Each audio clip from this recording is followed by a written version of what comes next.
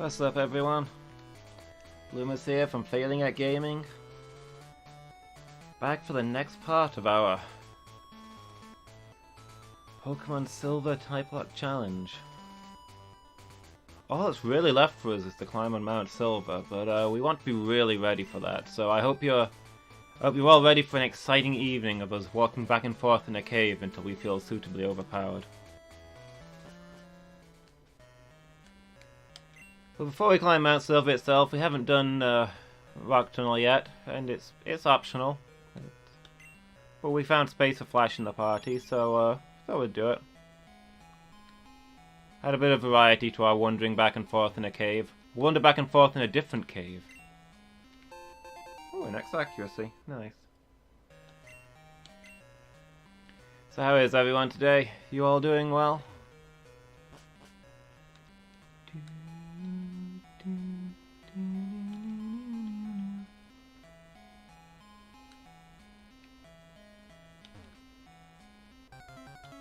I don't think I was gonna say, and I've already forgotten what it was.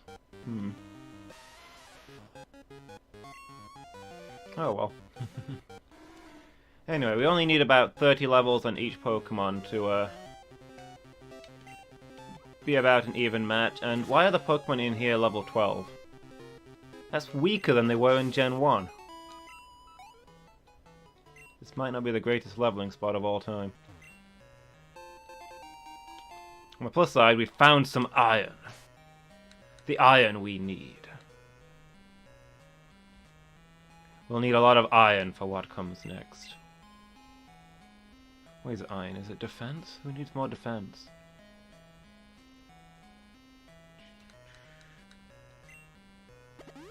Sure, cool, I can have it.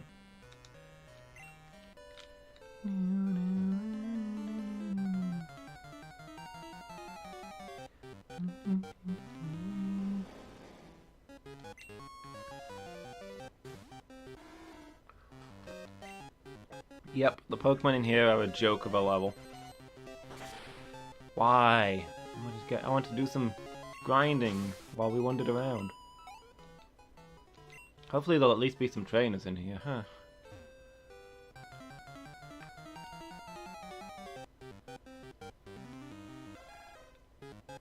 Ooh, a Cubone.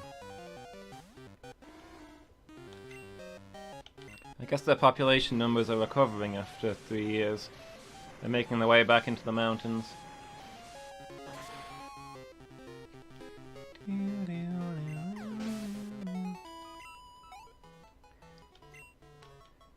So yeah, plan is to aim to finish this tonight. It's not going to be a regular Tuesday stream next week, so it'd be really good if we could get this one done. Speaking of which, I'm on holiday from the 15th to the 25th, visiting Wolfie/Burzum. I think he's changed his Twitch name to Burzum now, so I guess we can just call him that. Anyway, we're gonna try and do our streaming times, but you know, we'll be on holiday, and we won't have our normal stuff, so it'll be a bit erratic whether the streams happen or not, and we won't be playing the normal games. But the best place, if you want to see when we're going to be streaming and what's still happening, the best place to check it out would be on our Discord.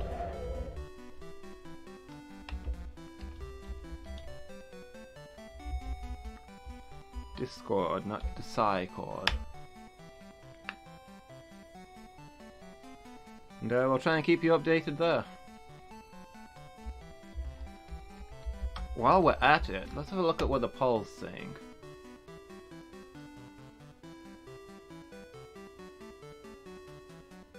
Of course it's perfectly tied, why wouldn't it be? Maybe we can bully somebody into breaking that tonight. But that poll is for what game we'll be playing next after we finish Pokemon Silver. Got a couple of options in there. We might just move on to Pokemon Sapphire. Continuing the same challenge, why not? Sydney as Pirates is a goofy, action-y, simulation-y kind of game. It's really weird and really silly and kind of addictive. I thought it might make for a good stream. It's one of those games where you kind of make your own story, you know? And Yume Nikki. I don't know much about it, but it came highly recommended. Burzum told me that it's some kind of weird dream RPG. And he said it'd be really good for me to stream blind. Depending on whether he's right or not will determine whether he's ever invited back to the channel. But hey, that's an option that's on there. I'm usually up for taking, suggestions. I've had a few. Some people want to see Dark Souls. I'm tentatively okay with that, but it'll be, Dark Souls is a big game. That's a big investment. But we're gonna do it someday. Mr. Skeletal also wanted us to do Renowned Explorers, which he said is a bit like Darkest Dungeon. Might be doing that when I get a chance. Thinking of starting a Tuesday afternoon stream, and it might go in there. Obviously, I'll be looking at my schedule once I get back from the holiday and trying to figure out where I can fit in an extra stream. But I'd like to keep doing more of them. It's addictive.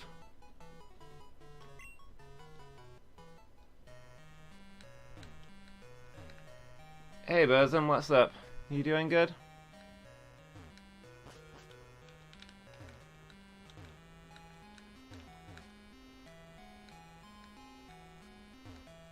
How are you today? Can you install that at home? Install what at home?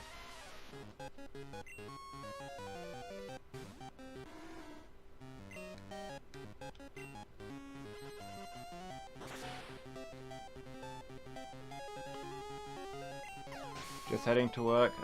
It's a pain. You watching on your phone? Thanks for stopping by, dude. Appreciate that. Renowned Explorers? You mean just so I can have a look at it? Maybe. I'll think about that. Normally I don't mind playing games blind though, so I can make a fool of myself.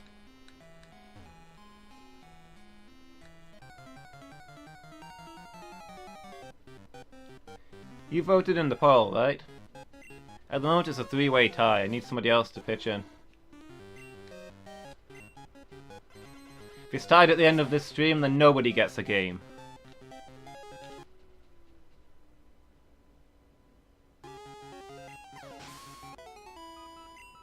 What just happened? That was weird. You voted? Cool. You don't have to tell me what you voted for. It's meant to be anonymous. You're making a mockery of the democratic system.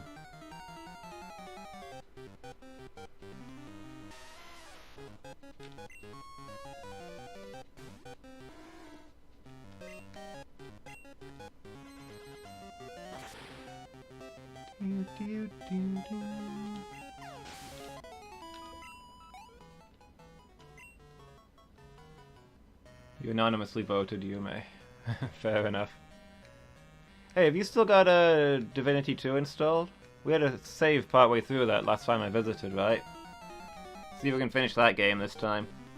'Cause I remember it fondly.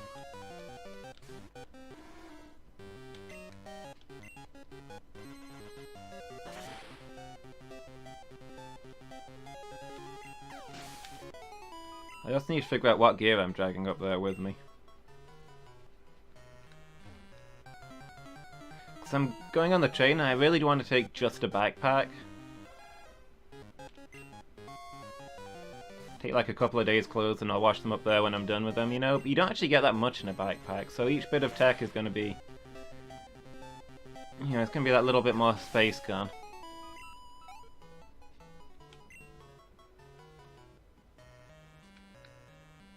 Like, I'd like to take my laptop. That might be useful if we're going to be... If you're going to be running D&D up there. Because otherwise I'm not sure how we're going to do that. Because last time you borrowed a laptop for me, but you don't live there anymore. In that, with the person who had the laptop, so...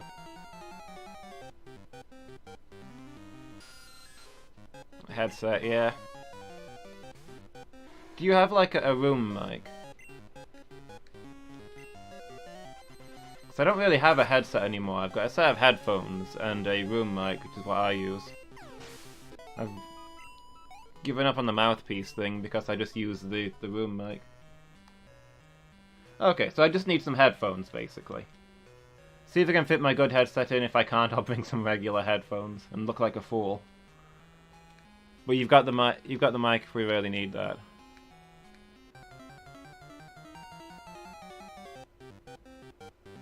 Have a room make, but it picks up the TV. Ah, okay.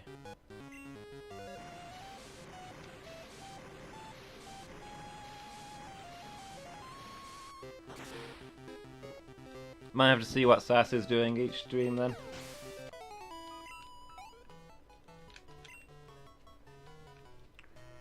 We'll be at the mercy of your wife. Why is there nobody in this cave? I was expecting some fun battles and there's nothing. Well, we've filled up the inventory. Suppose we probably chuck the revive. Is there something we can use the PP up on? Earthquake? More earthquakes is never a bad thing. Picks up TV, meaning PC monitor. Oh, I get you.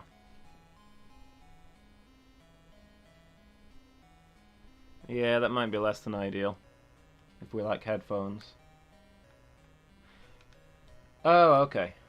Yeah, so we can use the mic if we're wearing headphones. That should be fine then.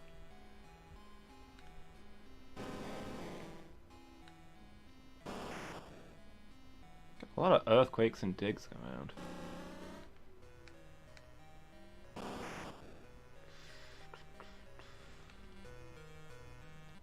I think we'll give Amphi more earthquakes. Divinity you'll check on. You said that you backed up the save before the big catastrophe, right? As always, you hope to prep some D&D. As always, I'm 100% confident that we'll absolutely prep tons of D&D.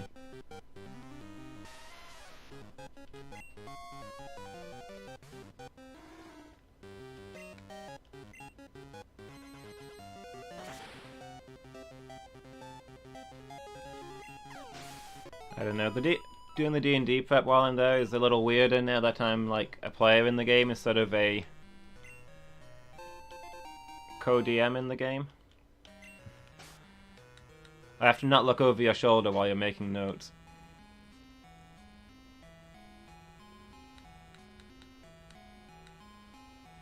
Steelwing.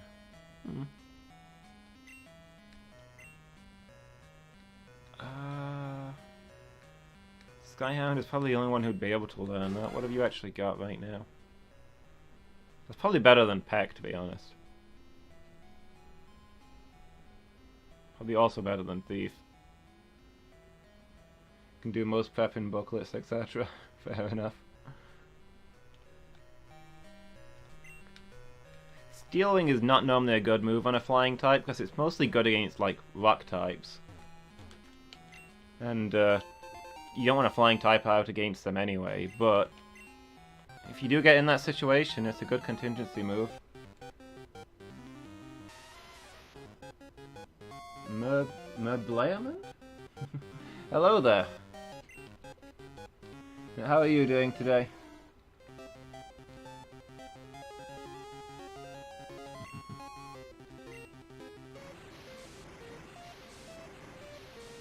If I read that wrong, it's because the colour of your name is really dark against the dark background.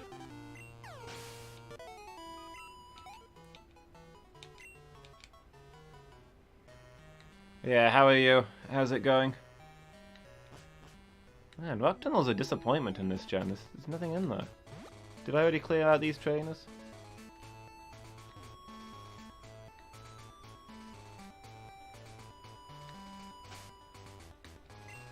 Alright, I guess we'll go make a start on clearing out Mt Silver, so we know where we're going.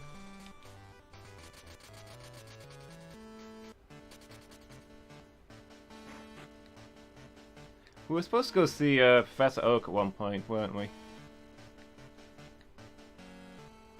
Did we do that? You gave us the pass to Mt Silver, so we must have done it, right?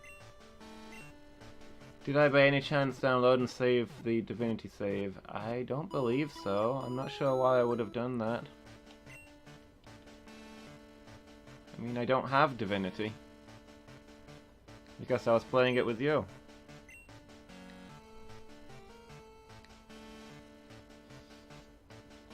How are we doing for potions and stuff?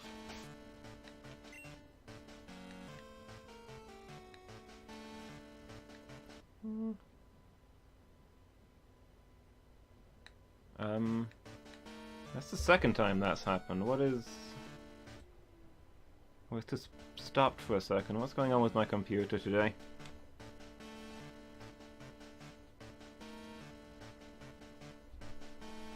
Hopefully find it in some obscure folder at home. I mean, hopefully. I'll be sad if we don't have it. I was invested in that file. Computer's making a lot of noise, even though I don't really have anything open. I'm not sure what it's doing.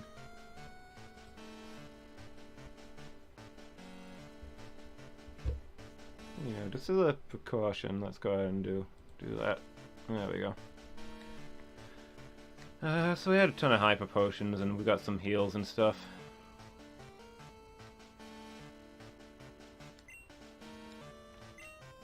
So this guy stood right behind me. I probably shouldn't check my inventory while I'm stood right in front of the counter at the shop. There's a queue forming behind me. That's not very polite.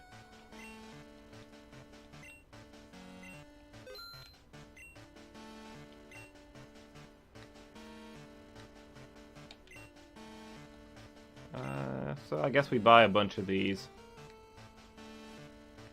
Because we might as well have them now, just in case something goes wrong. We're going to want them later anyway.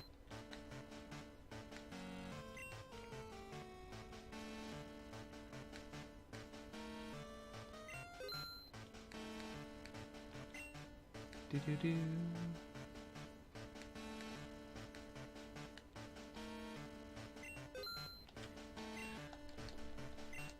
Yeah, I remember being invested enough in that file that I got salty with you in real life when my character got salty with your character in the game.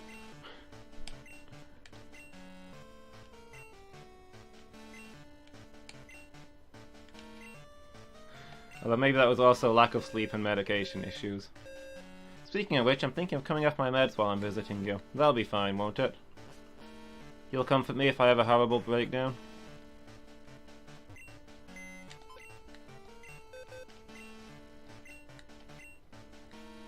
No, but I've been trying to go down, like, one strength of my meds a lot lately. And I'm struggling with it, and I feel like a holiday is maybe a good time to do it.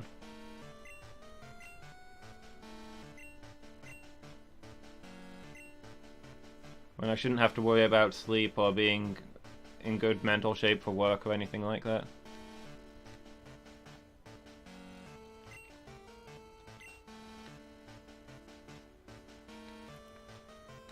We got a bunch of PP ups. I might get those out and use them.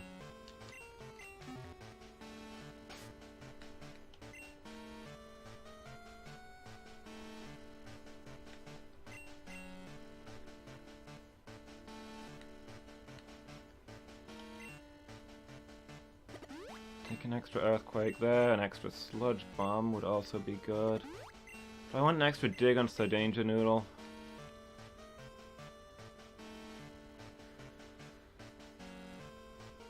That's probably that's our remaining lowest move, so that's probably good.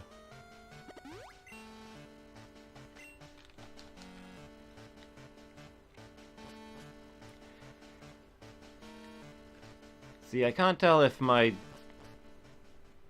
Oh, is the way station on the other side of... I guess it must be. We'll head over here then and do it that way. I can't tell if my recent stress is life being crappy or if it's because I'm trying to go down. It's withdrawal from my meds because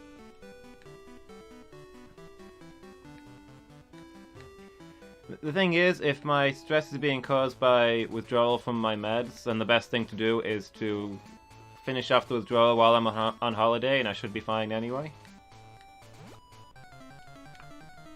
Well, if it's actual real life stress,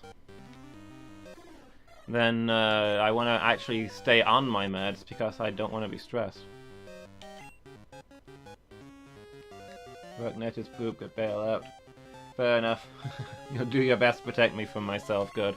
That's what I've really needed all my life, somebody to protect me from myself. Alright, catch you later, Burzum. Thanks for stopping by. I like the new name, by the way, it's good.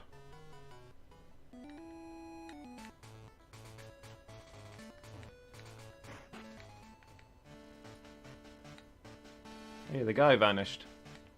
Supposed to be a guard there.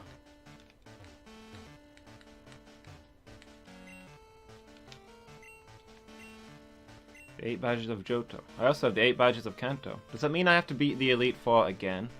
Like, am I currently only the champion of Johto because I only had those 8 badges at the time? I meant to do some... well, never mind. I meant to do something while we're at the Indigo Plateau, but hey, we're out here now. I'll finish this. We'll finish this map. Who do we want out?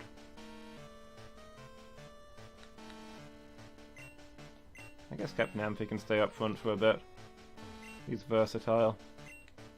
Let's explore this route.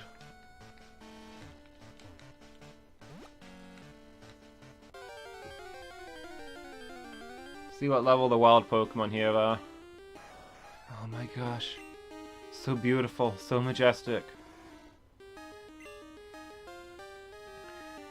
Wild Pokemon are about not far short of the level of my squad. That's probably a good thing. We need the levels. So our final challenge will be levels 70 to 80. Now, I feel we can tough through at levels well below that, but you know, the closer we get, the easier it's going to be.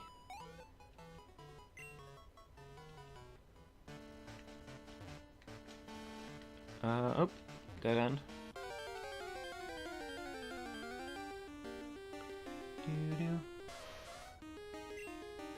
Ah, regular Ponyta. I guess they're not all going to be Rapidash. It's actually kind of a shame, because that would be more XP for us. Can't be helped.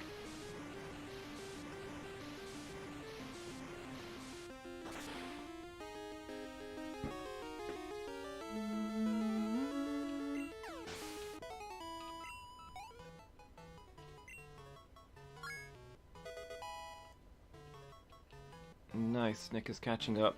Just gonna keep putting our best person for actually killing things out front, then whoever's the lowest level can have the XP share. We'll work something out that way. Ooh. Probably kill this with a single Ice Punch, but that's also spook. Because it can probably kill us with a single... well, not with a Stun Spore.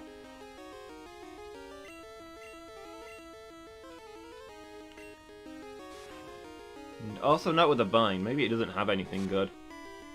But like a Razor Leaf or something? That would hurt a lot on something that's got 4 times weakness.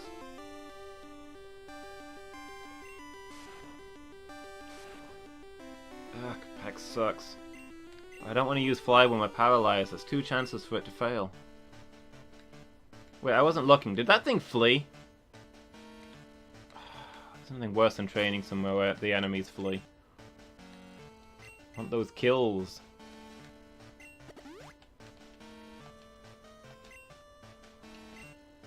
Alright, maybe we put Skyhound up front for a bit then. Be good against those Tangalas. Those Tangelas.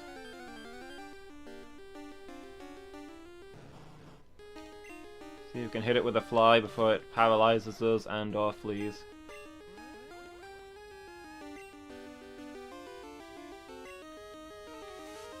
How can it flee while it's binding us?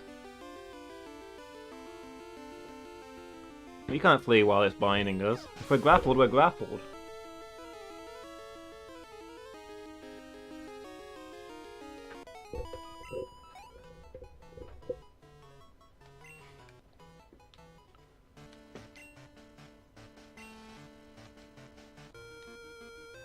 Okay, can't get anywhere that way. Good to know. I wonder how good the training in the water is. Could be interesting. Depending on who we need to level. A Dunfan. Skyhound's not going to do much here.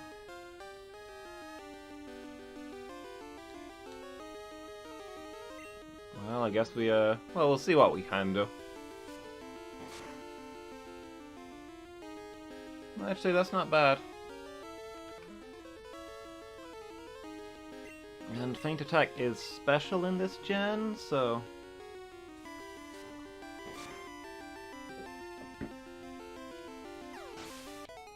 yeah, that works for me.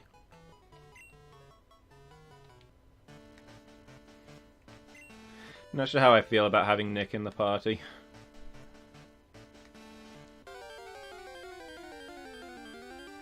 Don't know how much he's gonna do for us, but we don't have a lot of alternatives.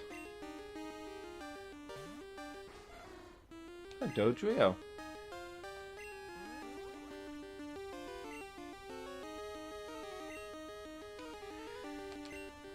I imagine Dodrio spend a lot of time angry. They look like angry Pokemon.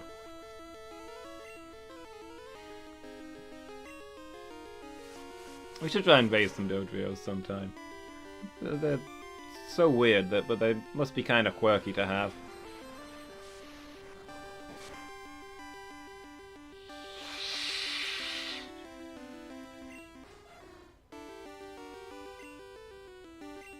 Well, wasn't that a wonderful start to this training session? Where did that come from?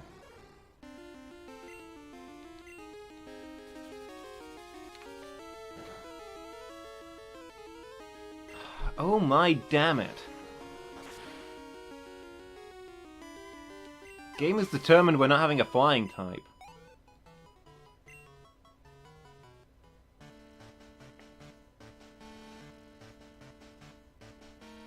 That brings us down to 5 Pokemon total. We're not having not even gonna have a full squad for the final challenge. There goes every Flad.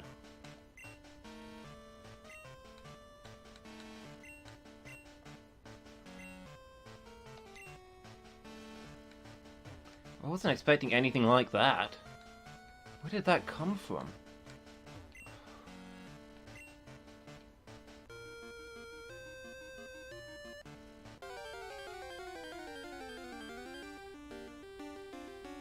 I'd break for the Pokemon Center, but what's the point? Nothing to replace it with.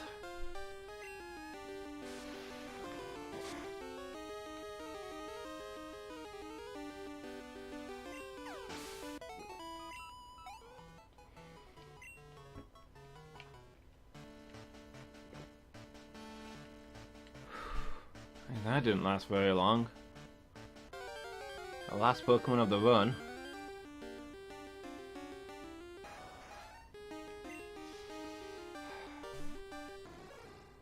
If we hadn't gotten a shiny, we'd only have 4 Pokemon at this point.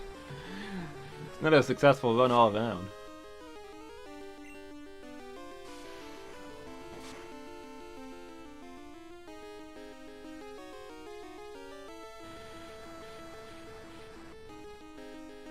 Hey, who knows? Maybe we'll get another shiny and we'll be fine. Everything will sort itself.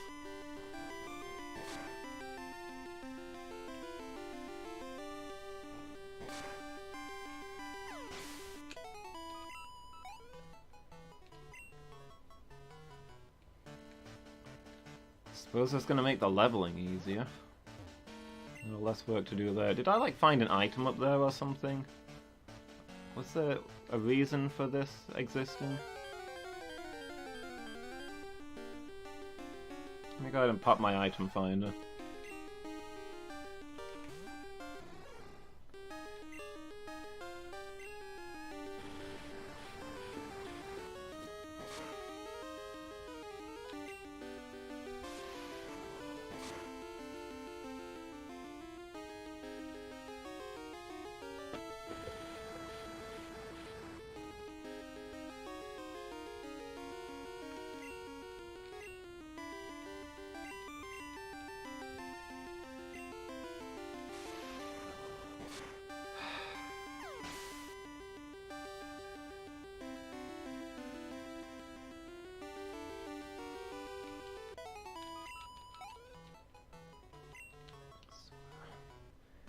You know what, I'm gonna go ahead and turn the animations off because it make the scene a little bit faster.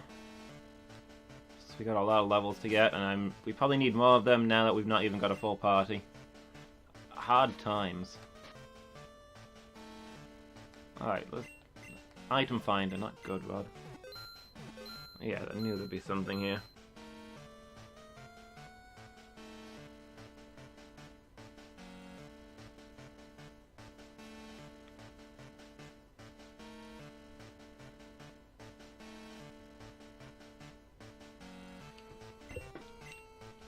Well, let's stand over at this side and see.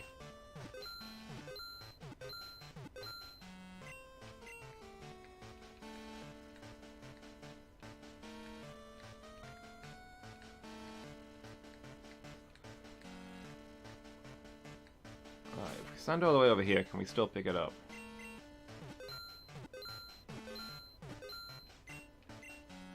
So it's somewhere in the middle.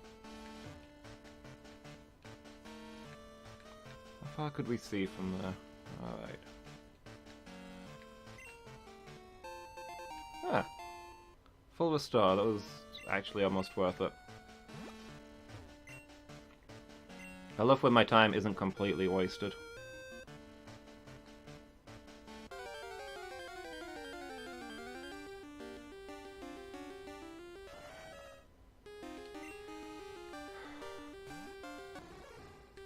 Well, let's swap this one round, because we sure aren't going to be taking any more chances with that.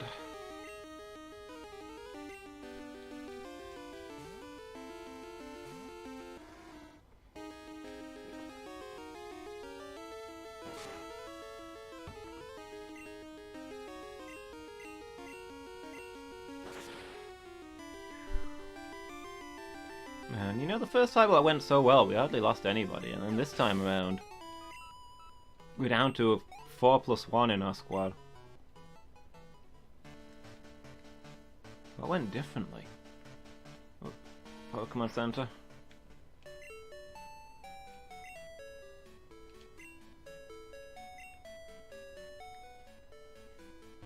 I briefly felt like I could go anywhere with my trusted Pokemon.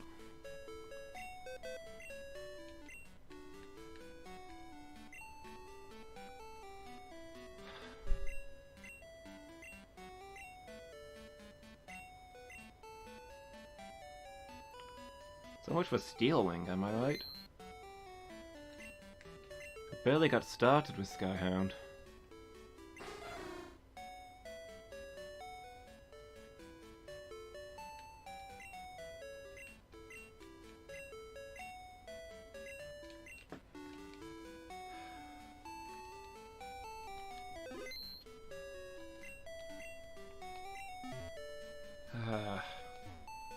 I mean, it was just a random... Hey, Noellen. Yeah, we got off to a bad start.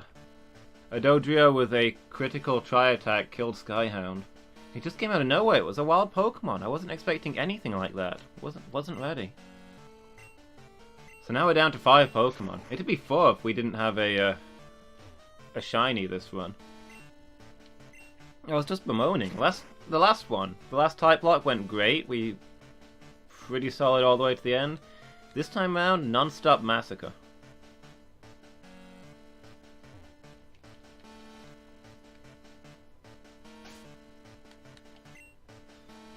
I wonder what the next Typelocke will bring. I don't know if that's what we're doing next, since the poll is tied at the moment, but...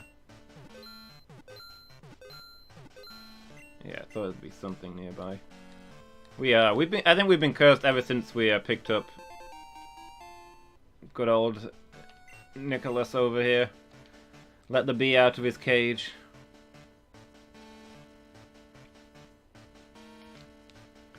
So yeah, gotta wonder what the next Typelocke will bring if when we do that. Is it gonna be another massacre like this one, or this is a very long game compared to the others, but still the rate of attrition has been high. And you know what? Each successive game I know less well, so maybe that's a deciding factor. Maybe we didn't lose many in the first game because I knew it off by heart. From the third game onwards, I don't know them that well. Found a lady on the run from the law.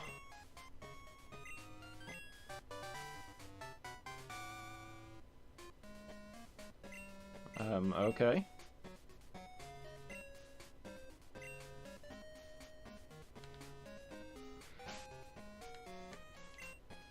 Where she goes, people chase her. What the? We just got Steel Wing. Why is there 2 Steel Wings? Yeah, I'll teach Steel Wing to a Pokemon, you know what? I bet Skyhound would love it. Oh, wait. This freaking game and its constant taunts. First there was Flygate, and now there's Steel Wing Gate. It's just mocking me. The game knows I'll never have a flying type. Not for more than 5 minutes. The guy at work once told you he was on the run from the law? Did he say what he did?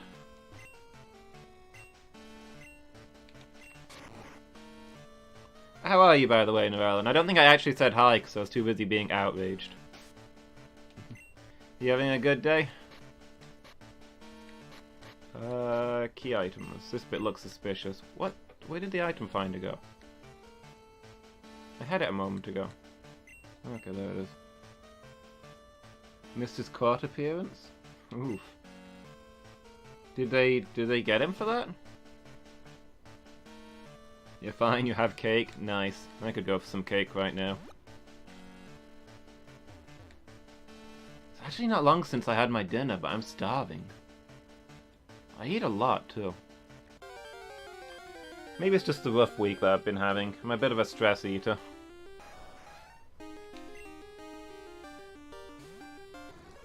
I lost tons of weight now that when everything was going fine, and now that I've had one bad week, I'm just gonna balloon. Did I not heal while I was in the Pokemon Center? Come on, Mr. Fast, this is how accidents happen.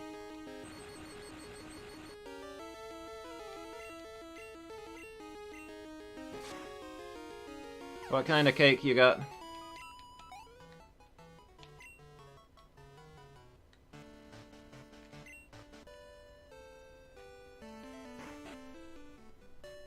Anything exciting? Victoria sponge your dad made. Nice.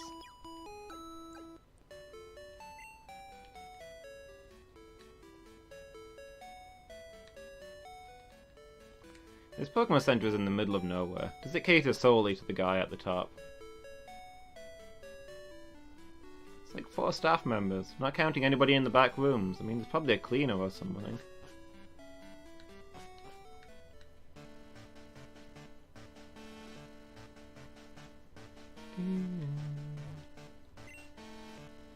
Mt Silver.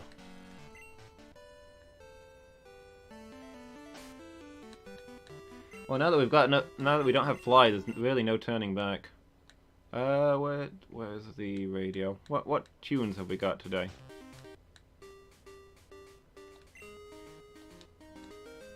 Cool, the march song is going. We can ride back and forth here.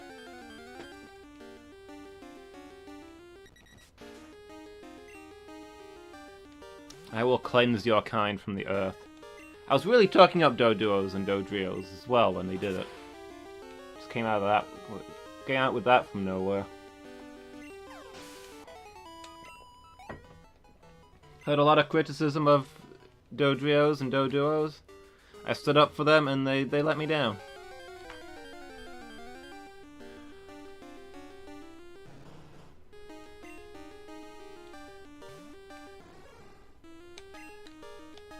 Actually, I think I might have lost more Pokemon to Dodrios in my Nuzlocke/Typelocke career than any other Pokemon.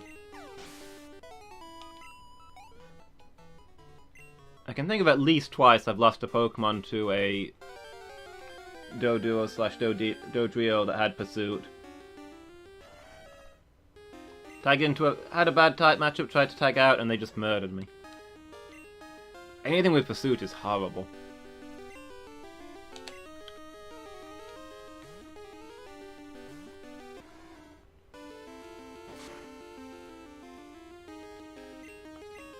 Anyway, I think we'll try and grab a couple of levels before we go into the cave, because I'm scared something bad will happen in there. And then we'll go...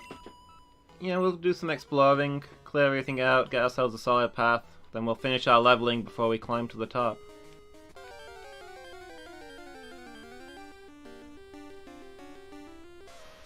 Also contemplating going legendary bird hunting, but that's actually going to be quite difficult now that we can't fly. No easy way of getting to them.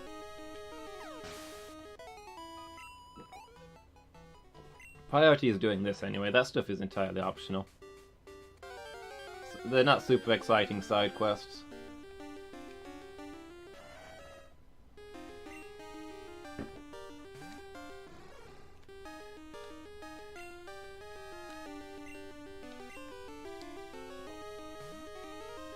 I wonder what Pokemon I have lost the most Pokemon to in it. In a Nuzlocke/Typelocke. Like, the Doduo line has got 3 kills. That's pretty devastating. Machamp with Cross Chop? First time I Nuzlocked Silver, I remember Bruno took his toll.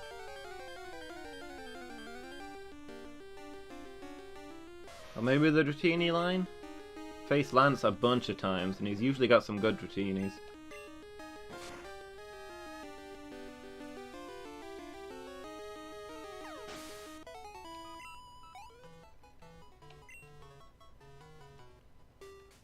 Oh, Narellan, did you vote in the poll yet? I need to ask everybody because it's currently a 3-way tie.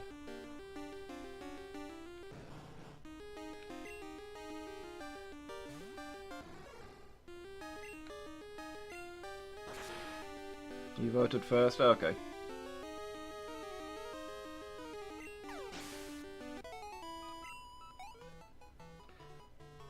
I thought I set up Nightbot to link to the poll, but I've not seen him do it tonight. I don't know if he has been doing it.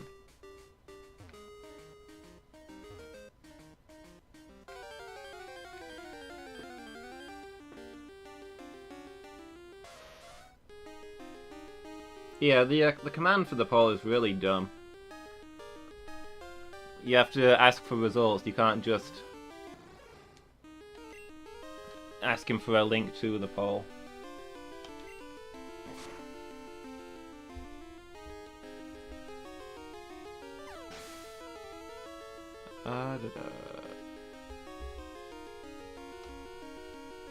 Let me bring up Nightbot and have a look at the timers.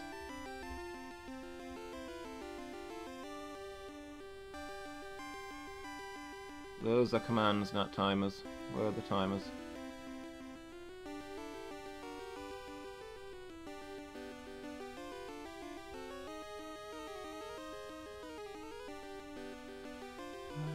Lines per 5. Oh, okay. I misread that.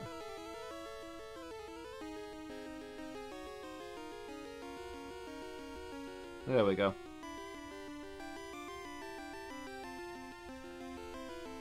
Misread how Nightbot's spam prevention thing worked. I had it set way too high. I thought it was how many times people must have to speak before he'll repeat his timer. Well, it's actually, there has to be a 5-minute period in which people meet that number, so that's obviously going to need a much slower one. Democracy doesn't work, we need a strong leader. Need me to determine the poll for you.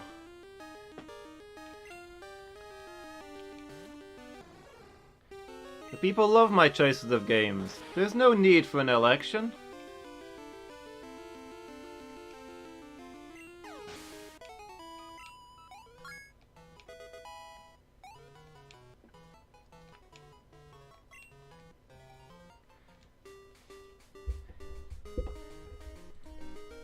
Anyway, let's see if we can actually get this to work properly. There we go. Still frustrated that Nightbot can't manage those characters. Like I say, the E with the fancy thing above it. I can accept that Nightbot can't manage that one, but Side Me as Pirates with an apostrophe? Seriously, Nightbot, you can't manage to say an apostrophe? Where did that come from? Your favourite dialogue option in Tropico? people love me. There's no need for elections. Maybe I should stream Tropico sometime.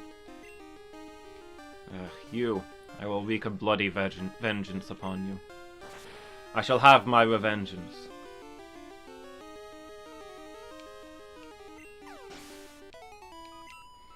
Dictator run. All runs are dictator runs.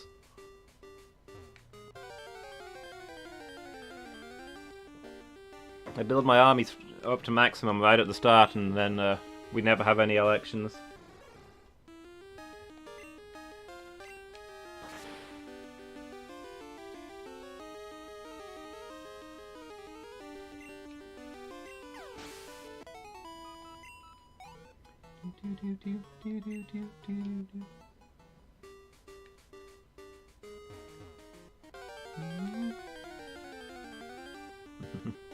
All fun until you get invaded, yeah.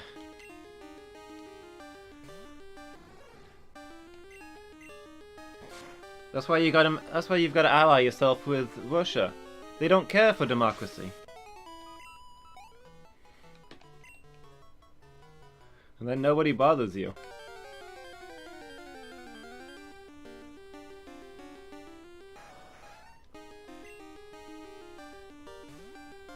Does kind of kill your tourism industry, though.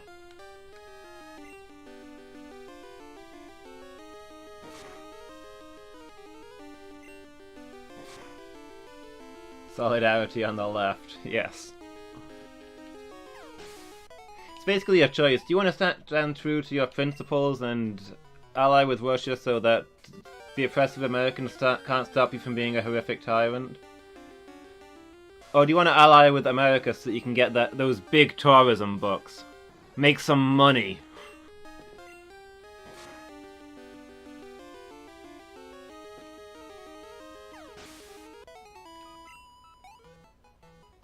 Because let's be honest, tourism in Tropico makes you a lot more money than industry ever does.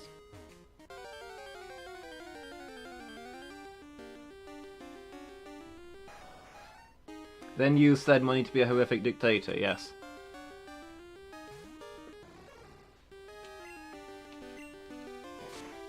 What else would you do with it?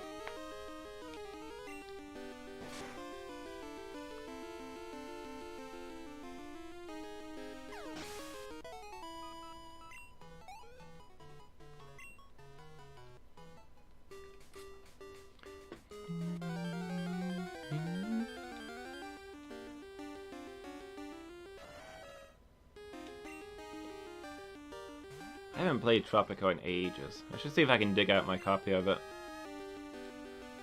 Not that I'll have time to play it unless I start a new stream. Stream is the only place I play games anymore.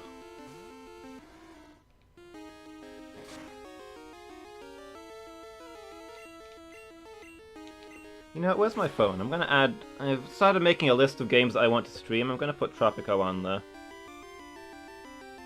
I put it together before I did the vote last week, and I was like, I'll put the top 3 on the vote each time we vote, and ones that don't make it get bumped down to the bottom or what have you.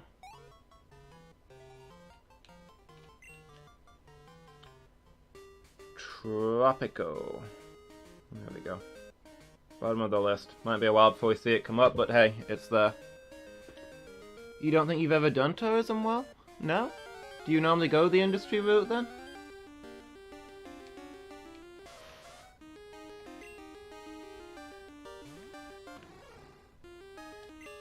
The problem with the industry route I find is that it takes time to set up. You need a lot of investment in it before it starts turning a profit. Because a lot of the goods, you got to build a harvesting area, then a refining area, and then a manufacturing area. That's a lot of ramping up, you know? Tourism, you can slap down some cheap hotels, and they're going to bring in tourists and money immediately. And from there you can start building up a tourism district. You know, border all the cheap hotels with some nice attractions, and then put the good hotels on the other side where you can surround them with more attractions. It's where the big money is.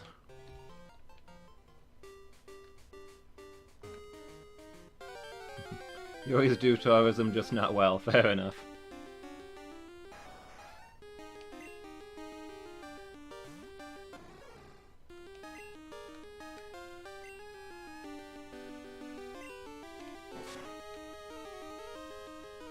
I think probably even if you want to go the industry route, you need to get some hotels early. All about that industry and socialism. Yeah, no catering to these rich foreigners. We gotta become self-sufficient. So that we can live all equal in worship of the beloved Presidente. And also the Pope, yes.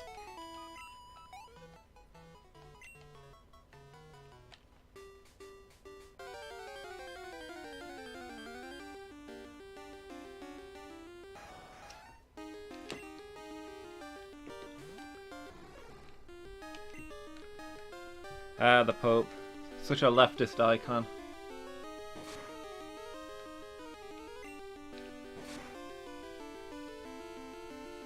Always try to get the USSR and the Pope on side. So I'm thinking here's the play. Initially you go for tourism to get you started right, and you win over the Americas until you get the thing that gets you cheaper airports and power plants. Then you switch to the USSR for those tenement upgrades and keeping the oppressive Americans off your back.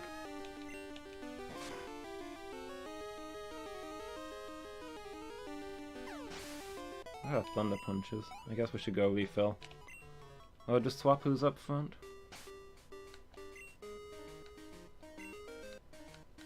Probably just do that. Why wouldn't we?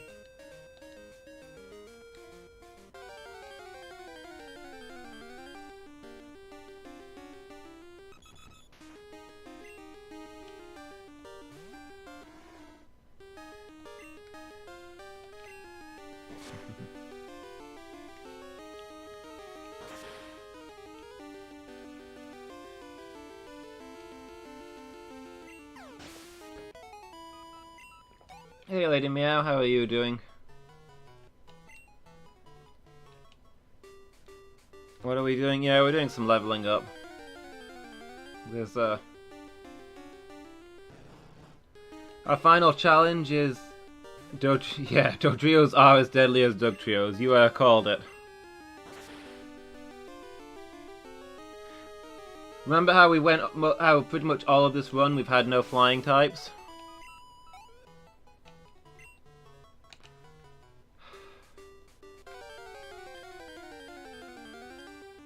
Honestly.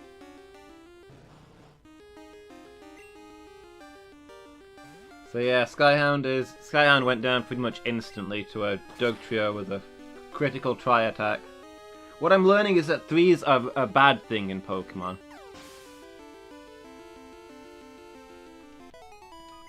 Three birds with a 3 attack?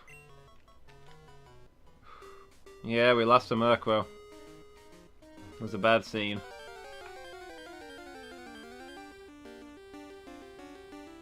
But hey, we've cleared the way to the base of Mt Silver.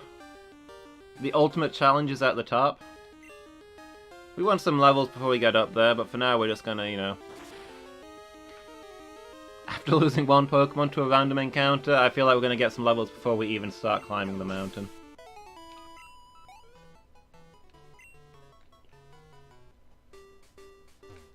Yeah, we'll clear out them after we've got a comfortable leveling spree. We'll clear out the mountain, do some more leveling, and then there's the top to get to. Our final challenge. Which in theory calls for levels 70s to 80s, but I'm sure we can handle it with less, even though we've only got 5 Pokemon now.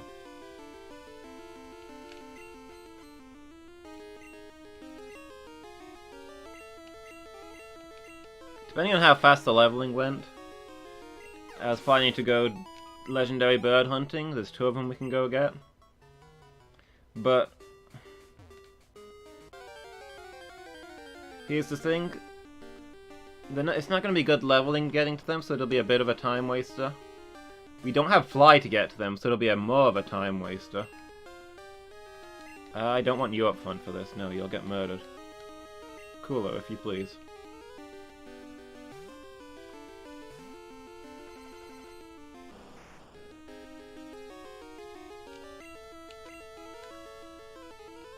So yeah, I don't know if we're going to get a chance to do the legendary birds. We'll see how fast we get along. Been a rough couple of weeks since we started travelling the world, lost a lot of friends. Haven't we just? Some faces I'll be seeing in my nightmares. A lot of people we miss.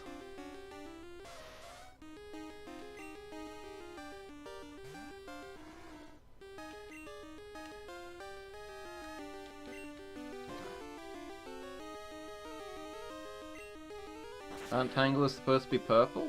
No? They are blue and the shinies are green, I believe.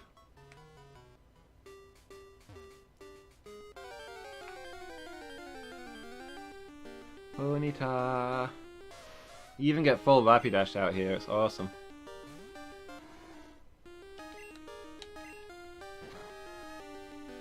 You know, in Universe it's been 1 week.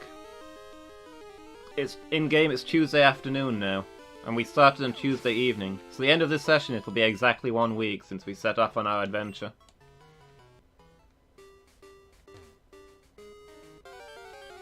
Wait, what? All these Tanglers I'm wasting are shinies? Did I get the colours the wrong way around?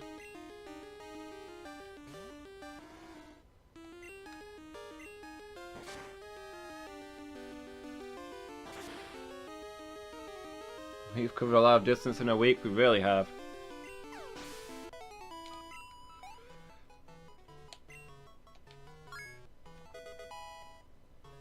Hey, there's Nightbot with the poll. Everybody go and vote if you haven't already, because it's currently tied, I believe. If it's tied at the end of this session, then there's no game for anybody. In Go, Tangler is blue and not shiny. Yeah, that's what I said, isn't it? Regular Tanglers are blue and shiny ones are green. Yeah, no one vote twice. Democracy! Defend the democracy! These must be shiny. Are they green in this?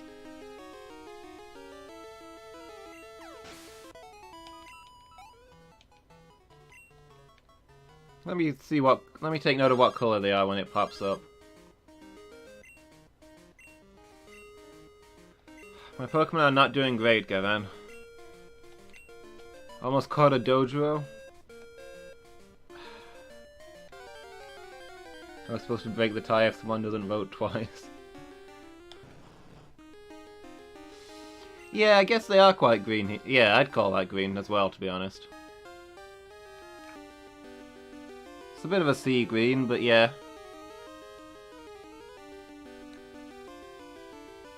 One step away from being a cyan.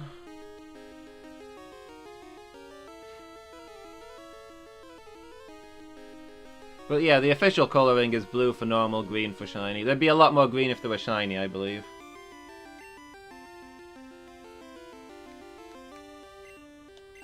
There's an Ekans right over the road, never leaving your house again. If you catch all the Ekans, you'll never run into one by surprise.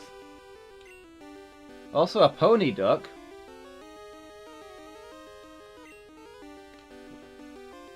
Pony duck is my favourite Pokemon.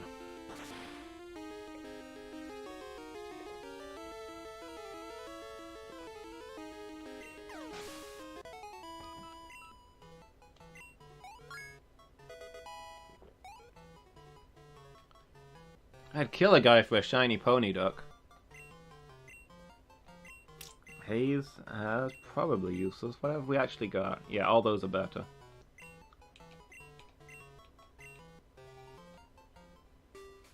I think Haze is the one that protects against, Is Haze the one that protects against status effects? It's not utterly useless, but still.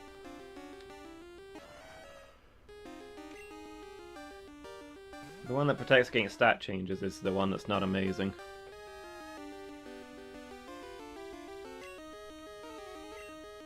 Yeah, I kinda...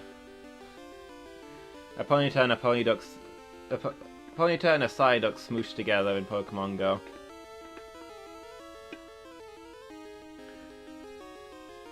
The weird hybrids you get when the sprites overlap in Pokemon Go.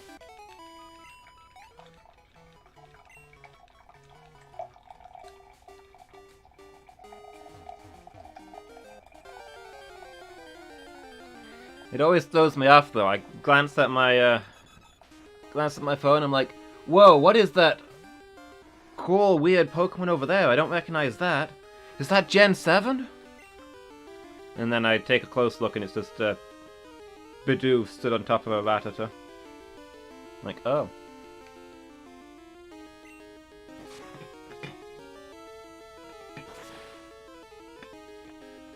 So, actually only a Ponyta there and it's not shiny. Ah.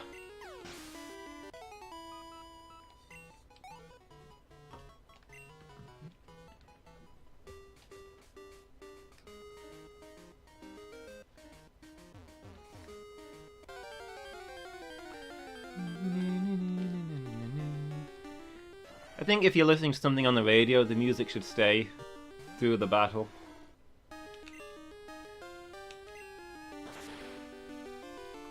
Otherwise you're just interrupting it. Hoping for another shiny Ponyta so you can have shiny Rapidash too. Are you not evolving your existing shiny Ponyta? Gonna keep it in its original perfect form eternally.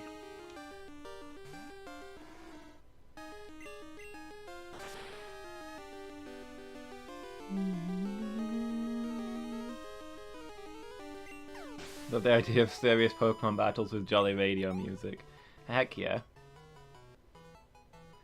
If you evolve your shiny Ponyta, you no longer have a shiny Ponyta. I guess that's fair.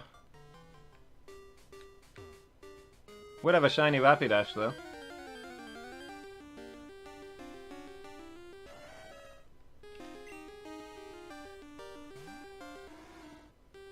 Can't believe we can't even field a full squad anymore.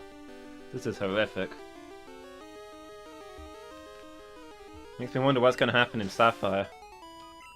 Is it going to be like the first time when it's with it being a shorter map, or is it newer gens that make the game harder?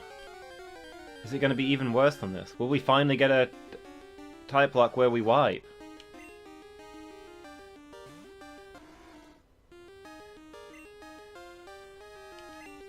If you keep it as a shiny Ponyta, it always has the potential to be the shiny Rapidash if you want it to. What about what the Ponyta wants? Isn't it the Ponyta's decision to make? If you evolve it now, it can never go back to being shiny Ponyta. Completing the game with one Pokemon.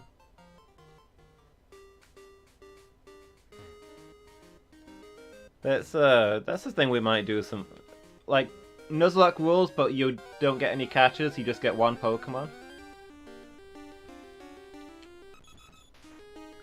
That would be a thing.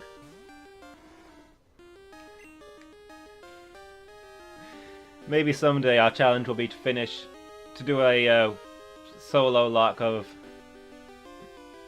Pokemon Blue with all 151 Pokemon.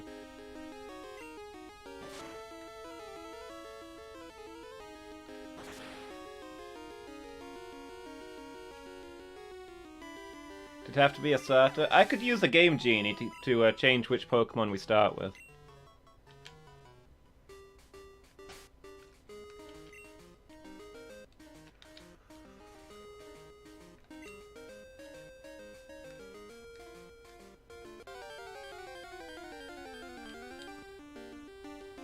Start with a level 100 Mewtwo. Only thing I'm thinking of that might be a difficulty... Actually, there's probably more than one. Yeah, in fact, there's definitely more than one now that I think about it.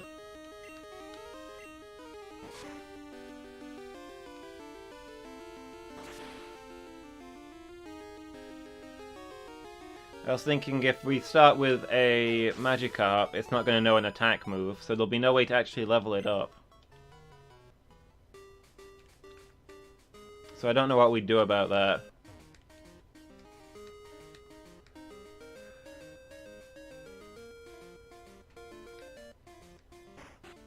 But there's probably other Pokemon that are in the same boat. I think, does Jigglypuff only start with Sing? And Abra only starts with Teleport?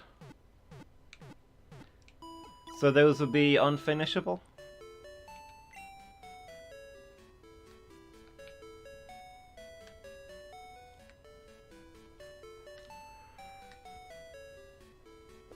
It'd be a lot of content if we did it with every Pokemon, yeah. I've been thinking one of the things I'd like to do after Typelocke, like, probably distant future, but is what I think is called a Monolock. Where you only catch Pokemon of one type. So like you might only get bug Pokemon or something.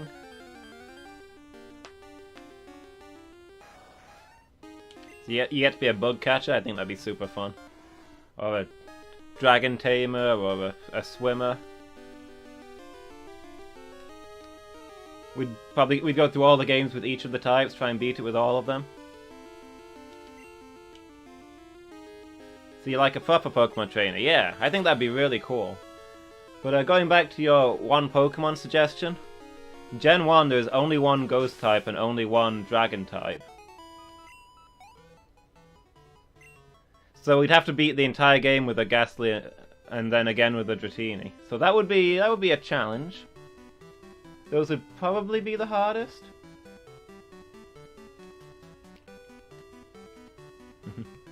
You'd say to start with Fire type? Maybe I'd do a poll, and you guys could pick which ones we'd do.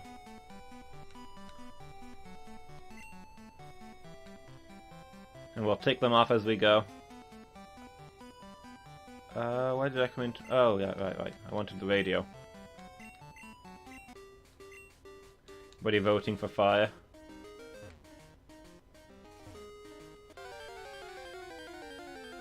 How hard would Fire be?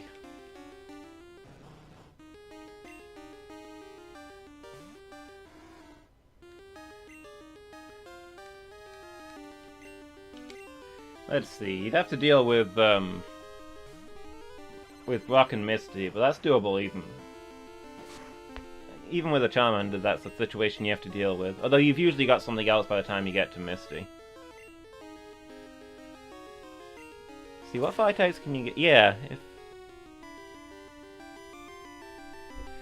so if you're a fire type trainer, then you're still going to have only a Charmander by the time you get to Misty, so that's going to be hard. A lot of fire Pokemon you can't get until quite far in.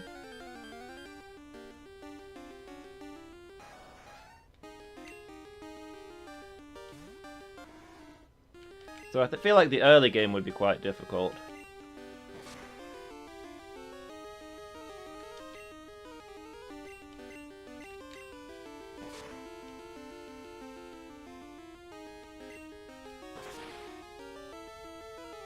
It's not a lot of fire Pokemon either.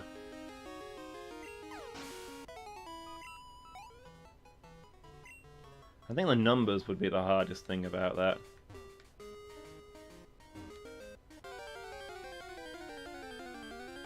But each type's going to present its own challenge. Like on first glance you'd think, water type's going to be super easy. There's tons of them. And they've got lots of secondary types. You can get Water Psychic, Water Ice, Water Rock, there's tons of them. Water Poison. So you got a lot of options there, right? But here's the thing. You start off with Squirtle, you get a Magikarp at Mount Moon, and then those are the two, and then you don't get a Rod for quite a while, so those are the two Pokemon you're gonna have when you face Lieutenant Surge. A Water type and a Water Flying.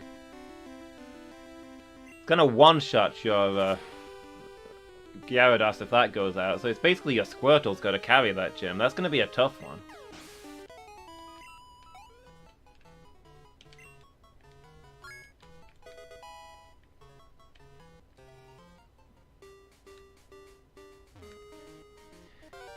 Still a tough beginning? I think a lot of them are gonna be tough beginnings. Just be ludicrously over-leveled? You pretty much have to be, I suppose. But yeah, it'd be fun to explore that and see how each one of our types is going to be a different one.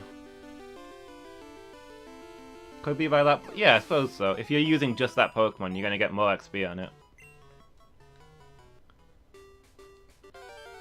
But yeah, that's a lot of playing, and you know, we've got other Pokemon stuff we want to do. So I'm not saying we're going to be doing them all right now, back to back, but it will be, I feel like it will be fun to explore how the game feels different with each different type. And hey, once we're done with that, we do the exact same with Pokemon Silver, why not?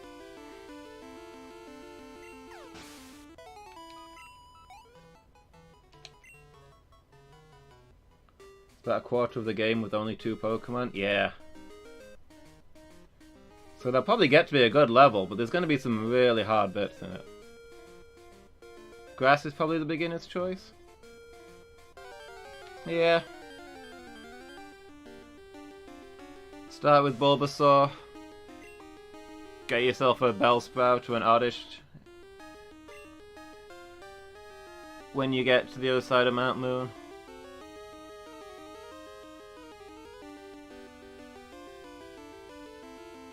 What other grass types do you get? Because Bellsprout and Oddish exclude each other. You don't get Tangela till right at the end.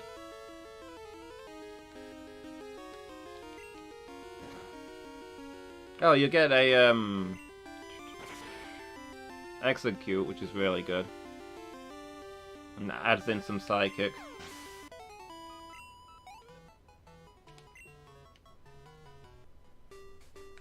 Yeah, grass wouldn't be bad. Oh, and of course in Mount Moon you also get Paris. Which is grass bug. So yeah, you get a lot of options with grass. Grass wouldn't be bad. No, I didn't. Oh, phew, that was close. Please kill, please kill. I really meant to swap out there.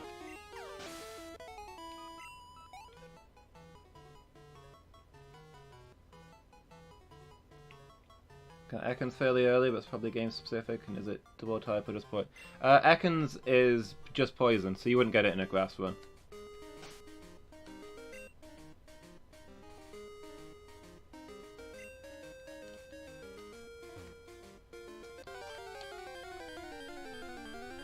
Poison might be a decent one. You could still start with Bulbasaur. So you've got something that's good for dealing with Brock.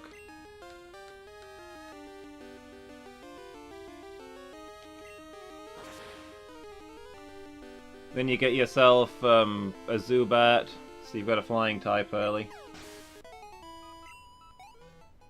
Then on the other side of Mount Moon you get an Ekans and a Oddish, if you're playing red. So that gets you a strong squad quite early. You got... At some point you get yourself a Ghastly, which is Ghost Poison. So the Poison type gets the entire tree of the Ghost types.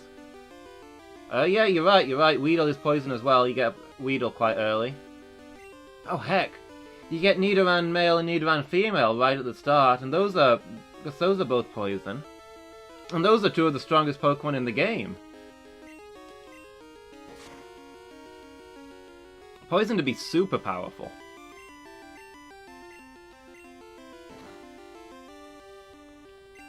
Poison might be the easiest one. And also you get, towards the end of the game you get Grimer and Coughing, which are just pure poison, but they learn tons and tons of moves. They learn Thunderbolt, Flamethrower, all that kind of thing. So they're going to be like multi-type threats. Let's swap Amphi over. I don't like how low his health is getting. Poison sounds like true beginner type then? Yeah, Poison is probably going to be the easiest. The only thing that's going to be super hard about Poison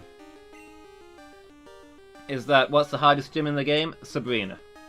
What is Sabrina especially good against? Poison.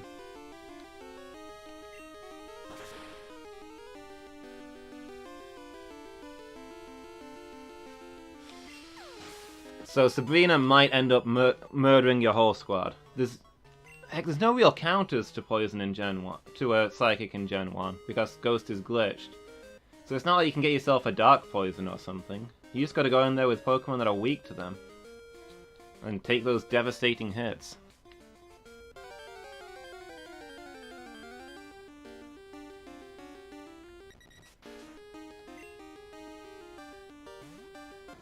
On the plus side, you can stall out on Sabrina for quite a while.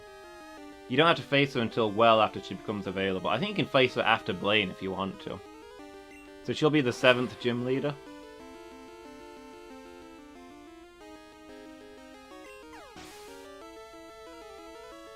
Which sounds about right. Then you get Giovanni for the last gym, and he's ground, which will also be hard. But again, you've got a lot of grass poison, so you've got counters there. Plus poison flying in your Zubat. I can see poison being not bad.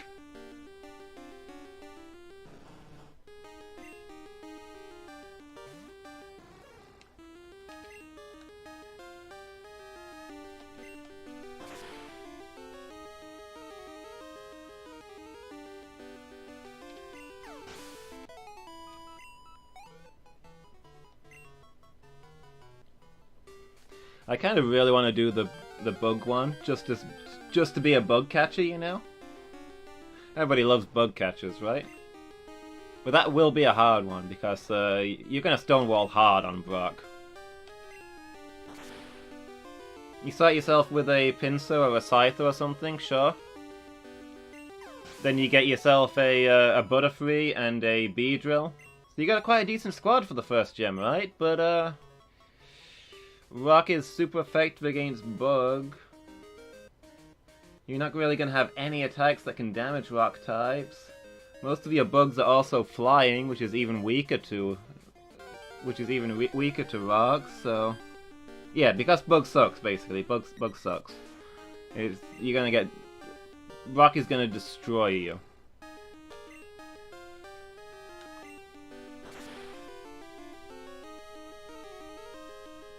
Bug catchers, the ones who like shorts? No, those are lads. They normally have normal types. Rattata and the like. Lads and lasses have the normal types.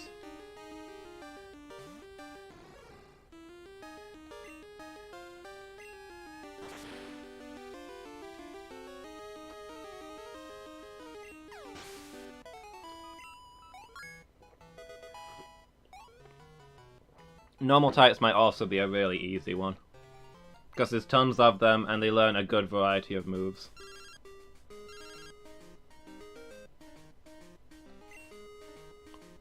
Although again, Brock will be hard, because you need a good alternate move early on if you're going to get through his defense.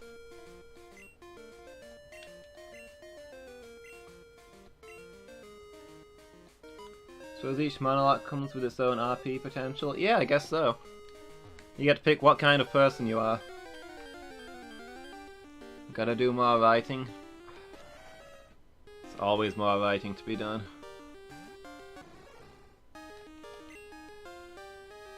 I've messed up my order here, haven't I? Should have been Lady Bar training first so we can safely switch to Amphi. Going well today? Feel like you got somewhere? Hey, that's great. I'm looking forward to the next draft I get to see. Turn you down and leave you in the background. Fair enough.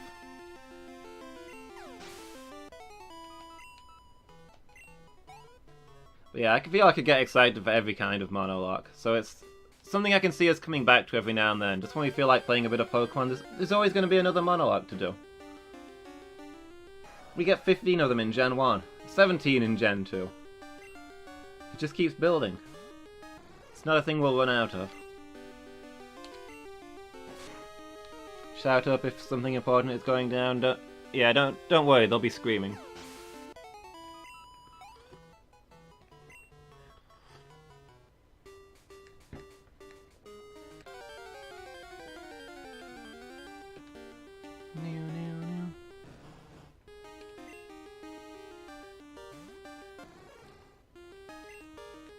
Alright, I think get the 2 carriers to level 55 and everybody else to level 50, and then we'll explore the cave.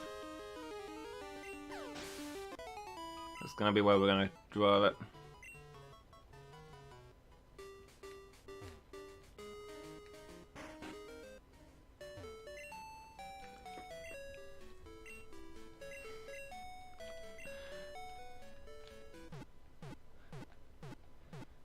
Llewellyn has gone mad with power. Look at all the commands. He's just spamming him. Chat is full of it.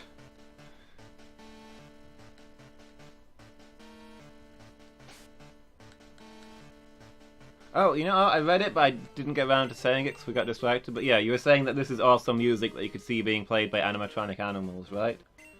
I think you're probably right. I think it probably is played by animatronic animals.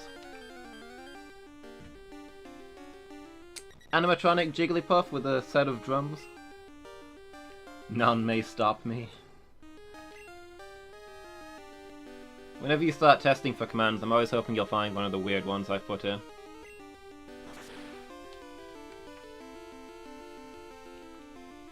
I think there's still a bunch that have never been used because nobody knows that they're there. Someday.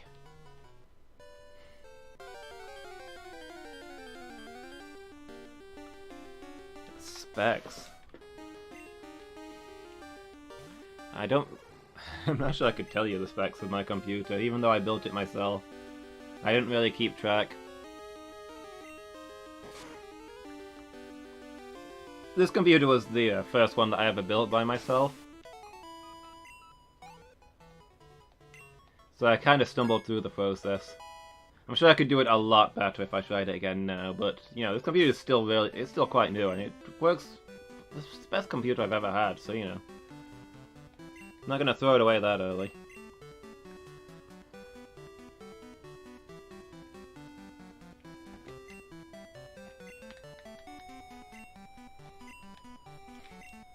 Truly Llewellyn is the noblest of men. I don't know how that didn't trigger a command. I must have made a typo.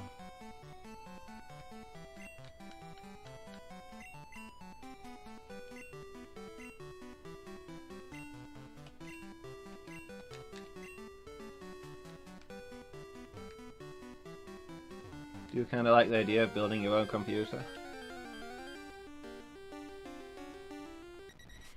It's not as hard as it sounds. It's, well, you just get the instructions online and just follow them. I can link you to some places if you're interested.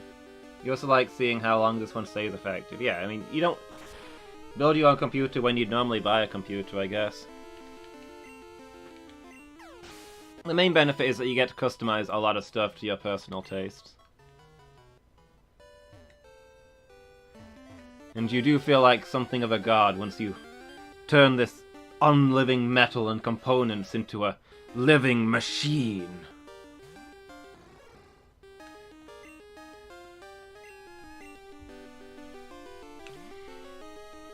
So, you know, there is that.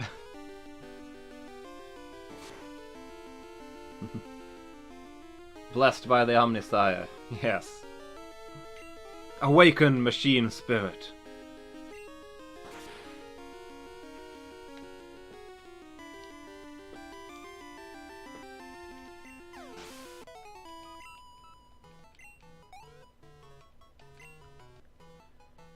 Is Ice Punch 100% accuracy?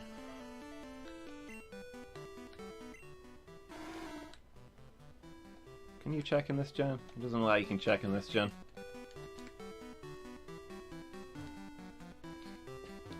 Not sure if it's 100 or if it's 95.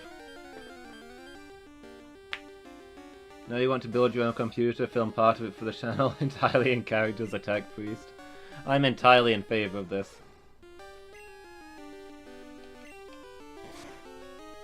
I mean, I filmed part of building my computer on the channel.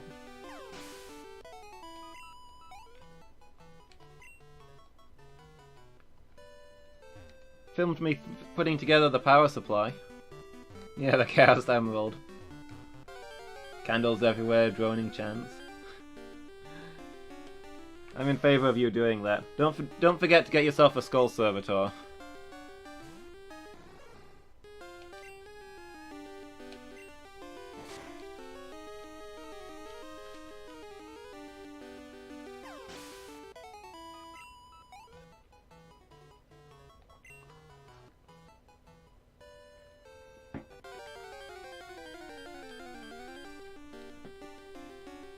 Don't know when it'll be, but you're doing it. Nice.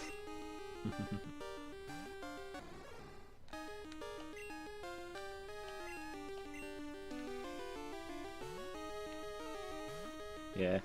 I don't think it's that hard, it's just that there's a lot to pick up at once, is the thing. But if you follow the instructions, you should be okay. Like, I can help you out with it if it comes to that. I feel like I'd do it a lot better the second time around.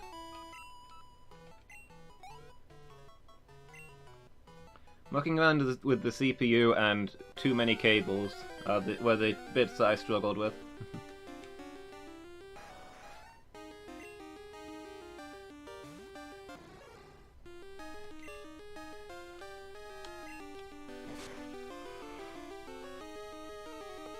I think Diz also built her own computer, so she'd also be someone worth asking if it's something you're interested in.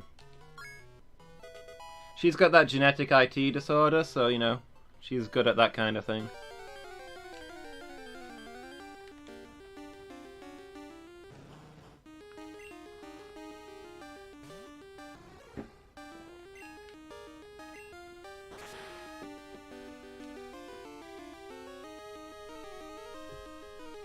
Yeah, those are quite green Tanglers. Just they're kind of weird looking in this gen. There's a lot more blue in later ones, I think.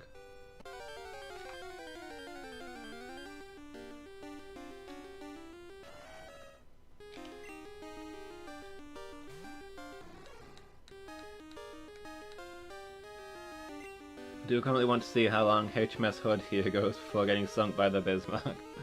Fair enough. Is your current computer quite old then? I feel like I've set Nightbot way too high now. First he wasn't doing his poll and now it's non-stop. I'm gonna allow it because we need votes. We need to know what game we're playing next. Over 7 years. There's a good lifespan for a computer. Oh, it survived.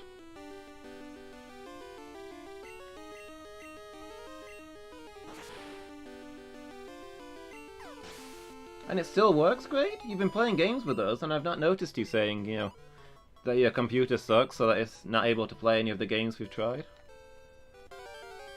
Like Chivalry, Gauntlet, League of Legends, runs all of them fine. I mean, I guess none of them are like top tier, but...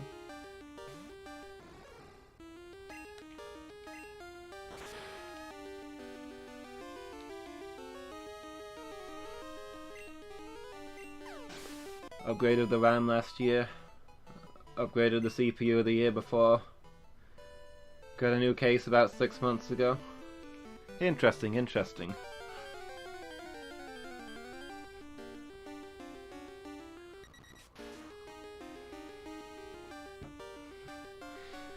Motherboard's the oldest component, about 2.5 years, I am.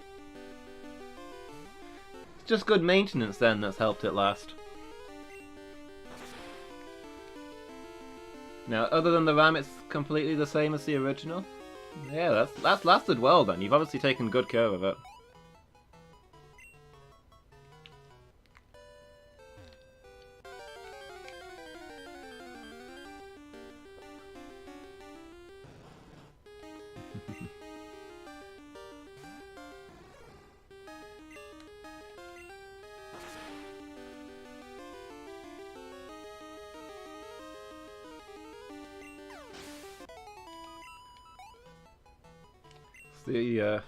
The old Only Fools and Horses bit where he gets the award for saving money by using the same brush for 10 years.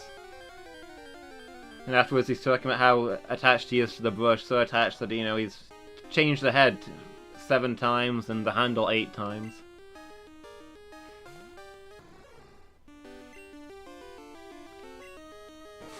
Did lag with Doom though. Okay. The new Doom, I'm assuming.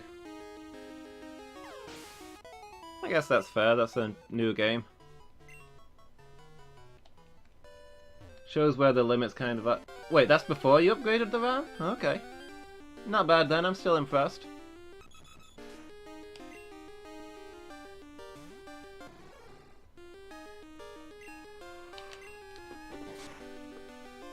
I glanced up at the Dodrio out of the corner of my eye, and for a moment I thought the rightmost head was just crying.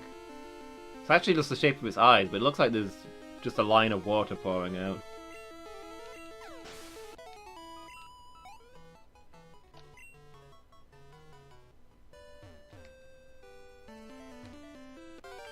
But yeah, RAM's a fairly easy component to upgrade, just click it in. Don't have to worry about cables connecting up the power supply.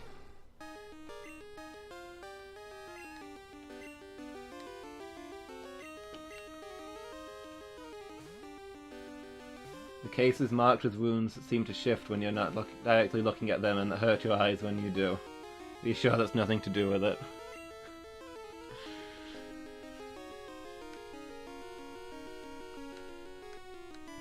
You know, you've talked before about how unkind the years have been. Wasn't it 7 years ago that you started aging 3 years for each year that passed?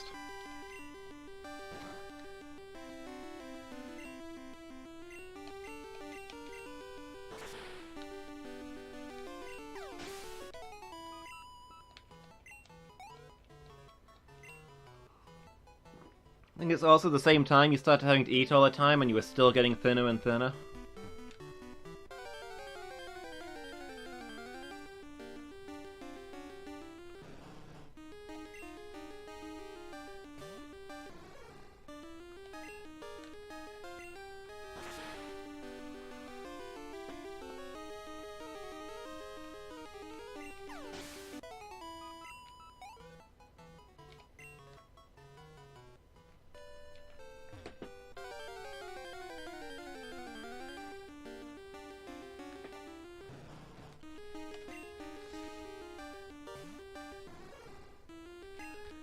But hey, I guess it's like our parents always said, you know, if you spend too much time on your computer, then your nose will start to bleed and your hair will fall out. Your skin will go all rotten and pale and your kidneys will give way.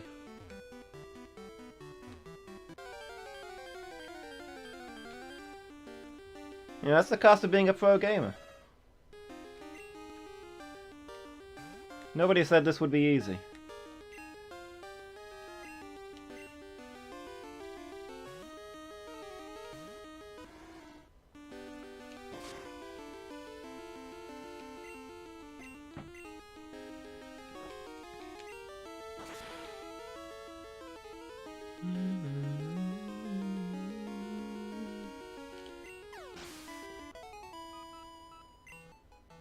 That look would make a hell of a face reveal for a pro gamer.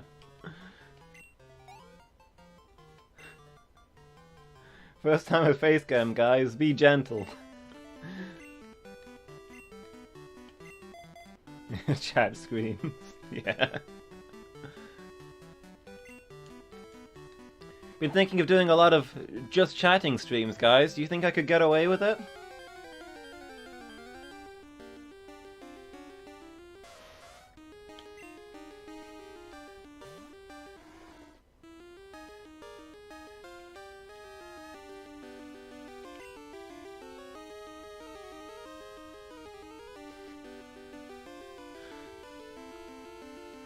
Everybody cough awkwardly and look away as Novellan desperately tries to conjure up an emote.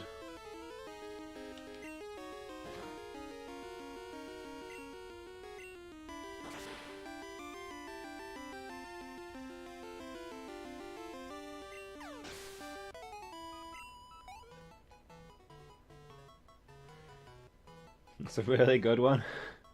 Keep trying, don't give up.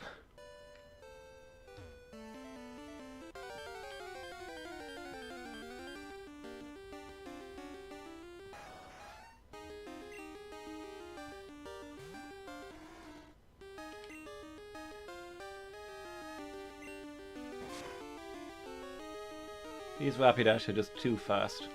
Amphi is also too slow.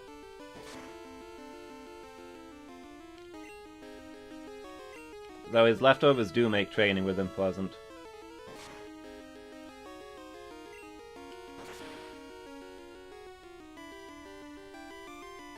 Do not humiliate yourself any further.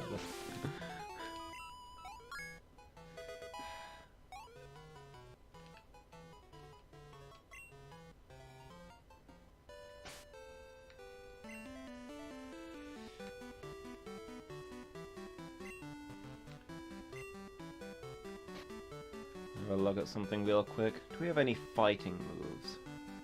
Let's go to the top and have a look down. We've got Dynamic Punch.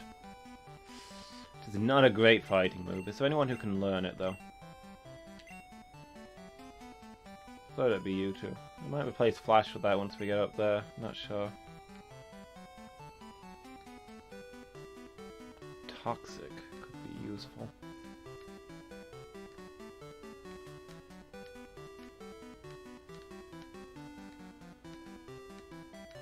I don't think we've got any real fighting moves. No.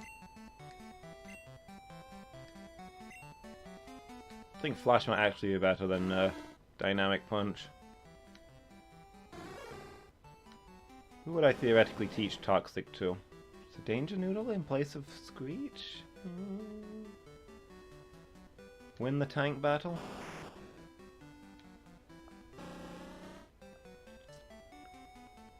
Nicholas? Ooh, I could replace Cut with Toxic.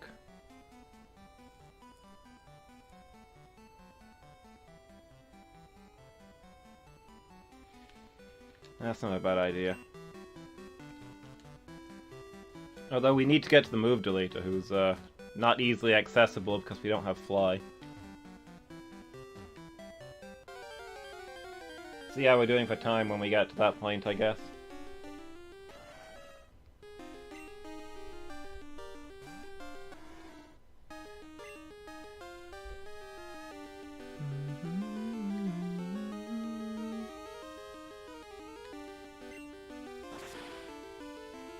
I want to know which one Monka Shake is, though.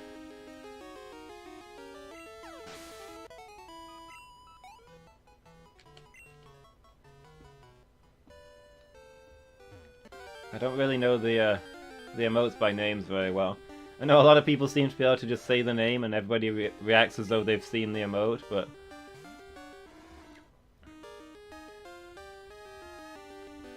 It's the TP frog, but it shakes? Okay. Like, it actually just shakes? Okay.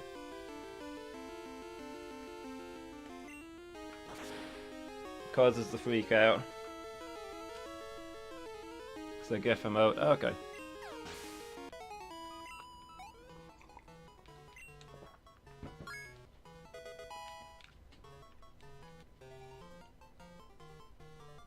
Just lost half my audience from pronouncing that word out loud.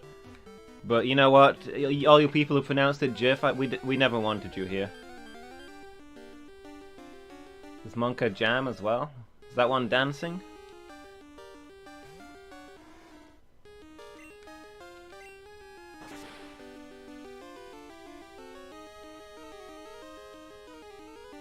He's smiling with headphones and bobs up and down. Okay, nice.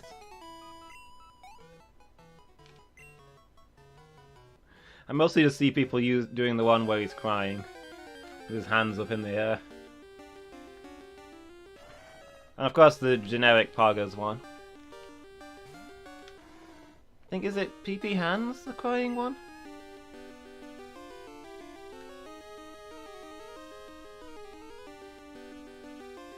Noelon did it wrong. He's humiliated himself further.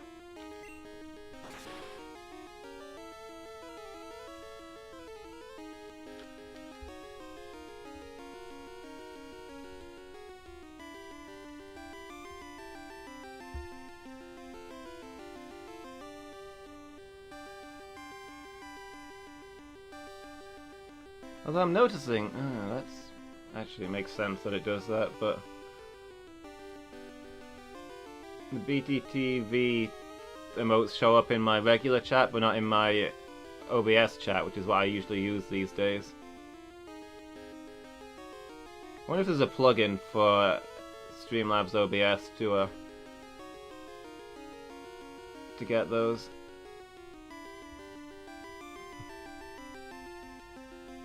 No luck, huh?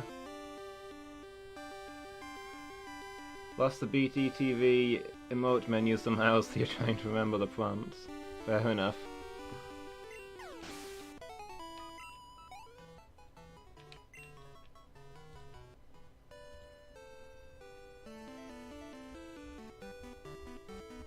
I don't think I ever had the emote menu. So that explains why I couldn't do anything. Why I couldn't do any of them. Apart from ones that I've seen other people use. PP underscore hands? Continue to humiliate yourself for our amusement, sir.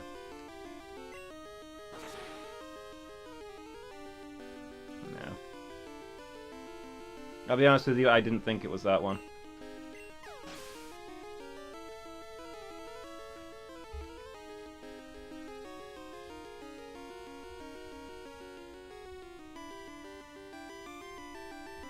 I feel like it should have been one of these by now, though.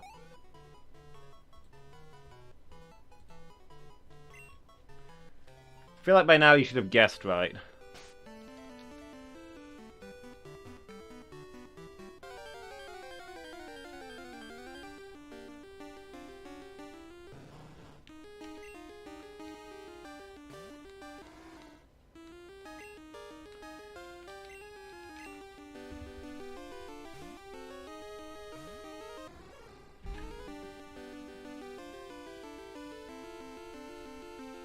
This is just sad. The entire chat is just full of you failing to put in various emotes. You got one of them.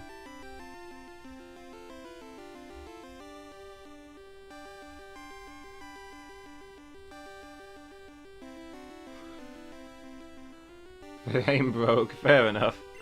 Just stick with that one. Why do you need any others? Just have that facial expression, always. I know I do. That's my life. Perfectly covers me for every possible situation.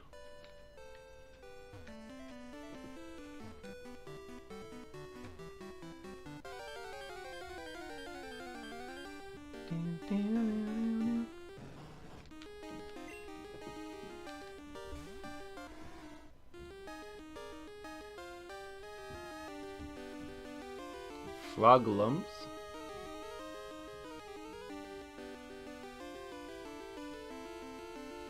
Another streamer was mad at someone in chat, so brought up the logs to prove what he'd been saying, so the chat was filled with... with monka-ass and vlogs monka-ass.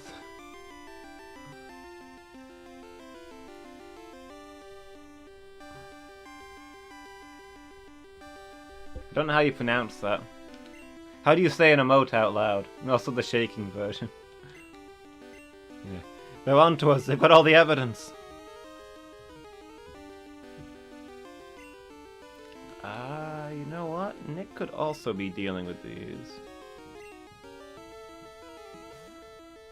Monka-ass? Okay. Yeah, I feel like that's probably how you say it. It's not monkas, because the S is clearly meant to be the start of a new word.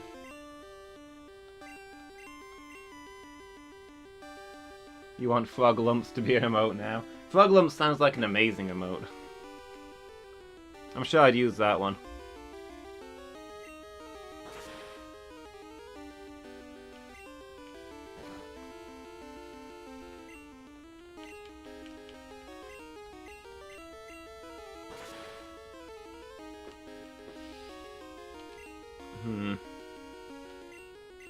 Well.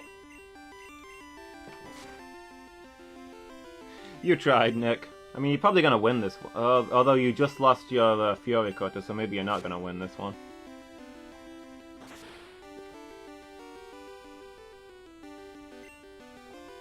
You can ban all PP emotes from BTTV settings if you have a mind. I don't think I'm of a mind.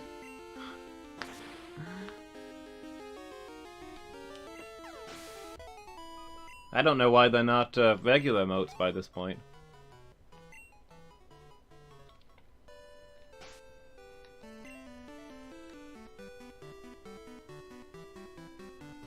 Well, back to letting Lady Bar take all the heat.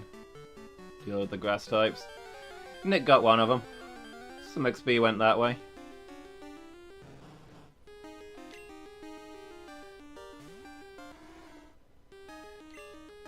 To be honest, I feel like we can just Ice Punch these to death. But I'm not sure if Ice Punch is 100% accuracy or if it's 95% accuracy, and I don't want to take that chance. Some people don't like PP because of the right-wing associations. I didn't know there was right-wing associations. I don't know anything about PP except he kind of looks funny. I thought he was just a thing that a streamer made popular.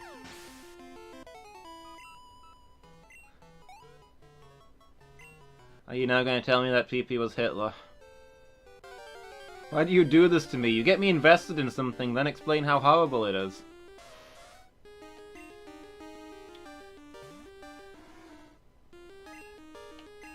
You told me how horrible the guy from Top Gear is. You're the one who told me how horrible the actor is from The Horde. Ruins everything! It was a silly cartoon that got popular and fascists tried to hijack the image for their own gain. Okay, I mean if the original wasn't fascist in any way, then screw the fascists, they can't keep him to themselves.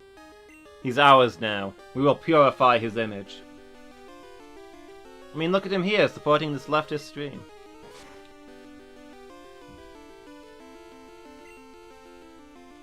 You do like to do that. Noellon, ruiner of everything. The creator was real mad? I can imagine.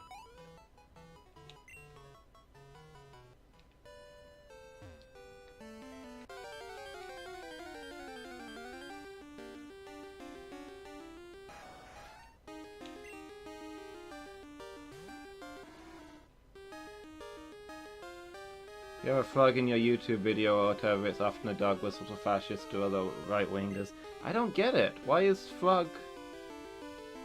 Why are fascists obsessed with frogs? What gives?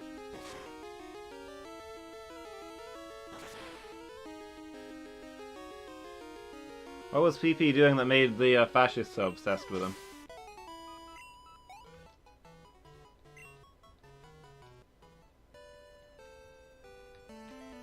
Like, is this an 88 thing, or... He was popular, so they... Yeah, he was popular, so they just stole his image? That kinda sucks.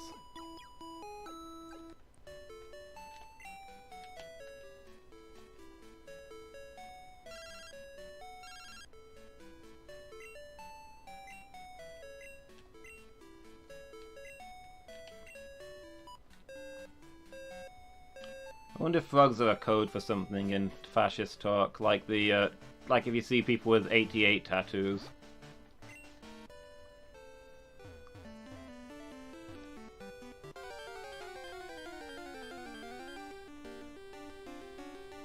Which is a covert way of supporting fascists.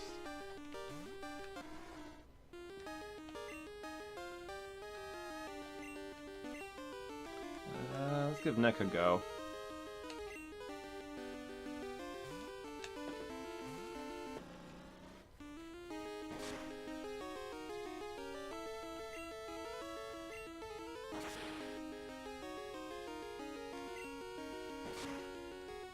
As long as we don't get paralyzed again, which we probably will. It also takes a bit longer, but the XP is more useful here than it is on Lady Bar, who's already a much higher level.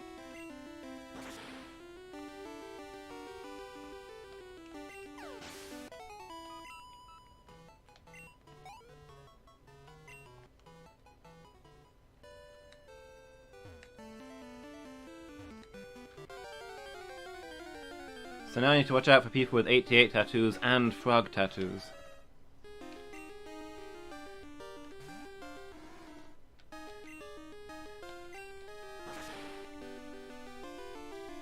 Tattoos are becoming increasingly shady. Maybe I should just cut anybody with a tattoo out of my life.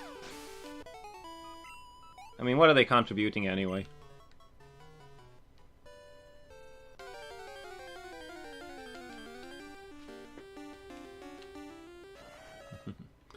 Seems like a good idea.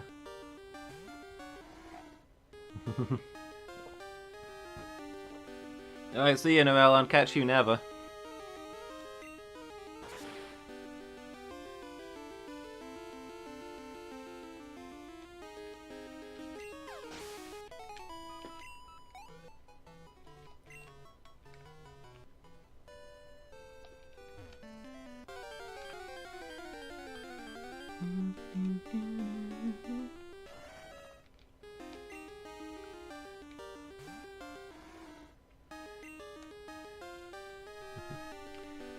At least your tattoo has some colour to it and depicts a clear image. There's nothing worse than those people who've got tattoos that are just like these tiny green splodges. That just looks terrible and tacky, you know? If you're gonna get a tattoo, commit to it enough that you can get a big clear image. And also, don't go for what is it? Is it the cheapest thing you can get? That horrible murky green colour that everyone seems to have? Get something vivid. Don't just get an ugly green splodge. Spent years musing on yours? Time well spent, I guess. But yeah, you definitely want to think about what you're getting. It's not a thing you should do on a whim.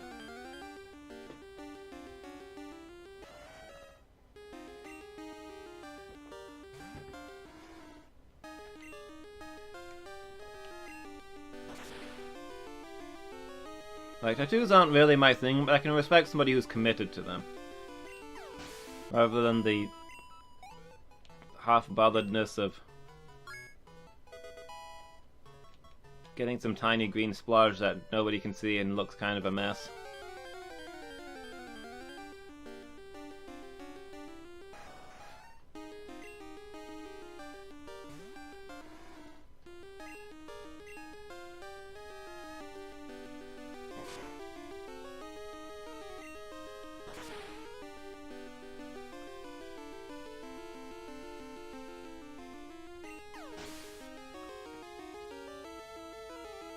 I'm so ghost.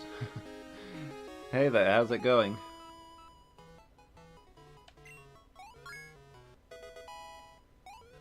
A Kappa face, huh? Am I triggering you with my tattoo talk? I don't know, they're just not really my thing. But I feel like if you're gonna do something like that, you want to commit to it, right? Put some effort into it, some emotion. It's a thing you're gonna have for nigh on forever, so you might as well get it to be good. Usually pay by the hour, so the bigger, more detailed, the more expensive, I guess.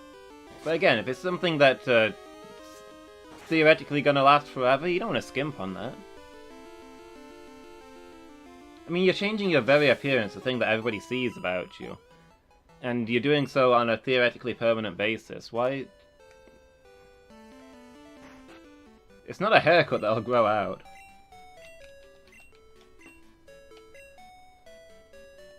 You want to get that right first time.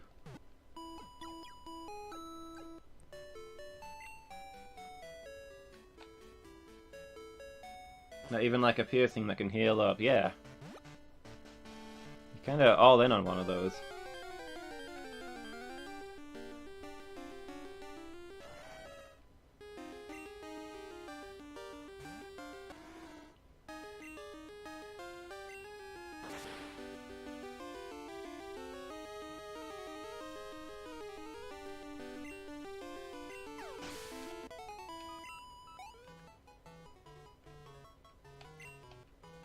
I mean, I know, like, tattoo removal technology is advancing, but it's still kinda...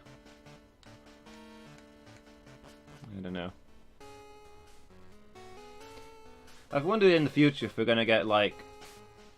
There's actually multiple things you could do with this, but you can get, like, ink... There's already inks that exist that change color when exposed to different electricity fields.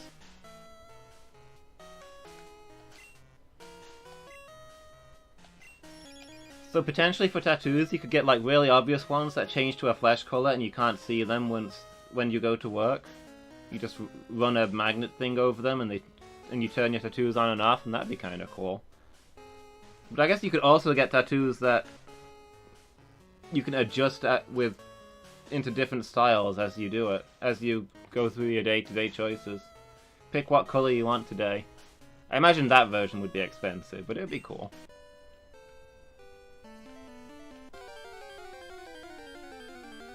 I used to be really snobbish about tattoos, and I'm trying to get over that. Because I think as tattoo technology advances, we will see more crazy stuff like that. tattoos that you turn on and off.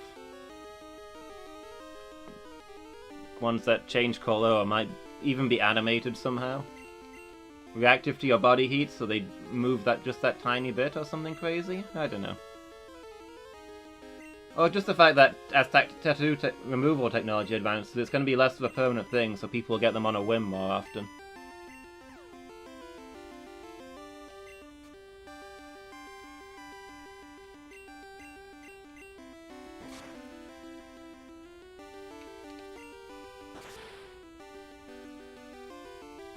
But yeah, it's a thing that I'm actively trying to get over.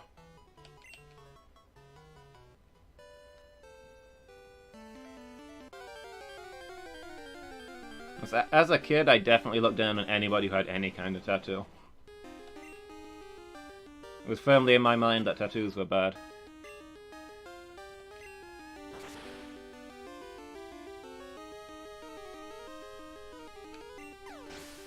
But yeah, I don't really think it these days, it's just a matter of waiting for my brain to get out of the habit. Which is kind of slowly doing. More so when I see cool tattoos than when I see ugly green splodges, you know?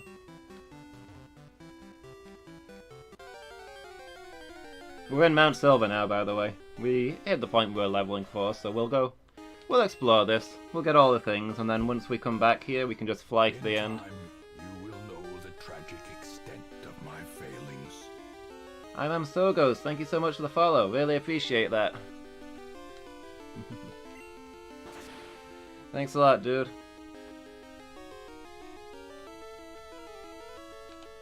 This brings us up to what, 38 now? We're getting close to being affiliate. I'm so excited about that. I'm definitely going to have to do something special for all you guys when we reach that point. Like a full day stream or something.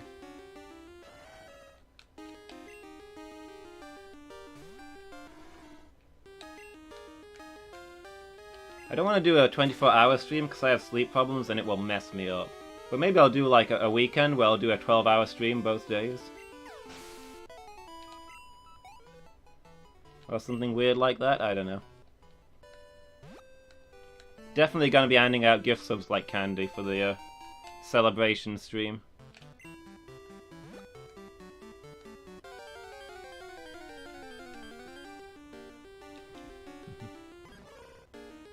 Ooh, a Larvitar. This is one of those Pokemon that's really cool, and it's a shame that it only shows up right at the end, when there's nothing else left to do with it.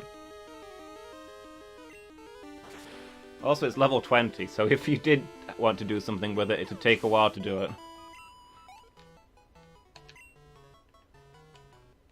Does anybody know how to get Rock Smash? In this game? It's a TM in this game, isn't it?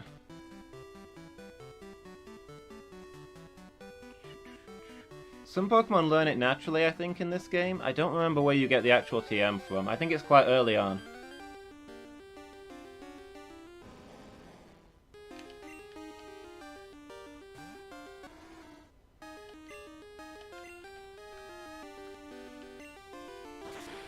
Rock Smash is kind of weird in this game because it functions like a HM, but it's actually a TM. Headbutt's kind of the same, except you can buy that in the store. I don't think you can do that with Rock Smash.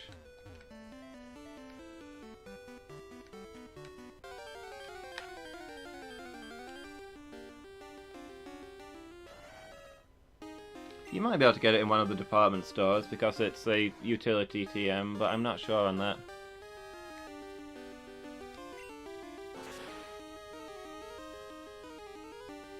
I wonder if it's faster leveling in here or outside.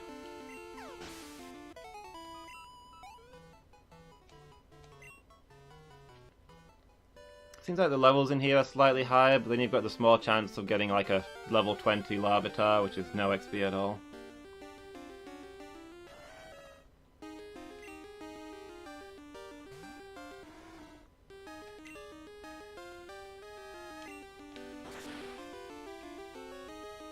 Oh hey, I'm So Ghost. If you've not done so already, you should vote in the poll. So we should be finishing this game tonight, and I want to know what game we're going to play next. I'll count up the results at the end of the session. Last time I checked, it was a 3-way tie. So I need somebody to break that.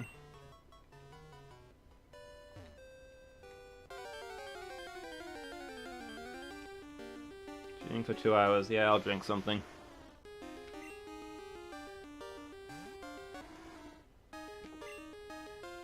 Yeah, I think depending on the Pokemon, training in here is probably faster, if they can handle it.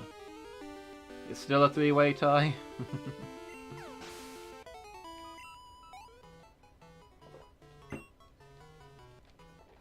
My favourite Pokemon? I'm real fond of Umbreons. I did a one of my first Nuzlocke challenges. An Umbreon pretty much carried me the whole game. It saved me at the Elite Four. Did so much stuff. And I've been really fond of them ever since. And they look really cool. I love the design of them, the black and the gold. They're kind of slowly turning into that Eevee guy who just loves all the Eeveelutions.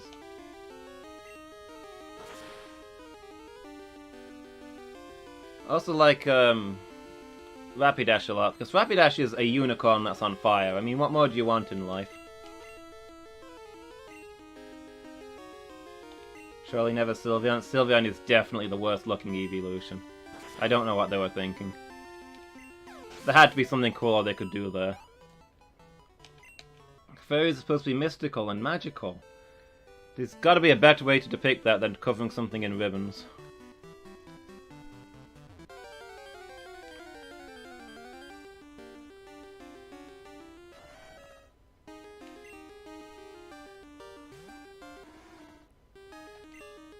Yeah, Rapidash. Everybody likes Sandshrew and Sandslash, right? Those are good ones.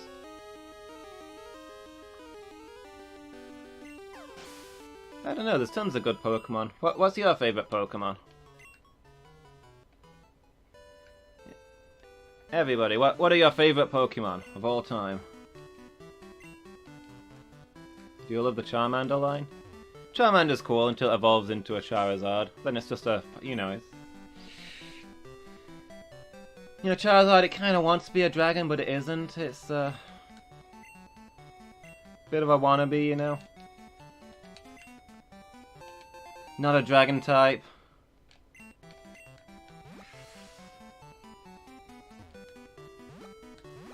You know, Charizard's okay, but it's no Blastoise.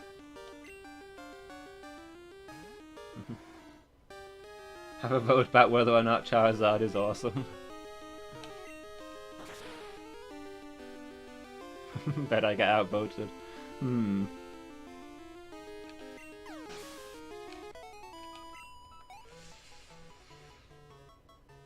Charizard is totally awesome. I don't know. I mean, it's just a big winged fire-breathing lizard. I mean, what's cool about that? It's not like a dragon or anything. The kid you like, Nidoking? Nidoking is really good. Nidoking and Nidoqueen, both good Pokemon.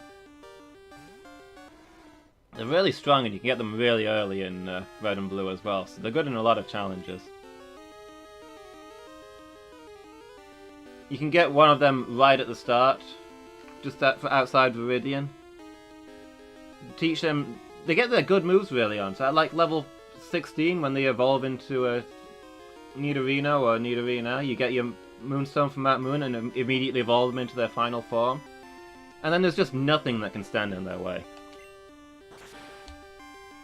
Glaceon and Leafeon are your favourites? Yeah, those are cool. Glad you're with me on the Eevee thing.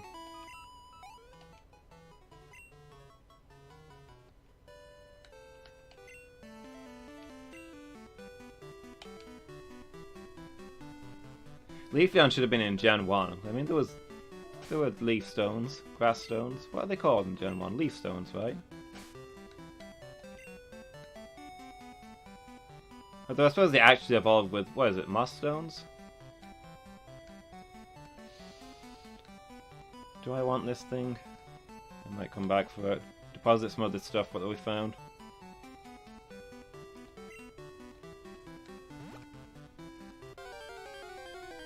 Well, we looped around, so let's go heal before we do the next room.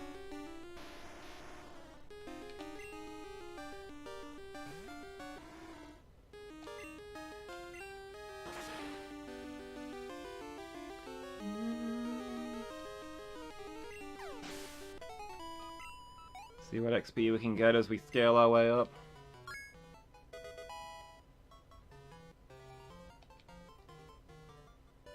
Alright, see you in a bit, Novella.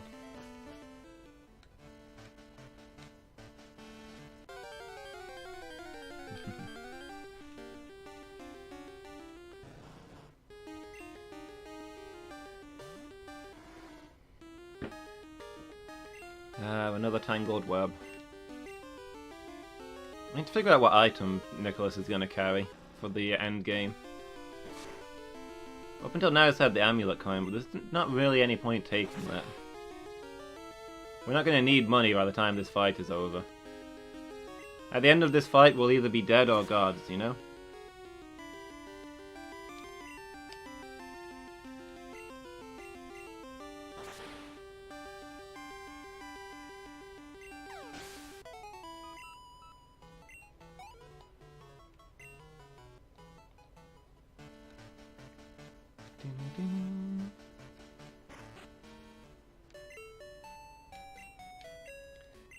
I'm worried we're going to end up giving him just like berries or something. I don't think we've got the bug type upgrade. I think it's one of the day people that have it and we missed them.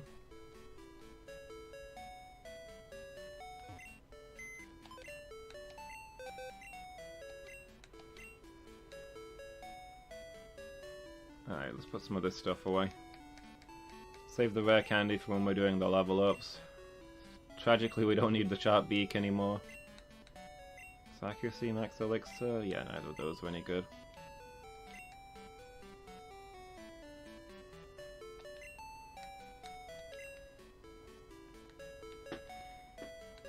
What have we got that Nick might use? Quick Claw? It's better than nothing.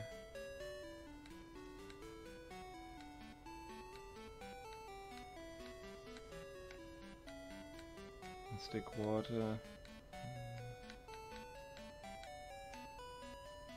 Pink Bow if he uses Cut? I don't really see that being useful.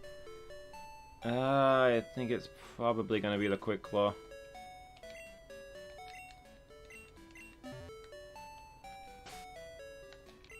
Don't think it's that slow, but you know, it's better to hit first than to not hit first, mostly.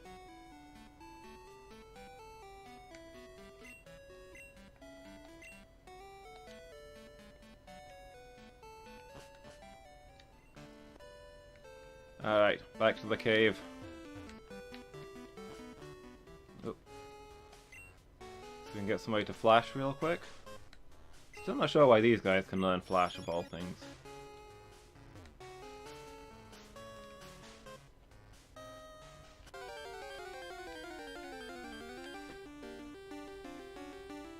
It's kind of annoying that you have to use flash to get up here.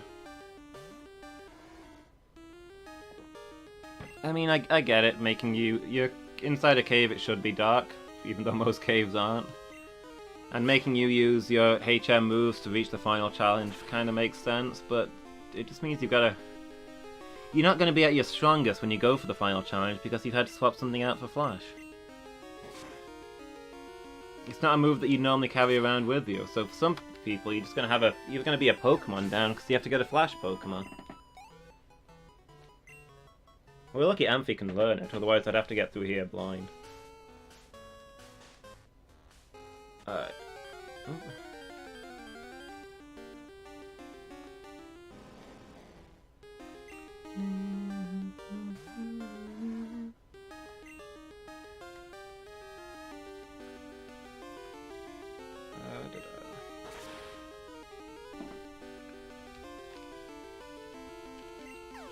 You know, I don't think I've never raised a Glaceon because I don't really know I've not really played the later gens that much. But we'll probably do them on stream at some time, and that I wouldn't mind getting a Glaceon on that. I'm quite fond of ice types. Ice types are maybe my favorite types. Ice or Poison, I think, are my favorite too. A lot of fun Pokemon in each category.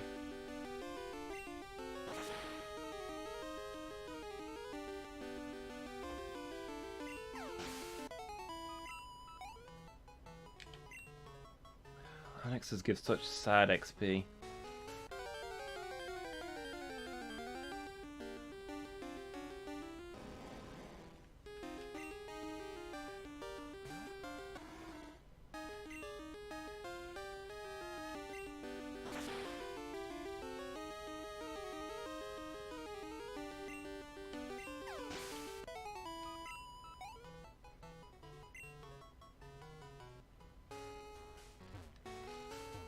down this way then? Oh, just a dead end? Probably an item there.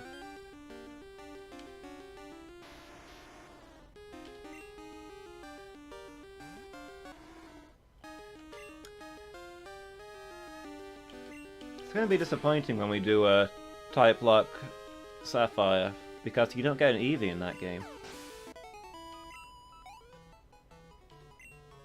We've done really well with our Eevees so far. They've all done good work for us. Is there really not an item there? There's gotta be something there, right? I'm gonna bust out the item finder. There's no way there's not an item in that dead end. Unless there was one and I've already picked it up and instantly forgotten about it. Which is entirely possible.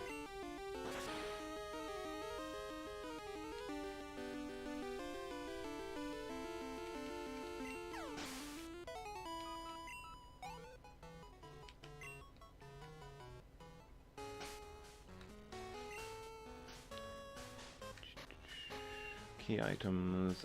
Item finder. Yeah, I knew there would be something here. Where it? Oh, there it is. It's right in front of me. An Ultra Ball. I can't catch any more Pokémon in this challenge run, so that's spectacular. Could sell it for some healing items, maybe. Although I don't want to sell all my Ultra Balls in case we encounter a shiny.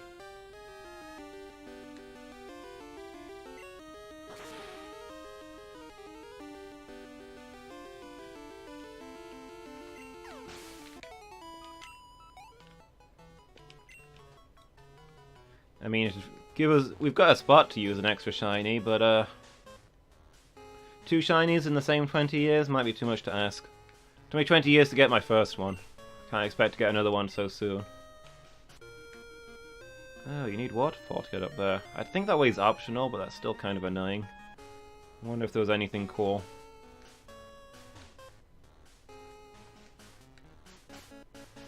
So another item.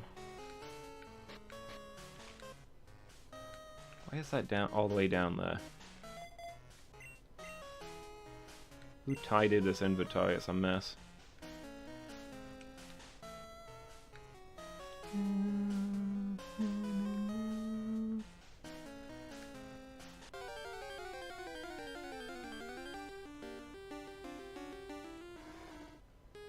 Oh, another Quagsire. How do I best this?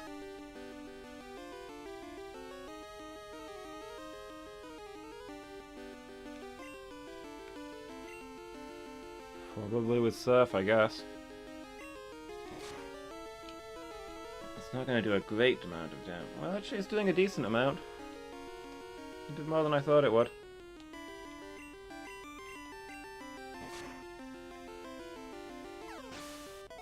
Quagsire is a hard type matchup to beat. With the exception of grass murdering them, water and ground cover each other's weaknesses really well.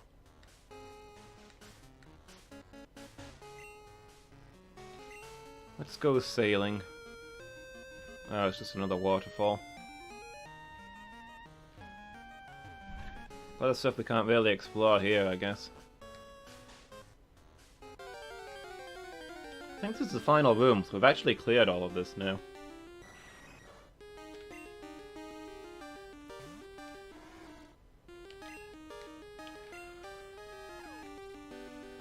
Ugh.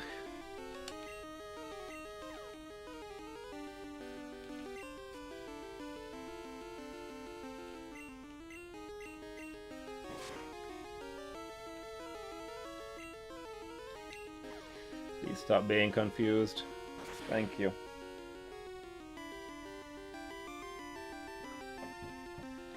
Oh, it didn't kill.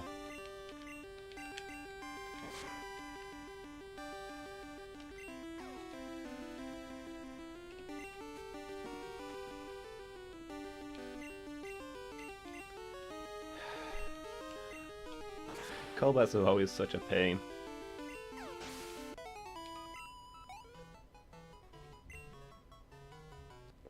Such a weirdly challenging Pokemon. Alright, I guess we've cleared the way through then. We can't go to the other places because we don't have Waterfall.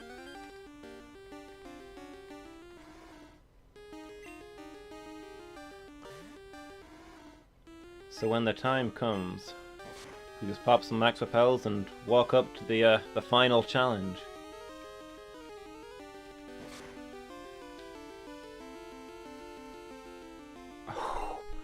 Okay, that was a spook. Let's go ahead and pop a hyper potion there, just as a precaution. I'm gonna go ahead and declare Kampai. Yeah, thank you, Lady Meow. Yeah, I panicked there too. I was spooked. I didn't expect it to do much, and then the health just kept going down. That was a critical, so a normal earthquake wouldn't have done that, but yeah, spooky. Do not like.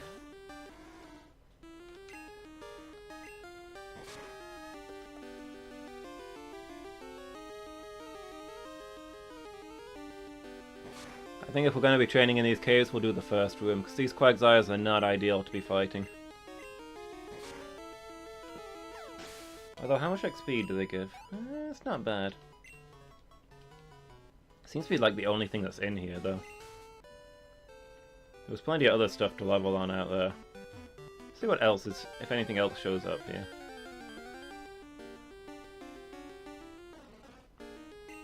A Golduck. Cool.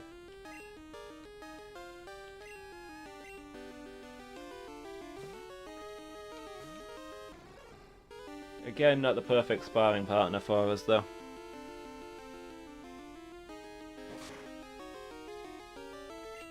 Five times. Not bad.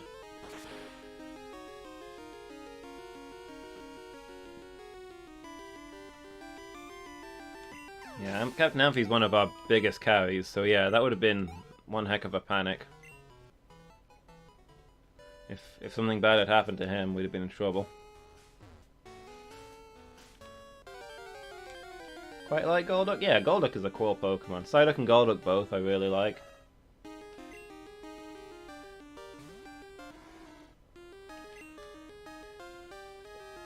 I've used them in Nuzlocke before and they've served me well. And they just look really cool. Got that quirky design.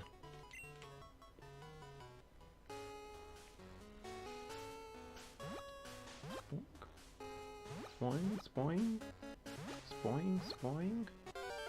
Suppose I could have just used Dig to get out, but heck, we're just gonna be using it to level anyway.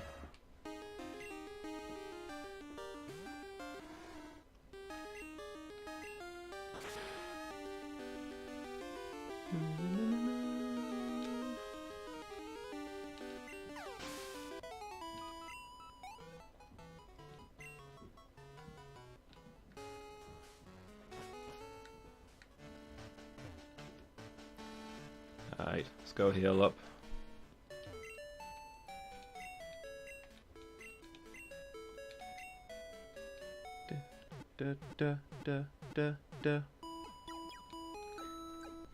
That face when healing machine only goes duh 5 times instead of 6.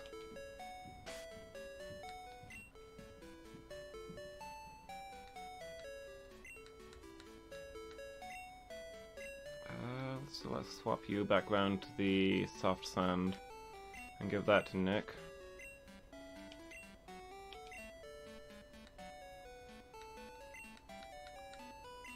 The thing's a cool looking face outside. Maybe we can put Cooler up front for a bit.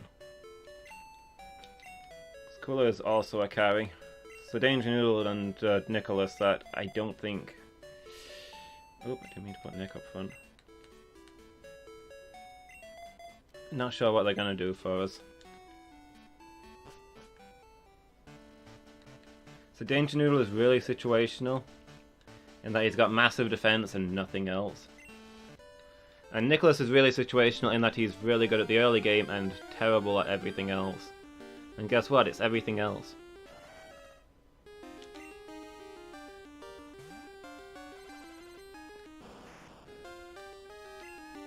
First thing we encounter is a ground type, spectacular.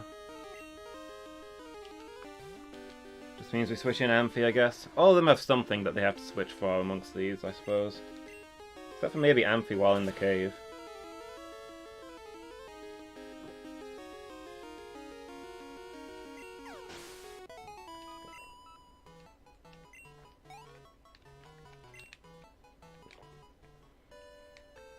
I'm just going to take a 2-minute break. I'll be back very shortly.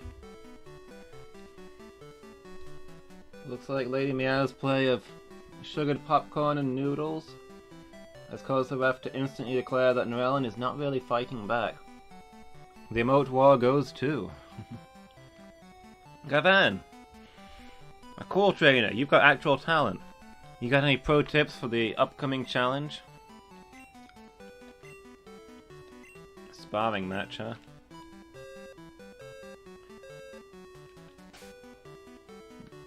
Where is Route 26? There's actually somewhere we could theoretically get to. I think that is the one south of the joining place down there, but hey. Still not sure it's worth our time. Hey Legend Plays, how's it going? You having a good day?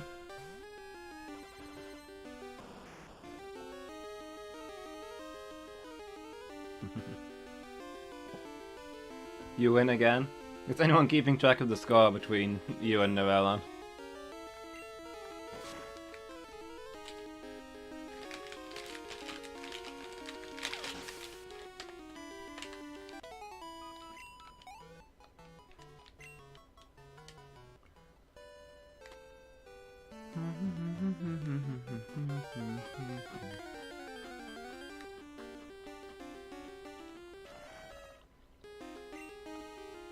Yeah, maybe we could track down some of those trainers just to vary things up a bit. So he's probably not the only cool trainer that wants to face us on that route. Most of the way there is still on this route. Where's Captain Amphi? There we go. So we can do our leveling just as well, like that, I suppose.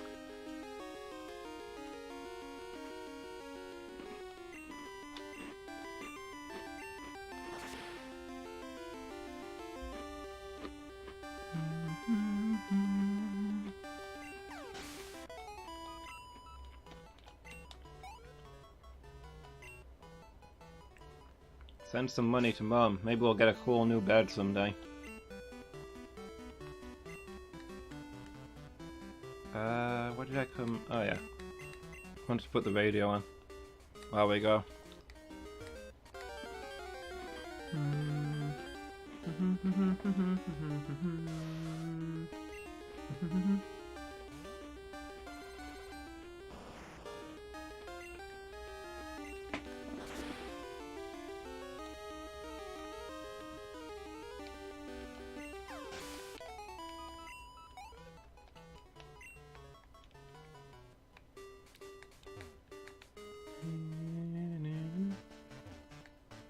Yeah, we need to catch Cooler up with the others, I think.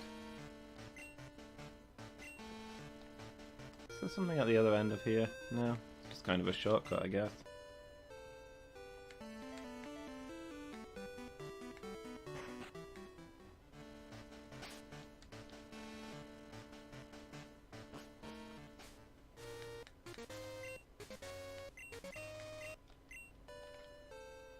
What?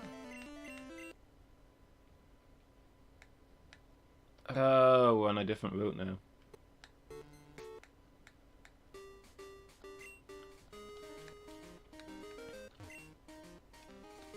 Well, there's one of them. I think there's probably 2 or 3 people waiting to battle us on this route.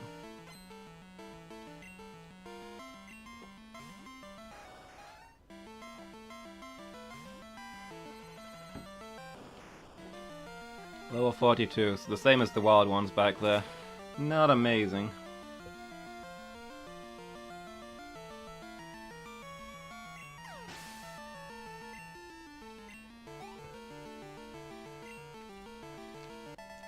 Suppose we get some money out of it.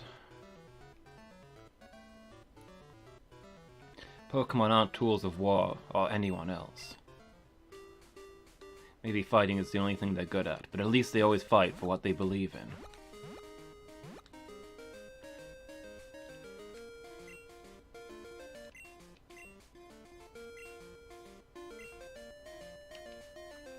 I'm actually the Elite Four champion if you want to spar with me. To give you a good idea of where you're at. But nope, guess we gotta go find someone else. Here we go. I don't know if there's a third one further down. I think this is the guy who just phoned me. Is this Gavan? This is Gavan.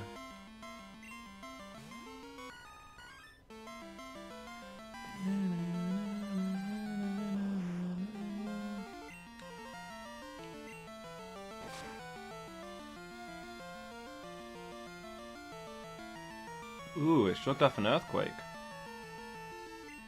It wasn't a bad razor leaf either.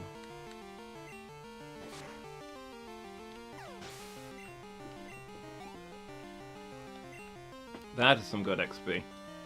I think Gavan was worth our time.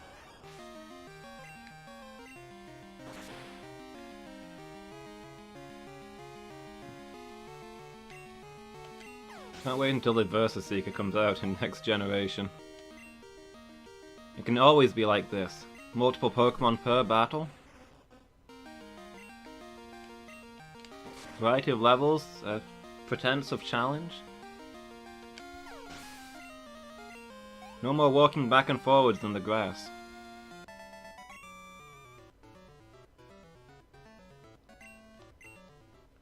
Life is even tougher now that I've lost my Pokemon. Is there somebody else to fight, or are we done?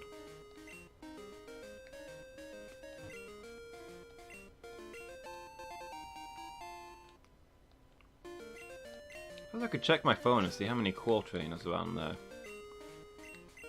So all the people on this route are Qual Trainers, I think. 3 of them. Okay, so it looks like there's a girl on here somewhere to fight.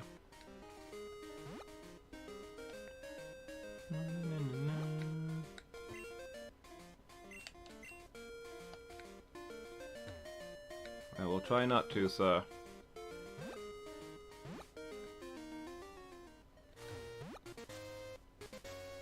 Suspect we've probably gone past them. Let's head back. Oh, there you are. I had a feeling we're around here somewhere. What have you got for us?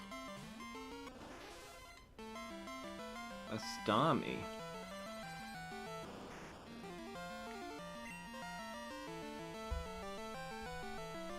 Quick type chart speculation. Does Bug resist Psychic or does it just damage Psychic?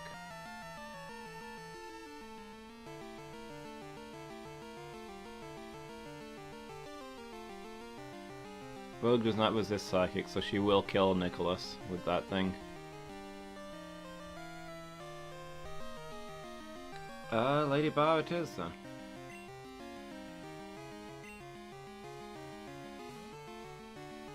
Not leaving any of my poisons in against a Starmie, even if it is a low level. Although apparently it doesn't have a Psychic move? Question mark.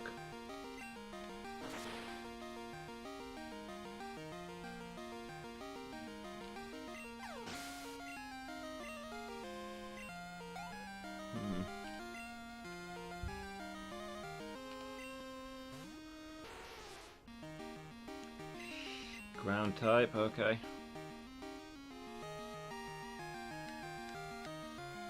This time Captain Amphi, I guess.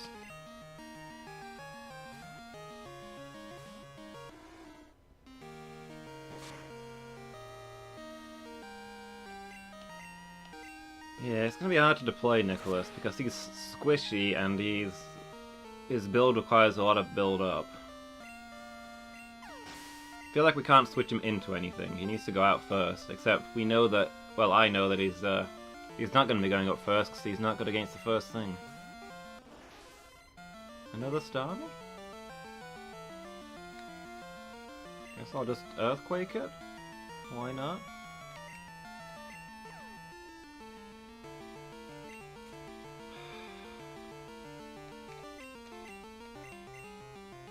Guess I'll just Earthquake it. Why not? Because its Bubble Beam is neutral effectiveness, I guess is why not. Amphi, please. Can you just cause one Earthquake, please? Thank you. Devastate one city, that's all we need.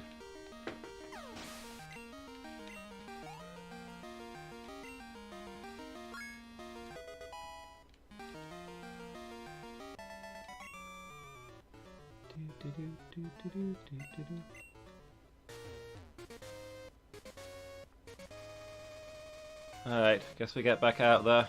Too bad we can't fly there to save time, but life is not that kind.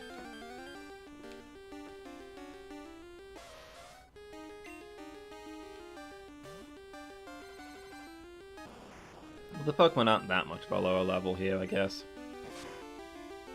It's not worthless to kill these.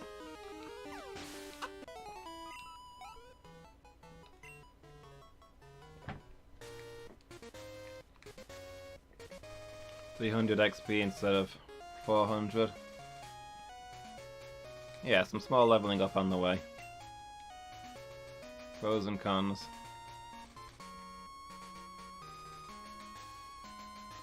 Oh, you mean instead of flying? Yeah, I guess so. We'd still have gotten more leveling up getting there faster though, I think.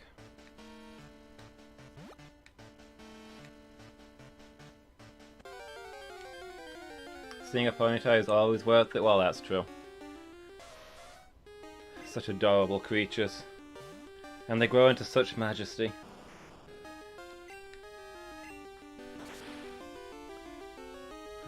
And now to drop it down a crevice. Do you ever look at your life and you don't like what you've become?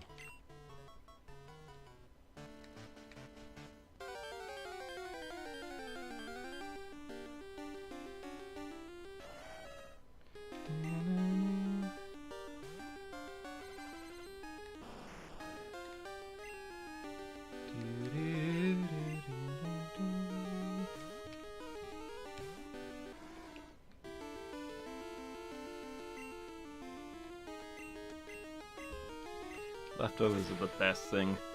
Something like seeing your health just slowly tick back up at the end of every turn.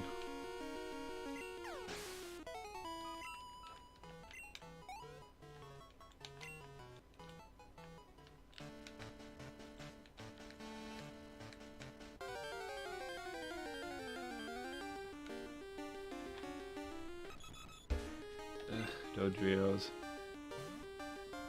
You have earned my ire.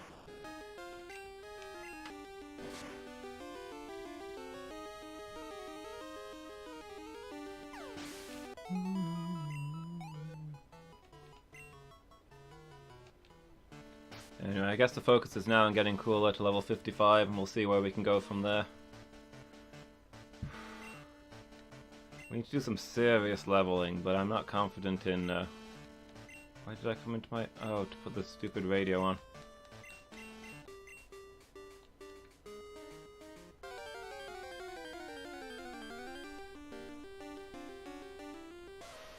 It's gonna be hard to get to the right level to do the final challenge in time. We'll just have to see how we go.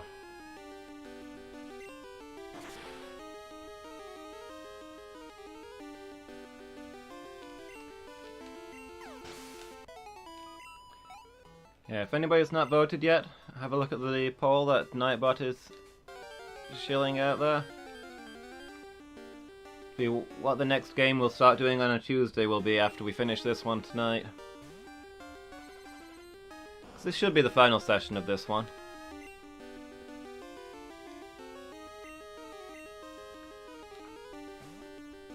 So there's 3 games on there that we'll make our next campaign out of. Feel free to pick your favourite. I'd actually encourage you to pick your favourite, because the more of you vote, the less likely I feel there is to be a 3-way tie, like there was last time I looked.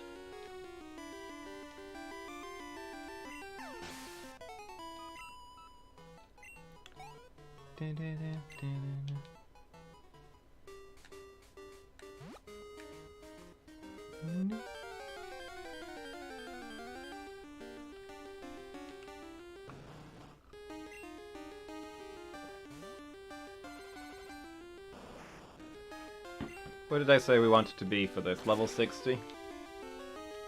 Level 60s feels optimistic for getting there in time. There's not really a faster option for training in this game. I mean, the boat is way faster, but it's not running today.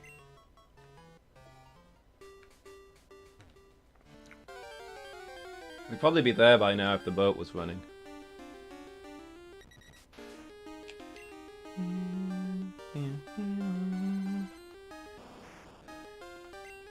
How come Dodrios have eyes and Doduos don't?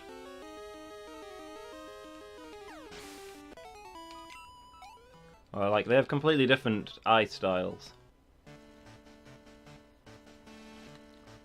Okay. Thought I put the...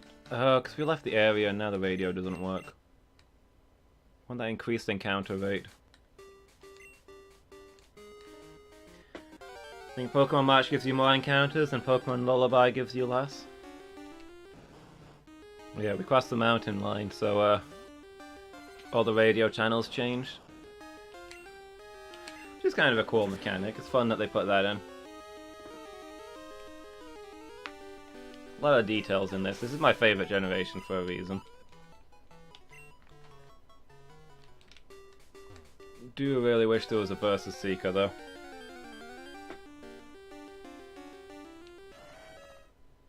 You know, to fight trainers non-stop would be nice. A lot faster than dealing with these guys the old-fashioned way.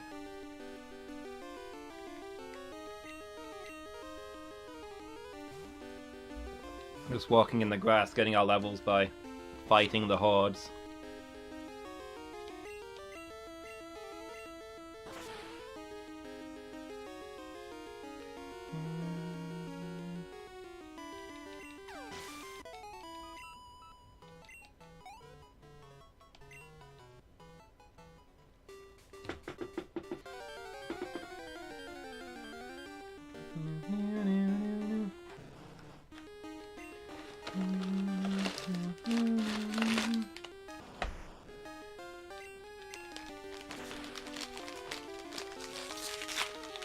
Yeah, it seems like most of my carries, there's only one Pokemon for each of them that they can't kill here, so it's not bad.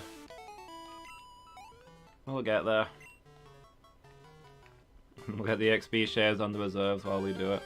In theory, that means they're getting more XP, because we've got 3 carries and 2 reserves, so... They're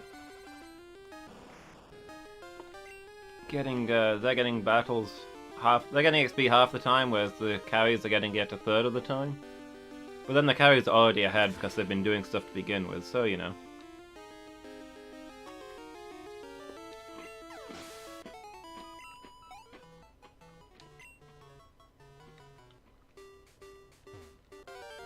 Maybe it'd be better to focus on the Pokemon I know are good rather than the whole squad.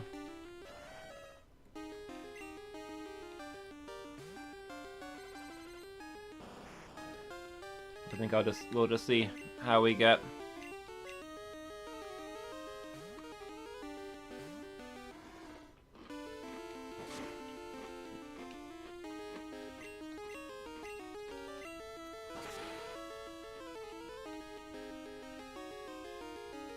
Reached the point you wanted to get to tonight? Nice, congrats. Is that a word count, or is it the end of a chapter? Or is it to plan a certain thing? What have you got going on over there? I assume it's writing you're talking about.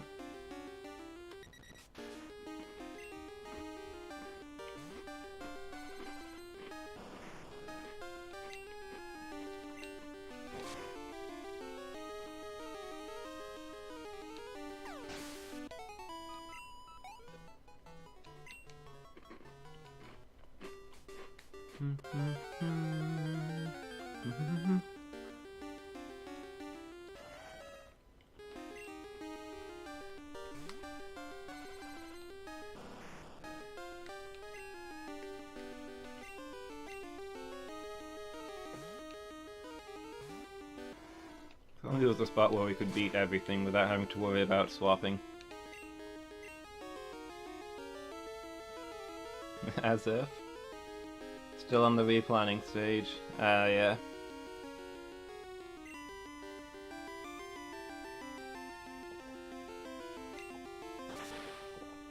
Replanning.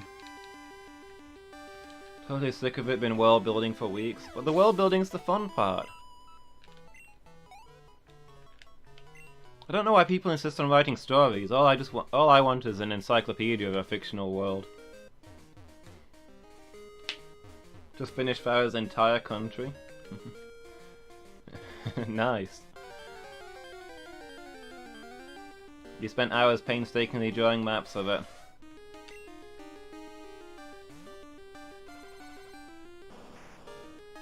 Next time you're gonna do world building differently, you think? Some of this is helpful. I mean, that's how it goes, isn't it? You learn as you do, get that experience.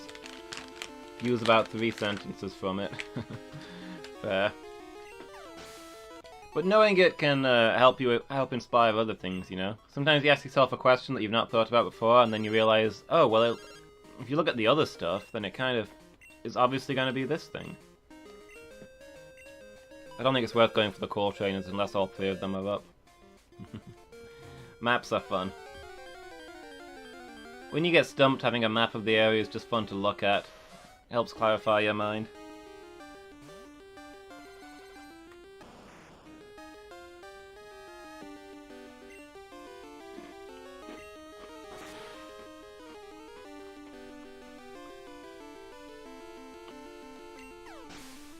The only thing you're missing is the city map. Can't draw cities. You know, I know some good programs for doing, like, countryside stuff. I don't know a good medieval city planner RPG kind of program. Turned me down earlier, now you can't hear me over the tap of the keyboard. Fair enough. Obviously your mistake was turning me down. Saying something about clarifying? Oh, the bits that you think might not be useful might be useful in that they broaden your mind's understanding of the setting. So when you're asking yourself questions that aren't even related to them, sometimes it can help you answer those questions because they connect together in different ways.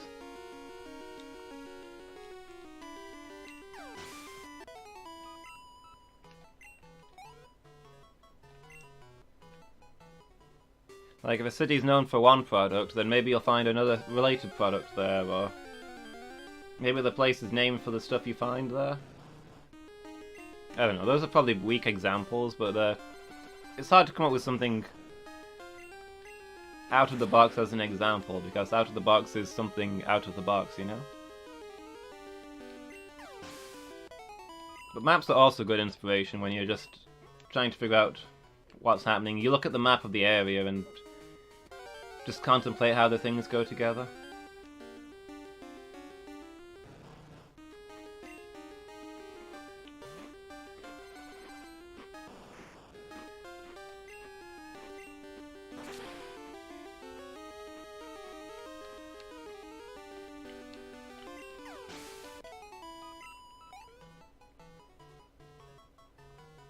Found a good random city generator.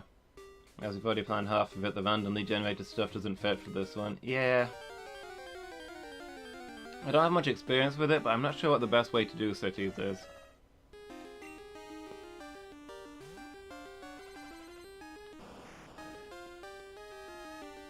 And do you plan them by, I don't know, by what kind of quarter they are, and then just make yourself a note of what things are in each quarter? Probably doing it down to street level is unnecessary, unless it's for a small part of the city where a lot of the action is happening.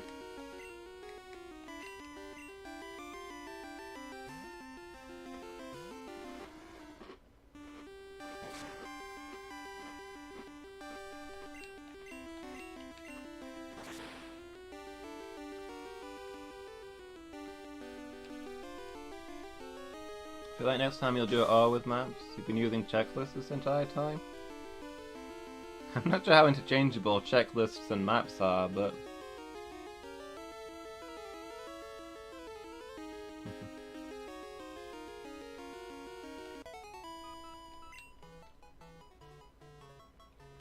Found a website a while back with a bunch of questions for laying down the nitty-gritty, which is sometimes helpful. Like you only just realised there's poppy fields nearby and a massive opium trade. Okay.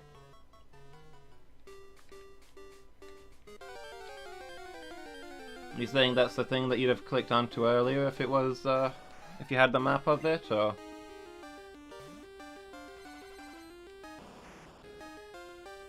Is it that the website helped you focus on the darker things in the environment that you wouldn't normally consider, like the drug trade?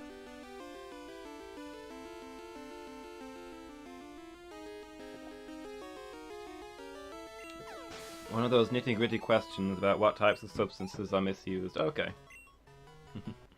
Seems fair then.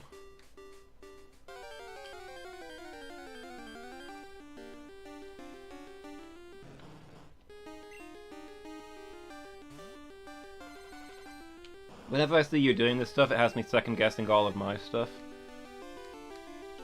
Even though it's not really the same thing because I'm doing RPGs, but it's the same kind of world building, right?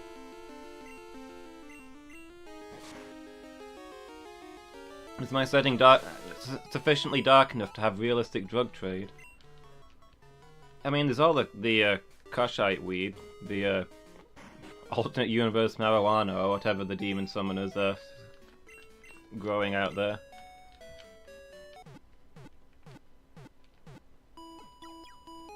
We've established that there's a lot of weird stuff like that in Kosh, but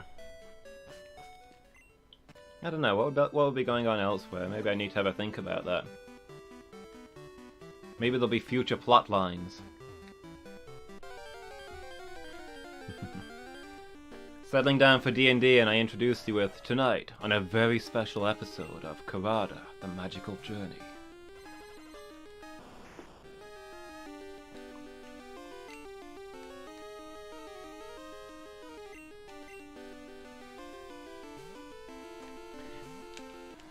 Leithano finds that Ariandia's bag is full of amphetamines, and she swears that Irinel gave them to her.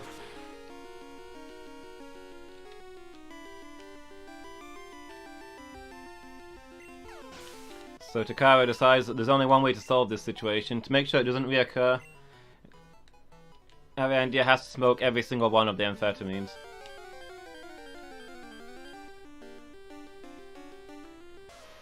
Next time you think you'll have a map and write keywords for what each area looks like, who lives there, etc. That sounds like a good idea, to be honest. Kind of like brainstorming, drawing connections and lines, etc. on the map. Yeah. That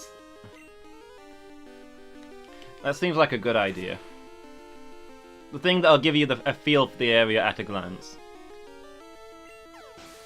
If you need the details, you go through your notes, but when you're writing, you just want to be able to glance at the surrounding areas and say, yeah, I remember this place. This is what it feels like in my mind. Like a few keywords while I really need to get the right flavour. Yeah. Fill in the details where you need them, but the keywords are the important part. Sounds like you're on a good... Sounds like you're going to be on a good track anyway. You're improving, you're getting better, it happens. Only the almost 10,000 words you apparently wrote. That is a lot. I mean, just think, that's only 10 pictures. A picture's 1,000 words. 10 maps and you wouldn't need to write a thing.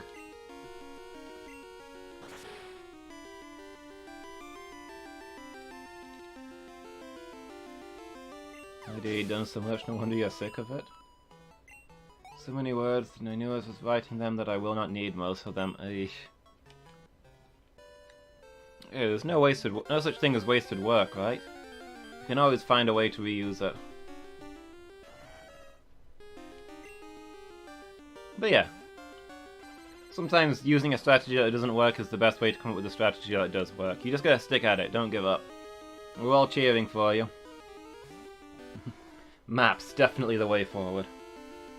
Yeah, how do you know where to go if you don't have a map? Maps are the future.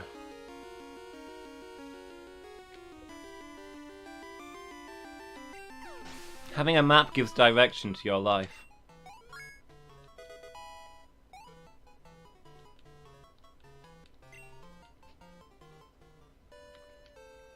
The human brain has more than 100 billion neurons.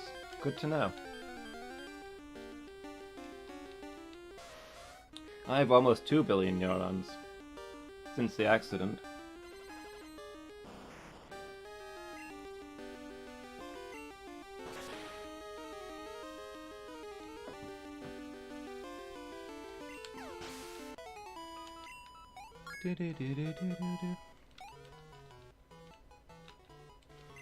We're going to be going for the final fight at level 55.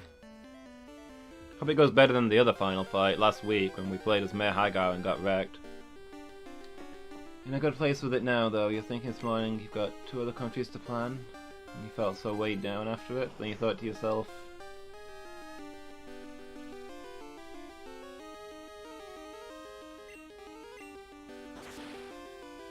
then I thought to myself, I thought. I assume there's a long sentence coming that will make this make sense. You're planning the redraft to be in 3 parts. It's planning the other's going to be in the other parts of the redraft. Finish this country first? Yeah, that makes sense. See what else you can learn from finishing that country.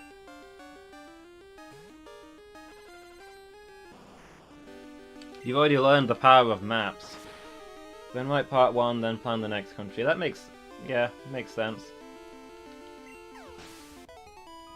Plan for the parts that you need.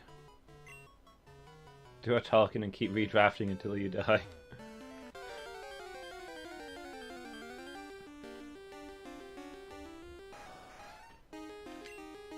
Yeah, a book is never really finished, no matter how published it is. Thing is, you don't need the other 2 countries for part 1 anyway. Then yeah, we'll get part 1 done first. I'm sure that'll feel a lot better to do. I have some actual progress going on. Is part 1 book 1, or is it just part of book 1? So then I want book 1 to come out. So if part 1 is book 1, then yeah, get that out there.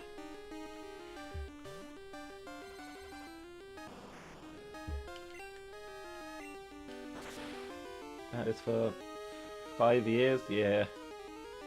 It's been a long time, I think. Been a good start in the Tolkien method. Good. Tolkien method produces good results. Eventually. After like 80 years or so.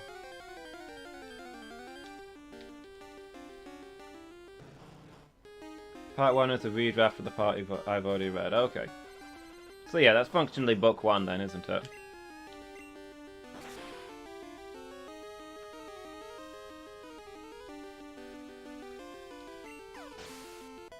So yeah, write that, publish it, and then move on to the next one.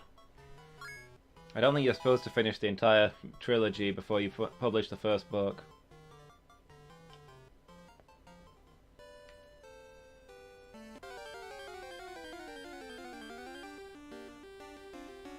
Remember to leave it to your children on your death and enjoin them to finish it. Obviously. The longer it takes to write, the better. And it'd be good to get a fresh, young perspective on it. And your child can spend 30 years explaining why they finished it wrong. Just means they need to try again to finish it some more. Pass it on to your grandchild. Kinda left things hanging, didn't feel like its own story. I mean, the point of a trilogy is that there's gonna be more than the first book, right? I thought it was intended to be, you know, the start of their adventure. Book 1 of an ongoing series. I want to actually do the dragon thing in book 1, meaning I have 2 parts to add after the part you've read. Okay. Book 1 is gonna get big then.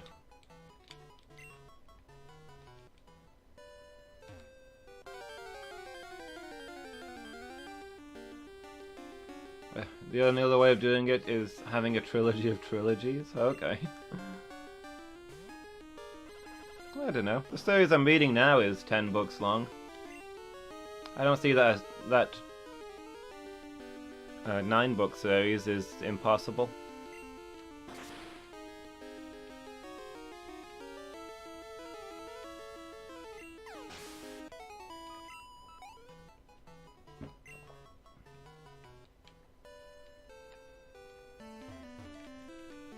Lord of the Rings is actually 6 books, yeah.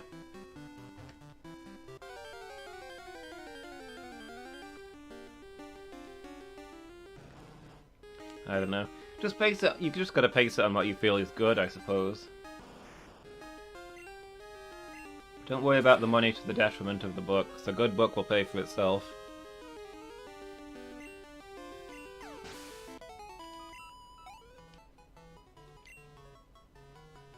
So yeah, if you feel that the first book needs to be 3 parts, then go for it. But if the first part can sustain itself as the first part of the trilogy of trilogies, then that works too, you know?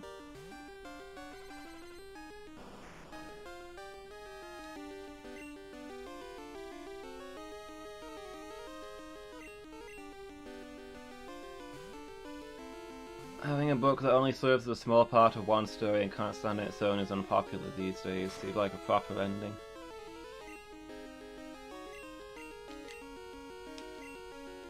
I mean, it's visibly not a complete story in that there's still stuff for them to do, but it still has a good starting and ending point to tell a story within itself. So I don't know. Get that as there's so many series of books at the moment, I guess. People have latched on to the writing series instead of individual books thing.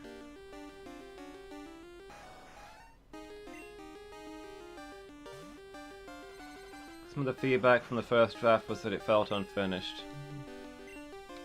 I guess that's fair then. To Harry Potter and Song of Ice and Fire especially, yeah.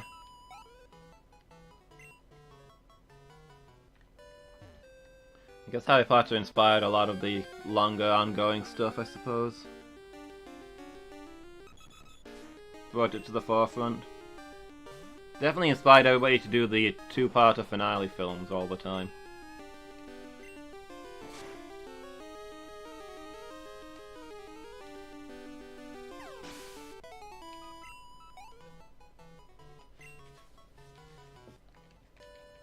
Harry Potter and the Grand Finale Part 1.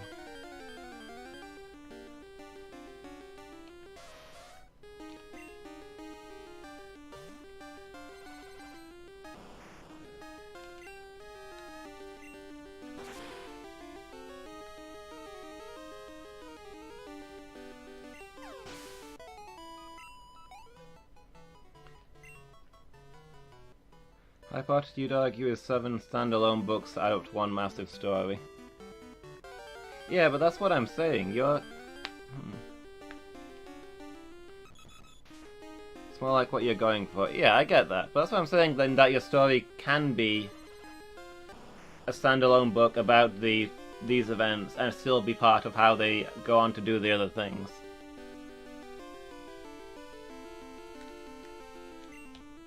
Maybe Harry Potter is more so than what you've got planned, but there's a scale there.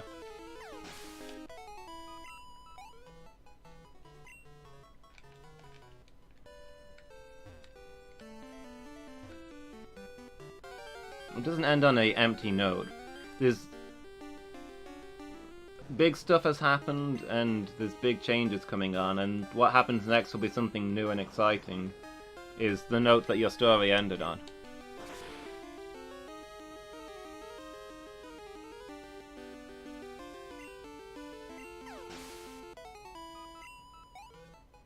I'm not sure some authors picked up on that about Harry Potter, though. Yeah.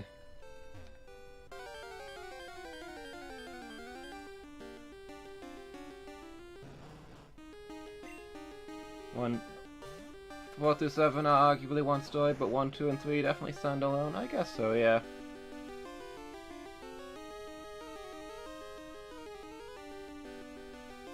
Start with I come in and end with is this where?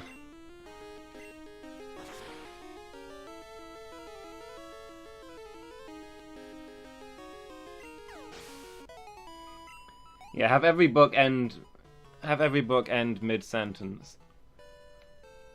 So it's clear that they're just divided completely at random. Stole that from Pink Floyd. So you can is that so you can put it on repeat and it just fuses together?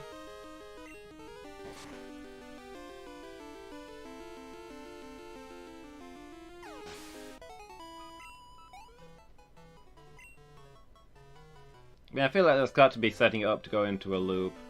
Maybe they just thought they were being clever. Yeah, maybe they were being clever, or maybe they just thought they were being clever. It's one or the other.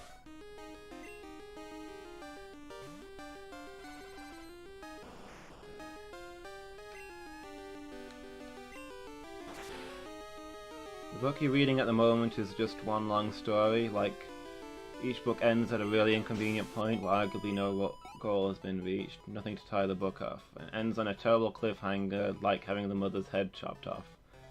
But it does it really well? Oh, okay.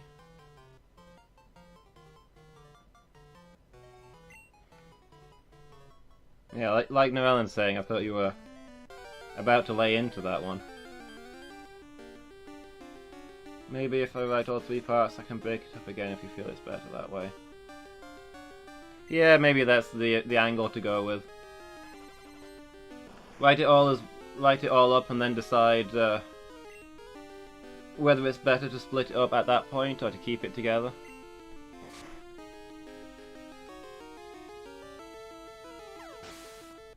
We do that for each of the trilogy of trilogies, but not for the trilogies within the trilogies.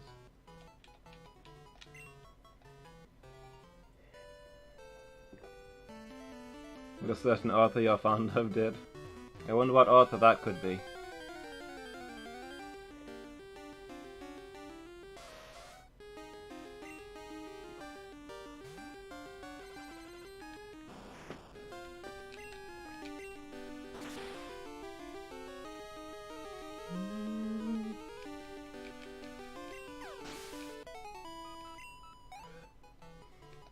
I always underestimate how long leveling up takes. Every time we do one of these level up and then do the Elite Four or whatever at the end sessions, I'm like, heck, we got 4 hours. We'll do it in the first hour and then we've got hours to fill by exploring the map, doing optional side quests. And then it gets to the end of the session and I'm nowhere near where we expected to be, and it's just...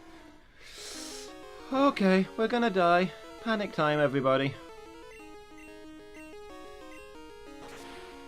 Frank Sinatra, close.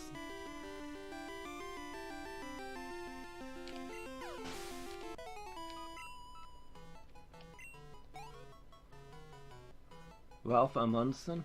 Are we getting warmer?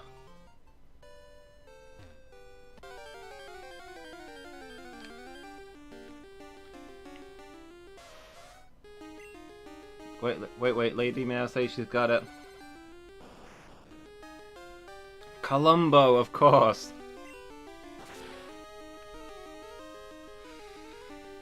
He did do that a lot.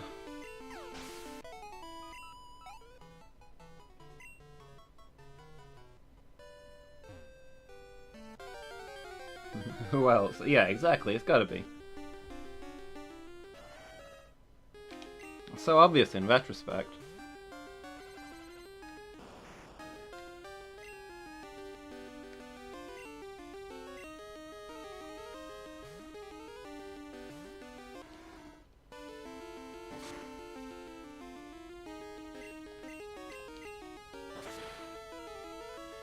I feel like Amphi's taking the lead on everything.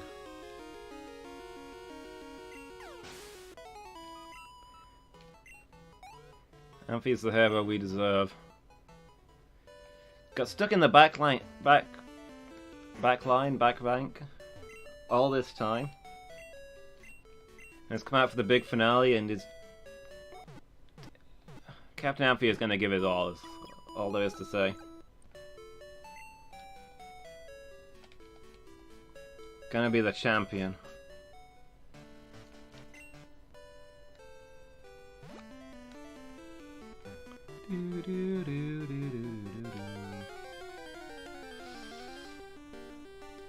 Really curious how the poll's doing, but I don't want to spoil the surprise by looking at it early.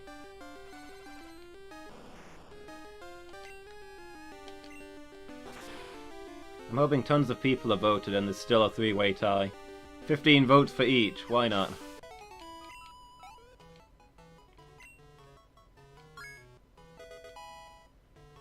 Hey, Nick hit level 55. Nick has overtaken Cooler. Well, but how does that happen?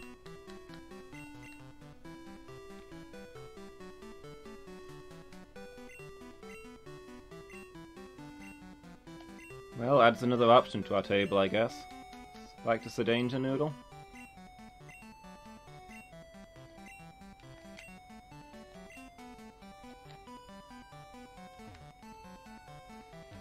Getting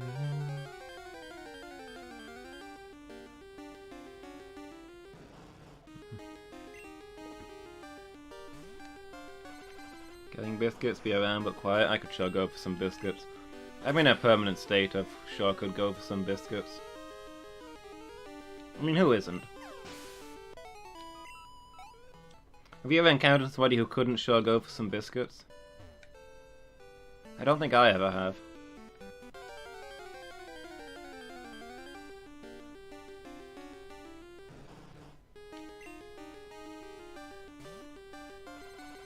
Nothing but tanglers. I can work with this.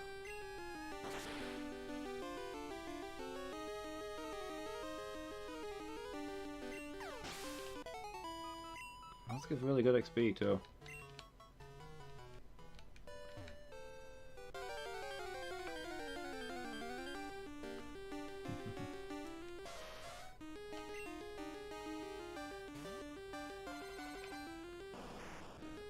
Eat those done fan that are ruining everything by making me switch over and over again. Which biscuits could I sure go for? It's hard to narrow it down.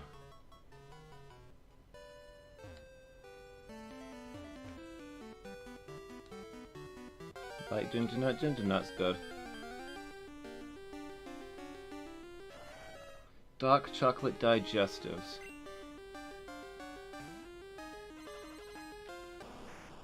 Is what springs to mind.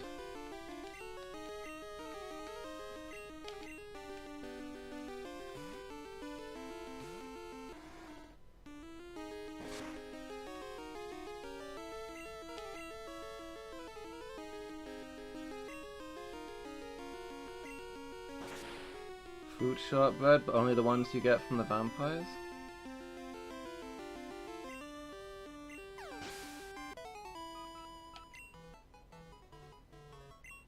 Wait, what? Did I miss a reference there?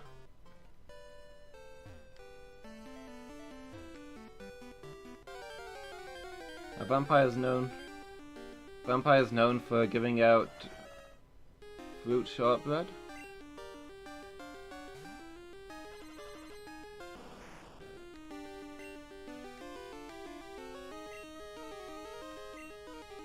But yeah, shortbread is really good. Can't afford any shortbread. Digestives are the only way I can drink tea. One cup of tea and an entire packet of digestives to soak it up and make it not taste hard. Utterly fair. I can't cope with regular tea. I drink green tea quite a lot. But regular tea, just the smell of it. Just the smell of it makes me feel sick. No thank you. You can also dip biscuits in coffee.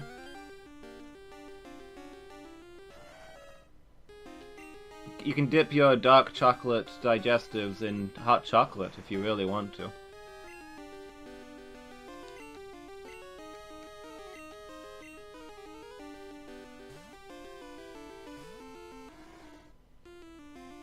I made myself coffee at work the other day when I hadn't slept well and dipped my breakfast bars in it.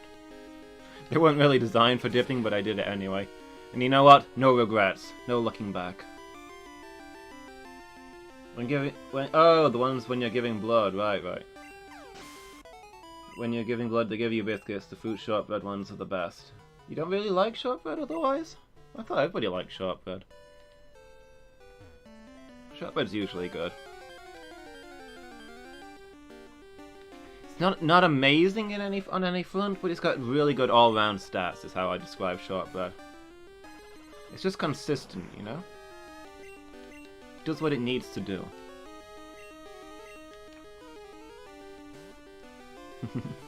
Chocolate biscuits in chocolate, how decadent. Don't judge the way that I live my life.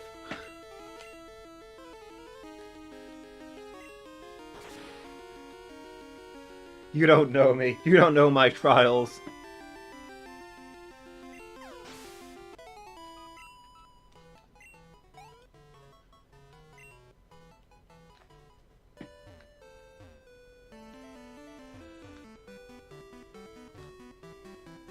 I don't know that I ever actually have. I probably have done at least once, dipped chocolate biscuits into hot chocolate just for the fun of it. But I'm more inclined to get a chocolatey coffee and dip things in that. Probably not chocolate biscuits either, though. Just regular biscuits.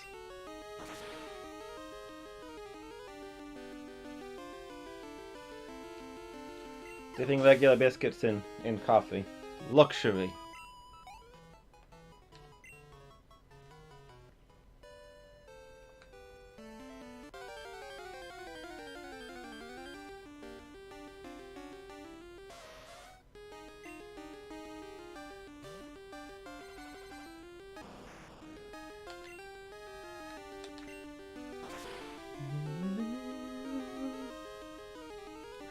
Yeah, I thought we'd be going legendary bird hunting tonight to fill up the time, but I always underestimate how long this takes.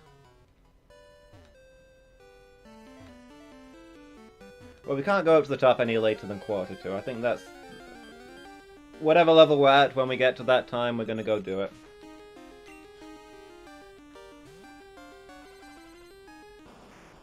And we'll see what happens.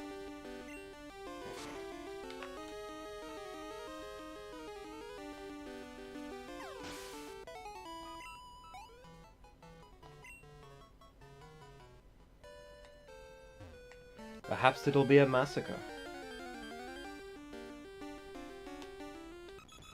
If we wipe on the final challenge, what does that mean for us? Like, this is the equivalent of fighting Mewtwo in Gen 1. It's utterly optional, we functionally finished the game, but... do we say that we completed the Nuzlocke, we don't need to do it again, or do we say that we failed the Nuzlocke and we gotta come back to it sometime? Oh, the Typelocke, sorry.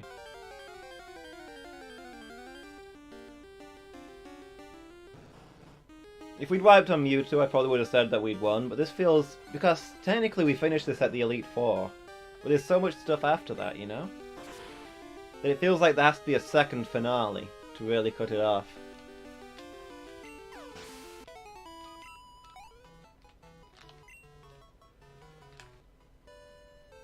But this is perhaps the greatest challenge in all the games.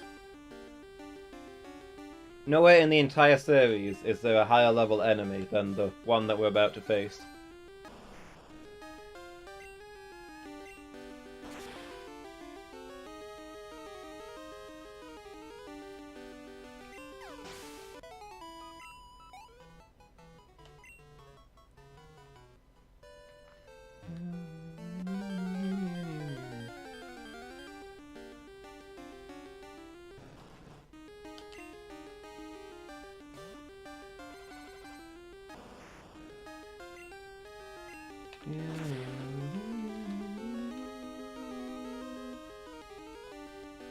I keep forgetting to turn the radio on, I just realised it's not on. I don't know that it's doing anything useful. I'm probably wasting more time putting it on than I am getting out of it, but... in theory it means less cycling back and forth to find the next encounter.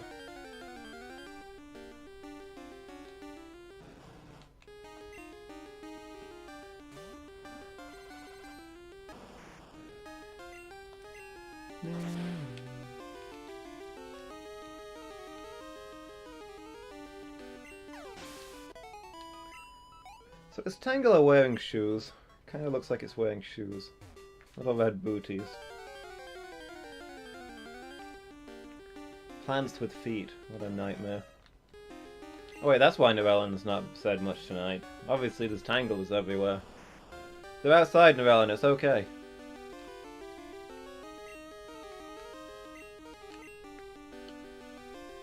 Besides, I'm drastically reducing their numbers.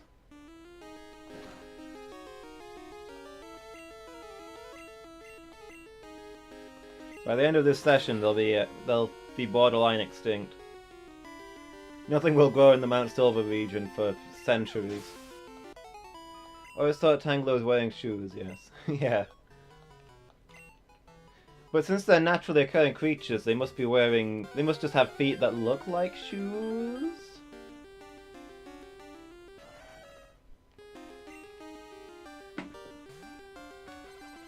A Tangler call, yes. Their numbers have been unchallenged for far too long.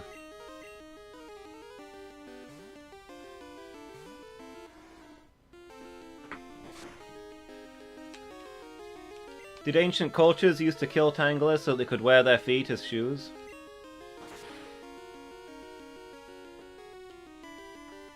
Is that how shoes were invented in this universe? Okay, with this turn of events.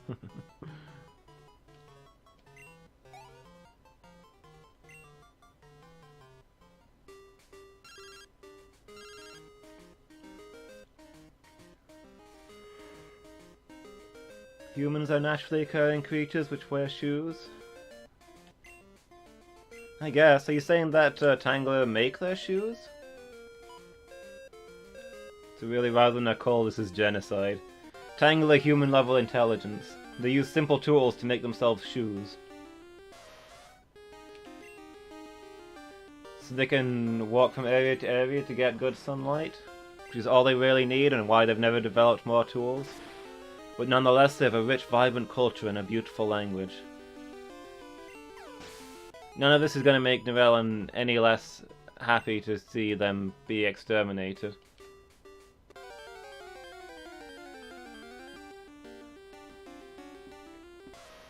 Nivellen, is it true that you are Plant Hitler?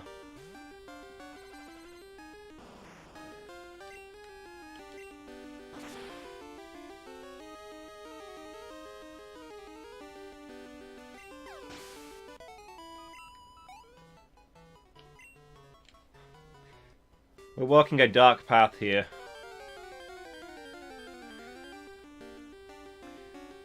Exterminating the peaceful Tanglers. Beating down so many beautiful Ponyta. It's just... We've defeated the Elite Four. We've got 8 badges. There's nothing left for us to do. We've made every possible challenge. This dark path that spills blood in our wake is the only thing left for us. We've climbed Mt Silver looking for answers, and at the top we will find them, but we have to be ready.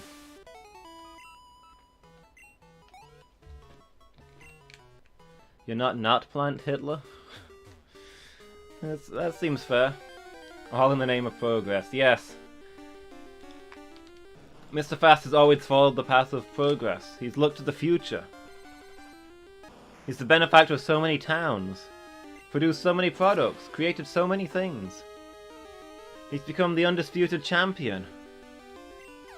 Where is there for him to go from here?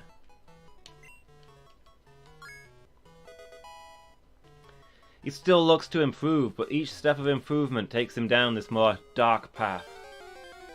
Has to do more terrible things to get there.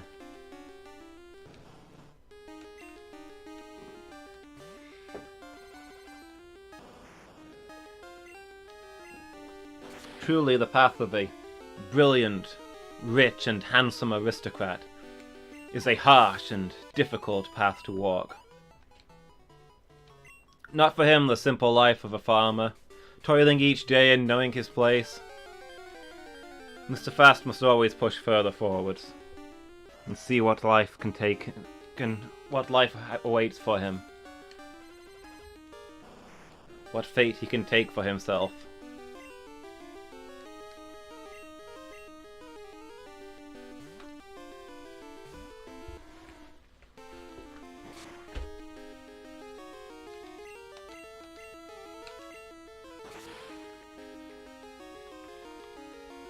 And Mr. Fast wept, for there were no more worlds to conquer.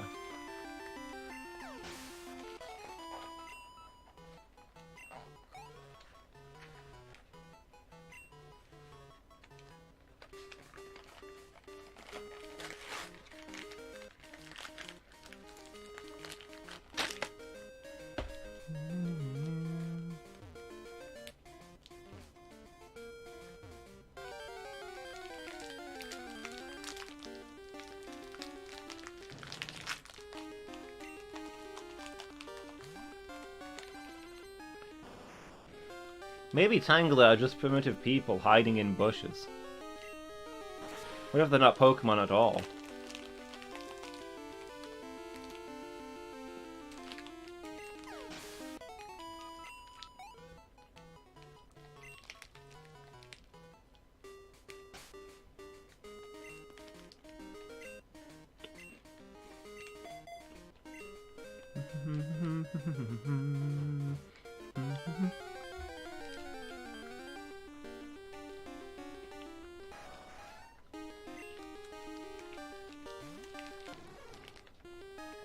Alright, cool, and Lady Bar function at the same level, so I guess we can just swap between them for now.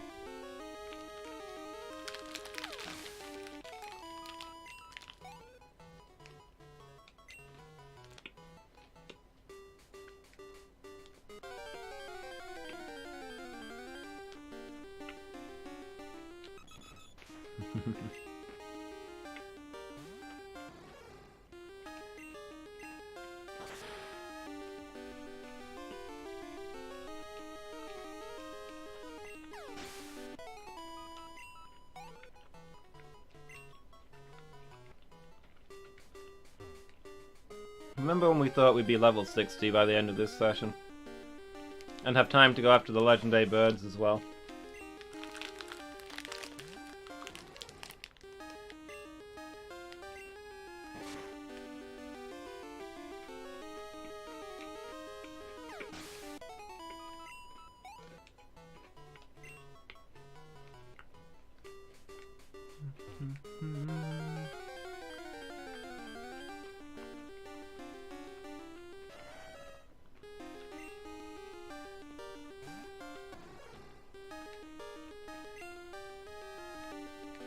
It'd be nice to hear more than 3 seconds of the Pokémon March. But in any situation where you play it, you're not going to.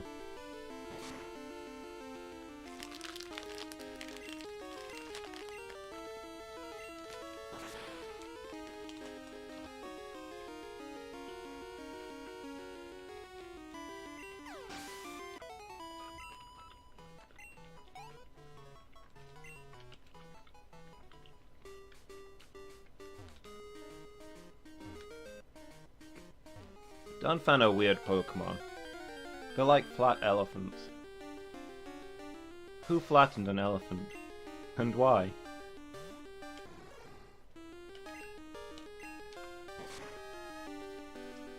You say elephant Pokemon, you expect to see something big looking down at you with a dangling trunk, but instead you got something flat below you, reaching upwards with its trunk.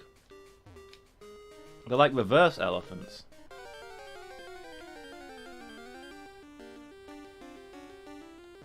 I think they're like armadillo elephants because they're clearly designed to curl up and roll. To turn into big wheels. They do learn rollout, I guess that's what that is.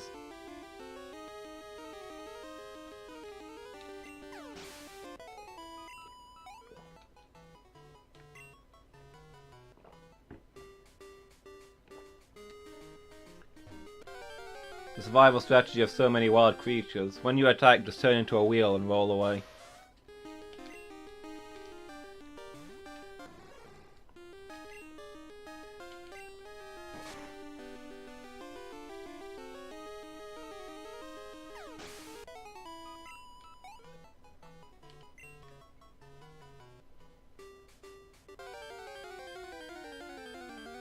Tenapele, yes. Yes, Donphan is Tenapele.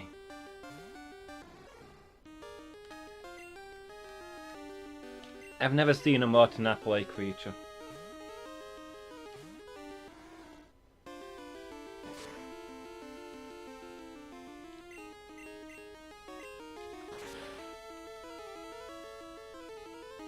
Mental note, if we catch a Donphan at some point, name it Tenapele.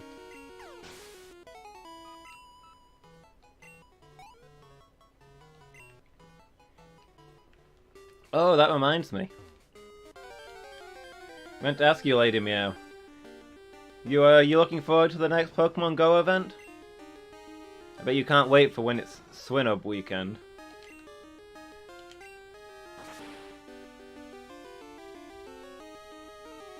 It's gonna be great. Swinubs everywhere.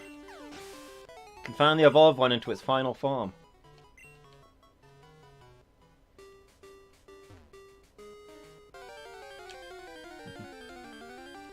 Super Mammoth Pigs.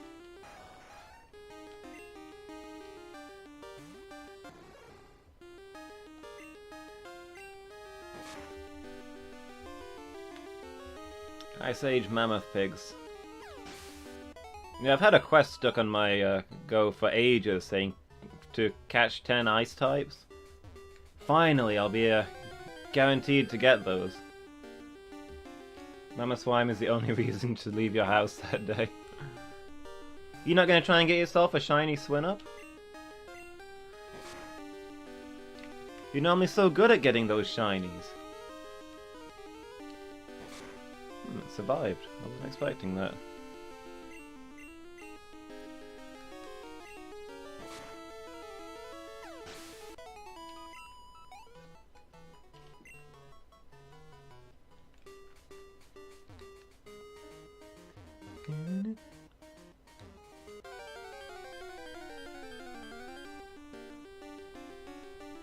We weren't travelling hundreds of miles to come around so we could battle. We can actually battle long distance because we've maxed out our friendship bar. It's only trading that we can't do. You have to be in the same place to trade, but you can battle long distance. Apparently there's increased chances of getting Sinnoh Stones. Ow, I need so many Sinnoh Stones.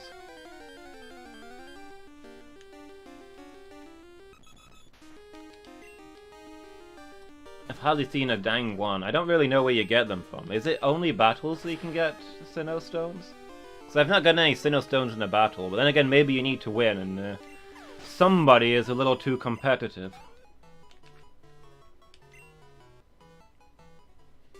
Shiny Swinub, maybe I'll go for it. Hopefully the shiny form is epic. I don't actually know what the shiny form looks like.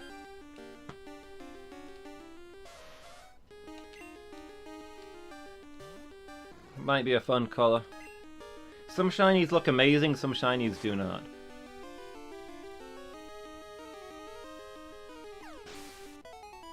Some of them you can tell they didn't put much thought into them.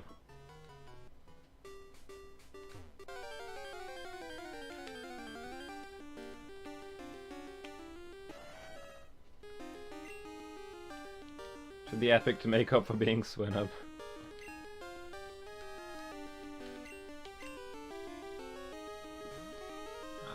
I really like Swinubs. You know, shiny looks amazing.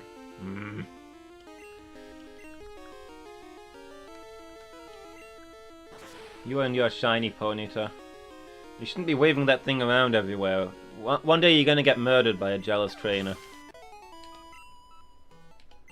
Hey, welcome back, Noella.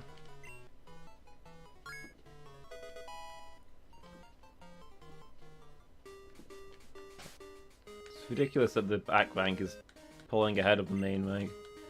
Even though we talked about exactly why this was going to happen, I thought they were far enough behind that maybe it wouldn't.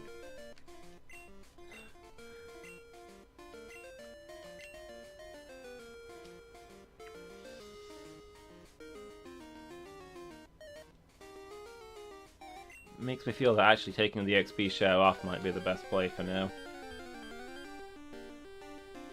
Keen to try the new photograph thing? I think you need the right kind of phone to get the AR stuff working, but I don't know. Photos of shiny Ponyta everywhere.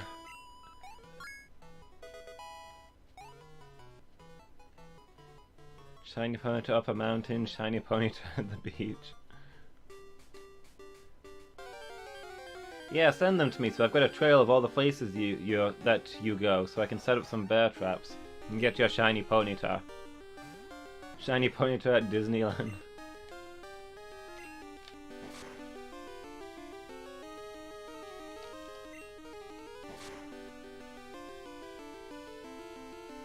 The bear traps aren't for the Ponyta, by the way, in case that wasn't clear. You step in the bear traps, then I run up and grab your phone and trade the Ponyta to me.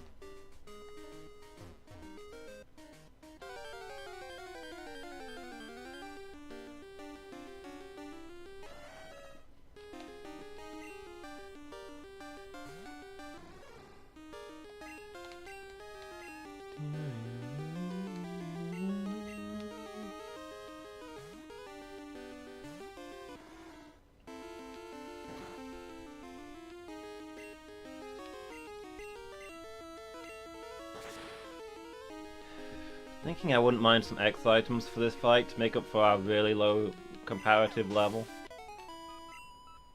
It's not going to be easy to get to them.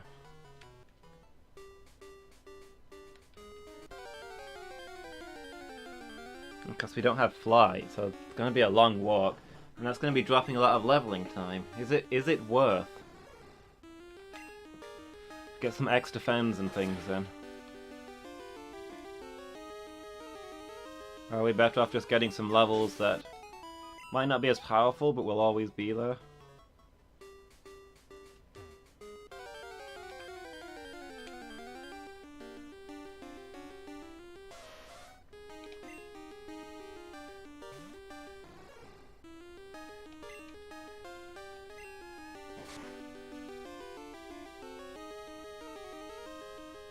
Dad upset his fellow students at uni when they were discussing a leftist philosopher who'd met lots of important people by suggesting that he'd edited himself into the photos.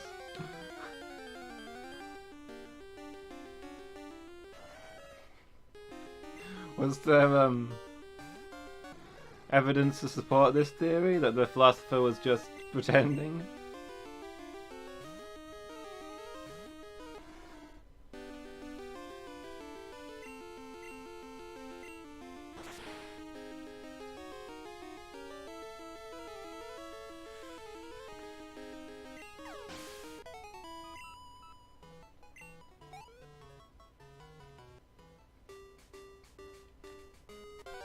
He was just being a huge troll, fair enough.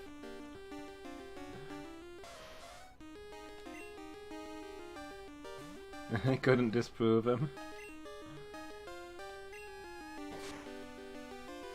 Philosophers are often pretentious enough.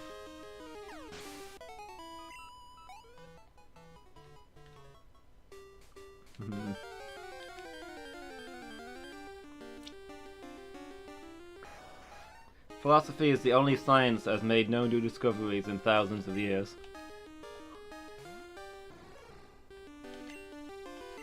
They're still arguing about the same things they always were.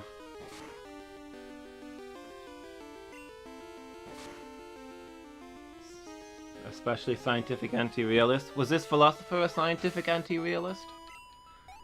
Editing himself into pictures?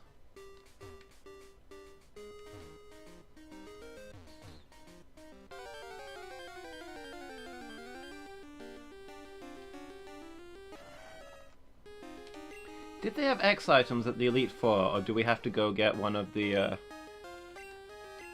go to one of the department stores to get it?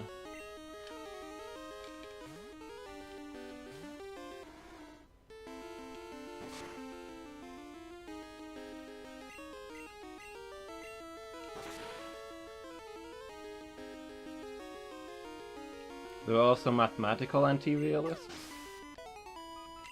Do they only use imaginary numbers? How can you be a mathematical anti-realist if the anti-realists believe that only things you can see with your bare eyes exist? You can't see a number.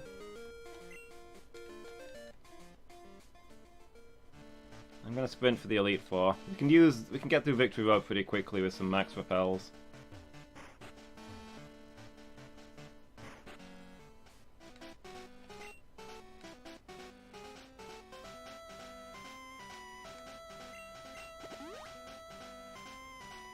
Now we just need to remember which way is through.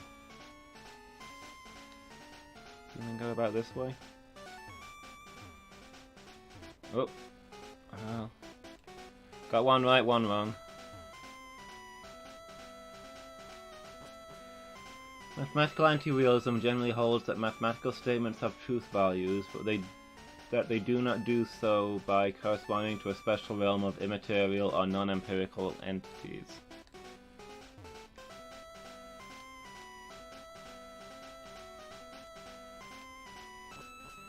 So a mathematical statement exists, but it's not describing an actual thing, is what I'm getting there.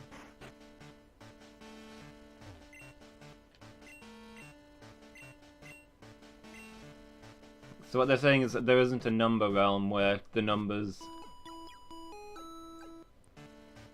float around following those rules and transplant themselves into our reality. I'm not sure that anybody was arguing that in the first place. Oh, they don't sell anything good here. Get some more... Get 2 more full restores.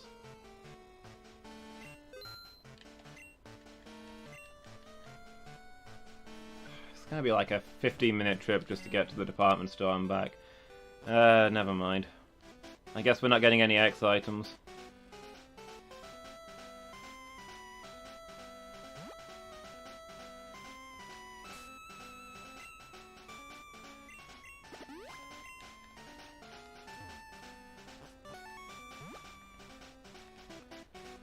Alright, well it's 1:45. I think this is all we're getting. If I can figure out how to get out of here...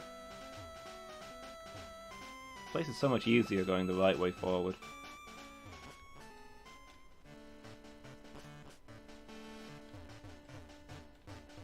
Excuse me. Please.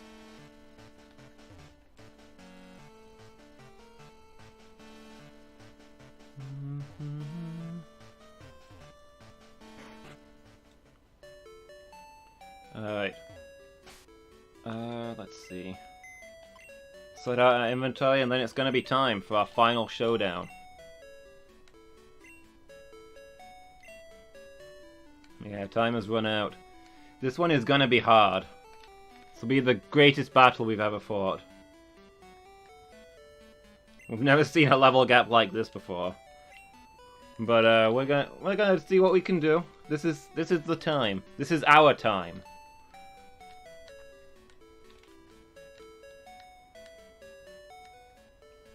Alright, what things do we need?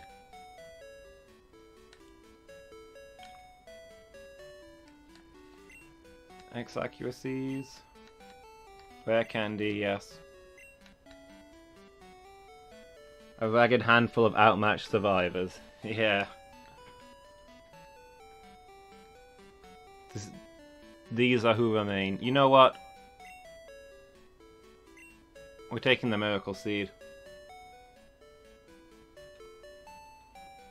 It's the symbol. It's a symbol of Master Spruce. We will end as we started, with a miraculous seed. Possessing only loyalty to each other and a will to succeed.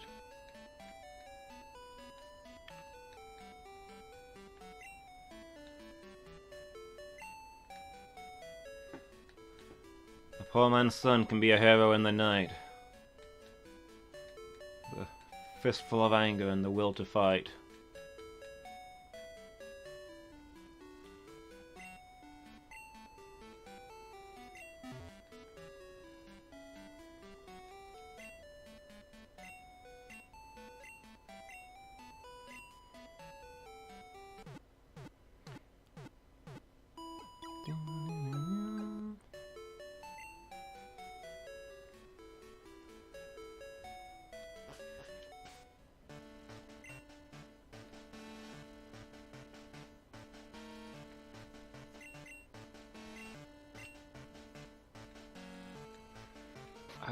TMs. Toxic, where's Toxic? Somebody's gotta learn Toxic. That could be a game changer.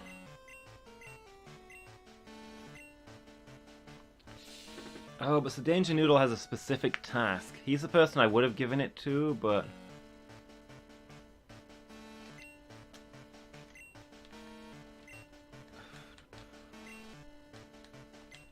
This is a person we can teach Toxic to, because it would be really useful.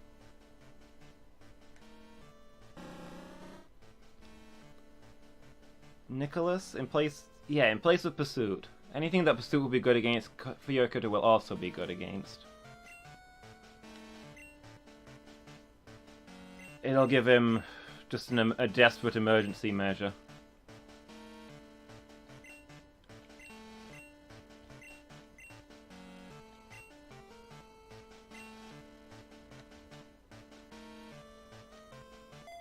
I'm making a film about Tolkien. Comes out in May.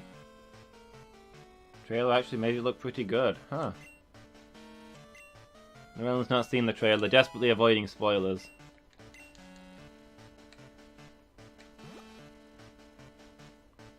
Has that kid from Love Actually in it now that he's grown up? I don't know who that is, but sure.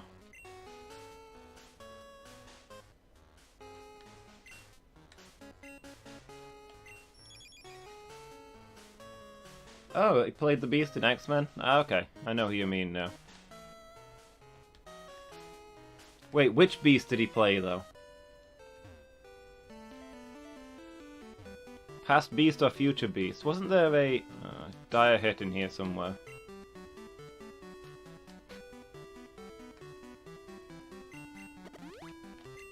That we didn't pick up before. There it is.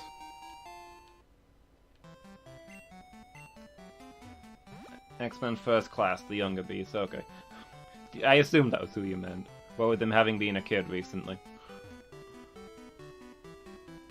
But I felt I had to ask for the sake of awkwardness.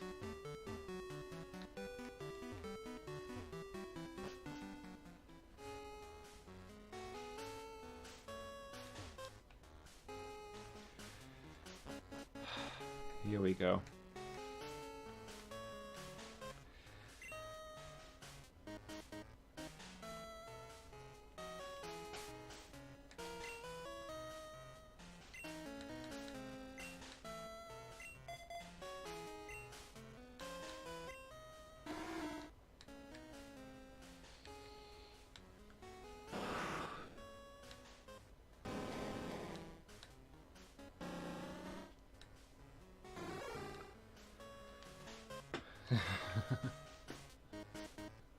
I like that you dismounted. Glad you got off the bike.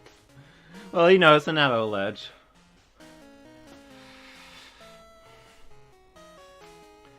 You know, we've done so much. We've bested all kinds of forces of evil. We've made so much improvements everywhere we've gone. We've defeated every challenge in our way. And we've seen so many fall.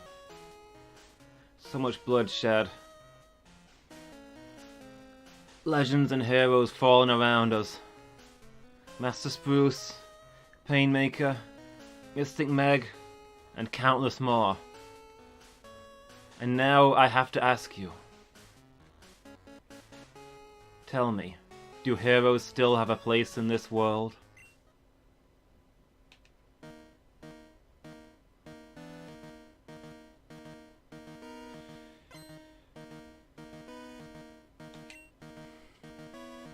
Do not ask for whom the bell tolls. Would have liked something if you'd cycled up to him and crashed into him. But yeah, maybe that wouldn't have been what I was going for. Okay, this is the highest level Pokemon to ever appear in a Pokemon game outside the control of the player. It's cancelled out by the fact that it's an unevolved Pikachu, which doesn't have a great stat line, but let's see where this one goes.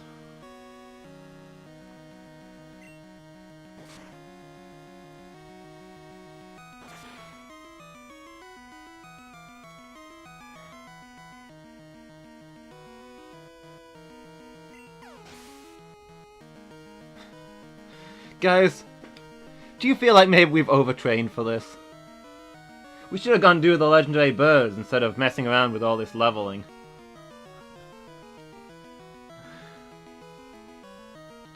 To be honest, I wasn't sure when he did the quick attack, was that going to take off half our health with that kind of level gap? But I guess,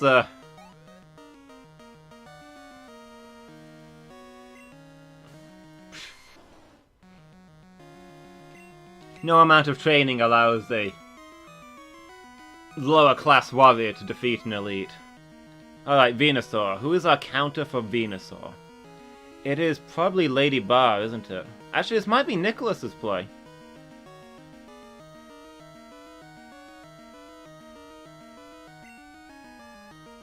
Get out there and use Fury Cutter. Lord Hala... Oh, yeah. It would be nice to have him with us right now.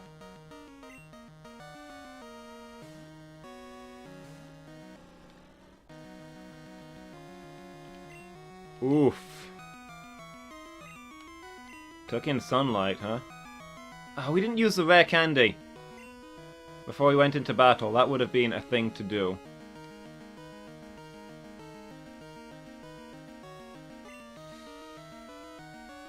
I'm gonna... Okay, what we're gonna do is we're gonna use focus energy. And we're gonna see what the... see what the solar beam does to us. Okay, that's not bad. That was quarter effectiveness, so I was kind of hoping it wouldn't do too much. But I wasn't sure. Strong move, level gap. Alright, we're gonna pop a lemonade, and we're gonna see what he does next. Is he gonna take in sunlight again? Or does he have something clever to do?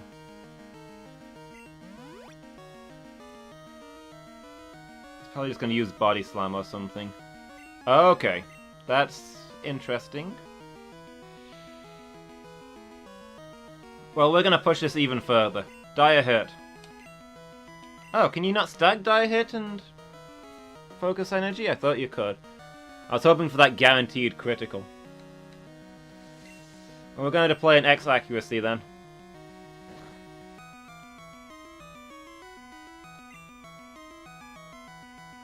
Fire type, best Pokemon type. Yeah. Okay, now we're going to Lemonade again. He's going to be using Solar Beam every turn now that he's got Sunny Day out. So we know what he's locked into. This is our chance to go for Fury Cutter. We've got a boosted crit chance. We've got boosted accuracy, so it shouldn't miss. We should be able to build up some damage. How is the sunlight strong? You're in a cave. That's how strong it is! The caves won't save us! Okay. See where this goes. It's funny. Even though I'm fighting for my life, I feel excited. Wow, that was a crit as well. But this does get stronger each time. But then again, we're going to have to heal, so this is... sunlight faded, okay. Yeah, I was hoping that would do a lot more damage.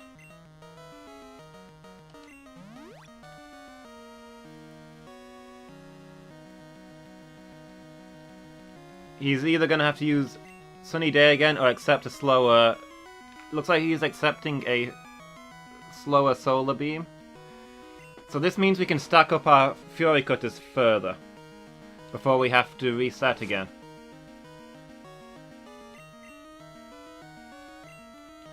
Remember, Fury Cutter starts out feeble, but it doubles in strength each time it hits.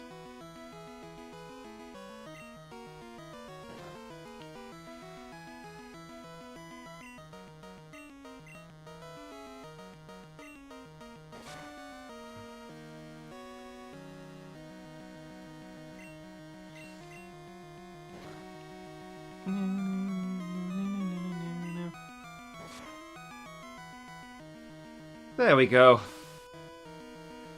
That took a bit more strategy than the first fight, but Nicholas had this. Even Nicholas got a win.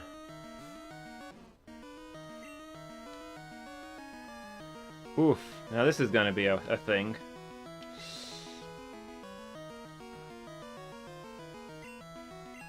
Okay, I'm gonna take a chance here. I've got a countermeasure for Snorlax. I know, Snorlax. I've got a countermeasure, but instead of using it immediately, I'm gonna heal Nicholas and see if I can inflict Toxic.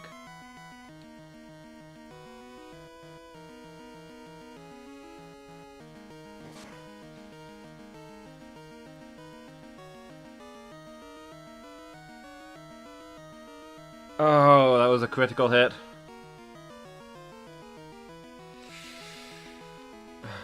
Nothing we could do about that one. That stings. Nicholas was with us all this time. I mean, maybe it's for the best, because who knows what crazy things he's gonna do. He's always been a little bit off the rails.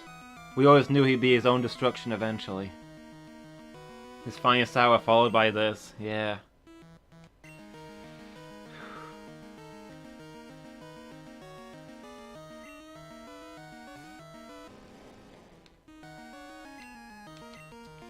Alright.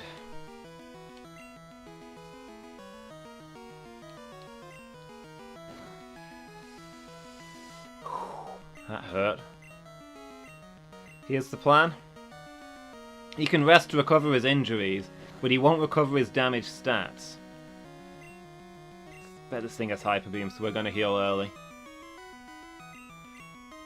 We lower his defense so that we can inflict damage through his faster than he can heal, ideally. His Body Slam won't do too much to us because we're... I was afraid of that one. But we're Rock type, so we resist his Body Slam. I'm just scared that if we get low enough, he's going to use a Hyper Beam, which will do a lot.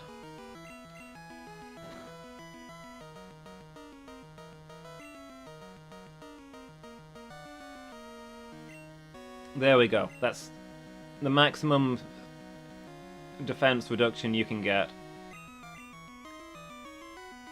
Have that full restore. I'll get rid of Paralyze as well, and then we can go on the offensive.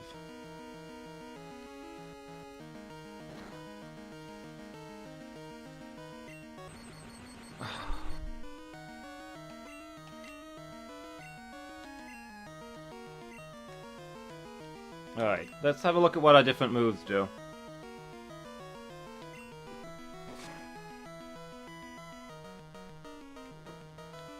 Look at how slow that goes down. Because he has so much health. I feel like we need to full restore again, though. That Paralyze. Body Slam is just such a powerful move.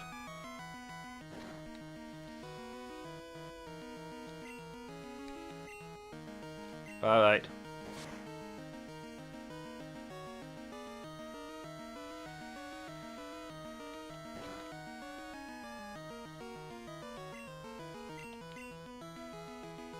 Oh, not the time to miss. Maybe I should have used one of the other X accuracies.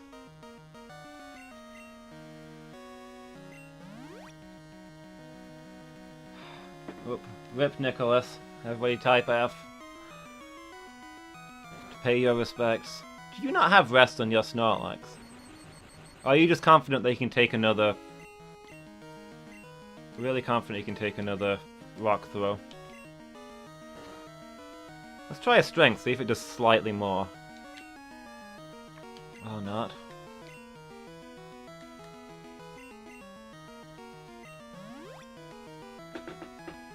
We're kind of stuck in the heal loop here. Snorlax was the one I was scared of. Okay, there's the rest. But we might better play this against him. Now that his defense is that much lowered, can we burn him down before he wakes up? Strength is doing more than Rock Throw. I think that's going to 3-hit.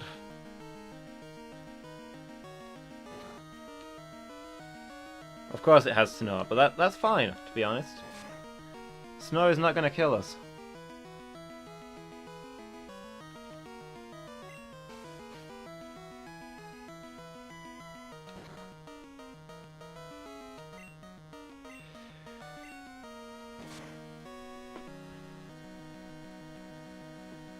And a wrong was righted.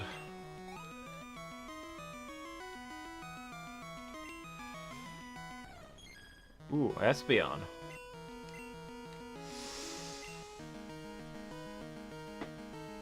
Espeon is a difficult play. Also a painful sight. Nicholas would have been good here, but I think we might have to go to Lady Bar.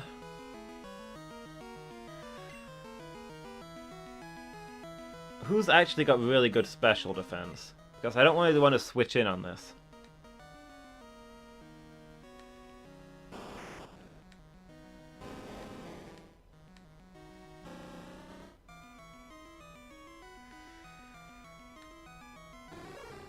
One, 3, 8.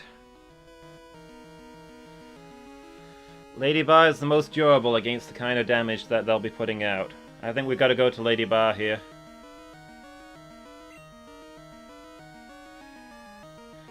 This is really spook for me because Espeon is a heavy hitter.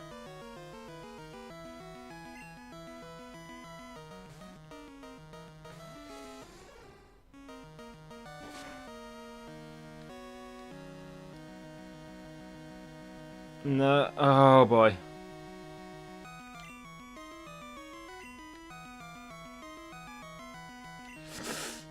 And that was not a crit.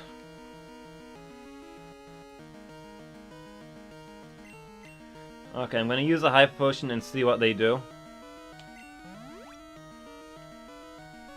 If we can land a Thunder Wave, that will mean a lot.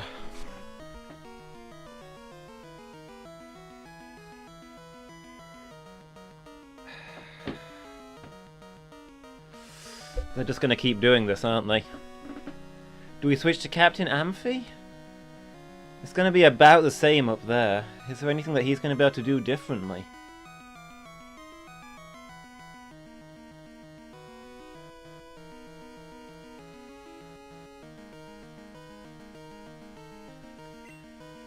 He's got Flash that can lower accuracy if we can get in a hit.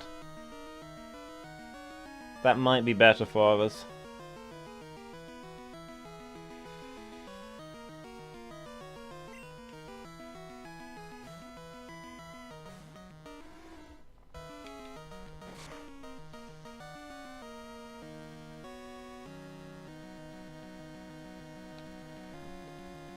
Ooh.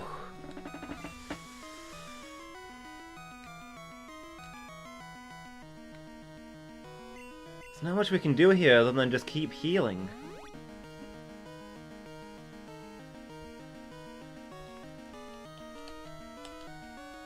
They only get 10 psychics, I think.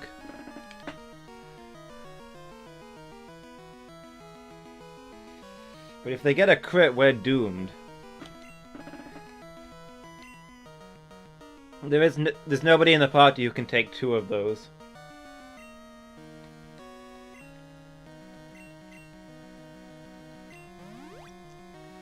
I was expecting the Snorlax to be the devastating threat. I didn't realize just how powerful this Espeon was going to be.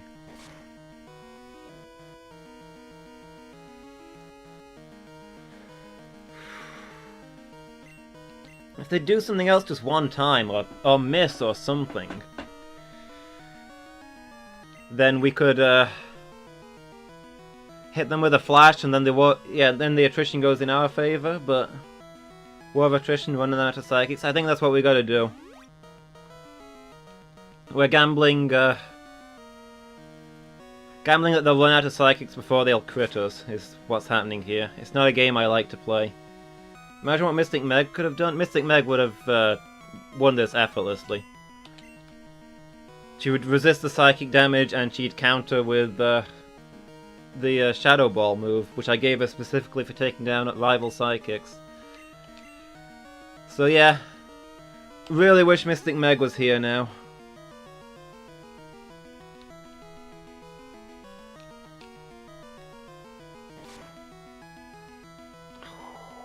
I don't like rolling these dice.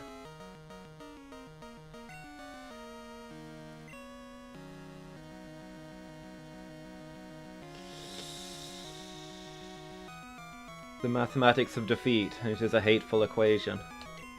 Our special defense just fell. It's only by 1 level, but if that happens again, it's gonna be painful as it is. So drunk right now. You taking a drink every time this happens?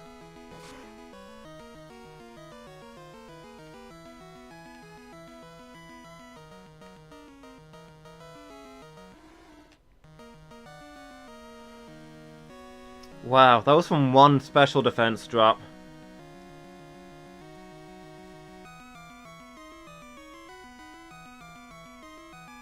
This is gonna be a difficult one. Captain Amphi gave that his all. Just stood up there and took that pounding. Burned out those psychics.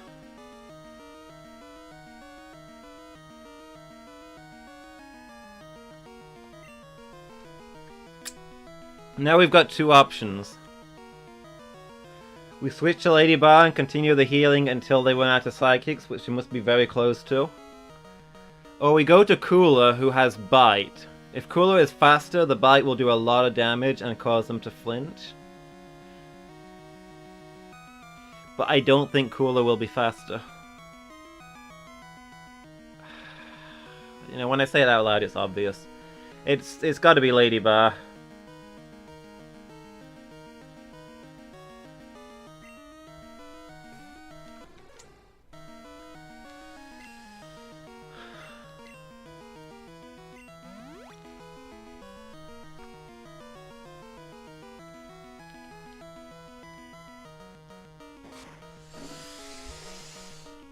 Has anybody been keeping count?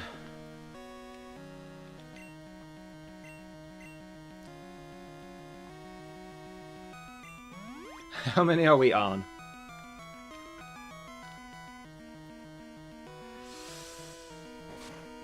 Come on, how many of those do you have?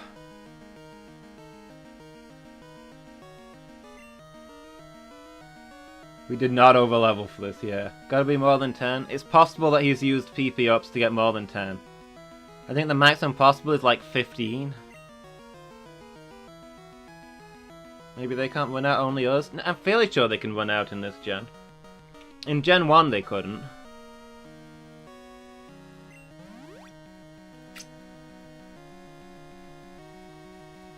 Come on, use a Swift, make my day.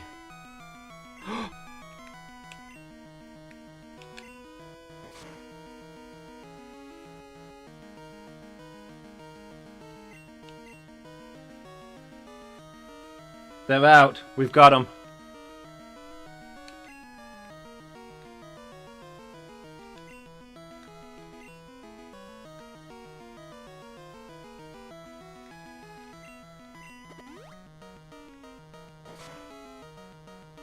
Also, I've just realized I didn't turn on the animations for this fight. We turned it off for the leveling, and now there's no special effects for this whole fight. Hope you're enjoying the dramatic finale. No graphics, just action.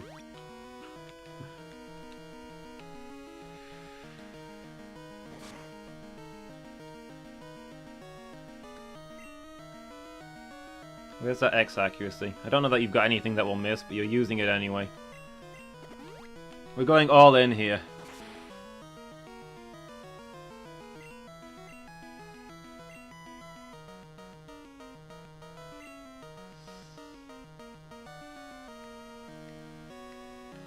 Alright, we're gonna heal up, and then we're gonna go on the offensive.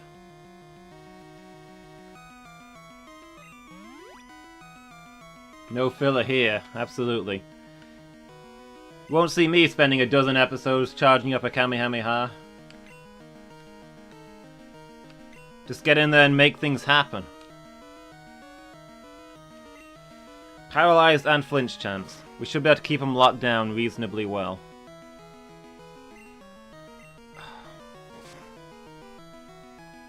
Pokemon Trainer Red used Ether. That would be terrifying. That would be horrible. Mud Slap. It's probably, in retrospect, a good thing that we used the accuracy up. X accuracy. Experiment. Fire does a lot more because they've raised the defense so much. Interesting.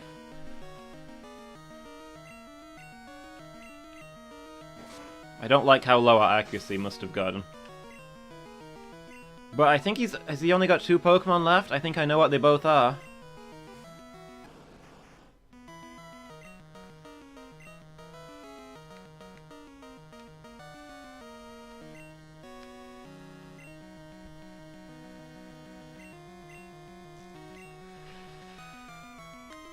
I'm gonna heal. I don't know what he's got to throw out, but it might be painful.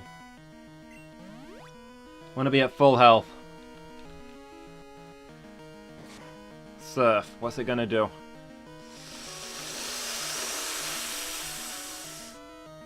Oh, and that wasn't a crit? I thought that was a crit when it kept going down.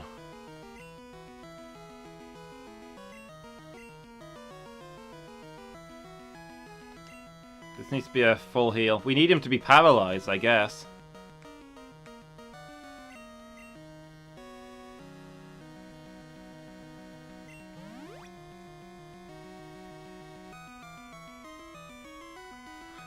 Monka S, yeah. That hurt. He's got a 1 in 4 chance of being paralyzed, and then we can Thunder Punch him.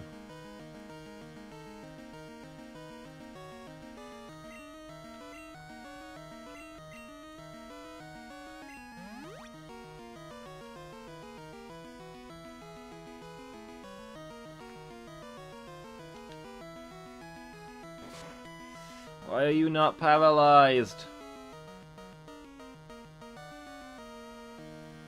Oh, I thought that was going to be a crit.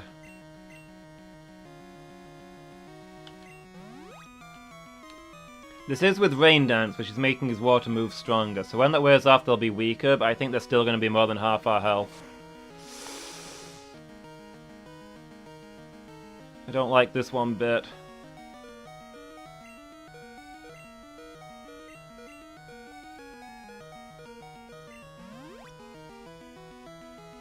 Just kept going. Yeah, that's the lowest we've gotten. I thought we were done for there. You're not the only one. Is he gonna use... Oh, dang it. I thought he was gonna use Rain Dance again.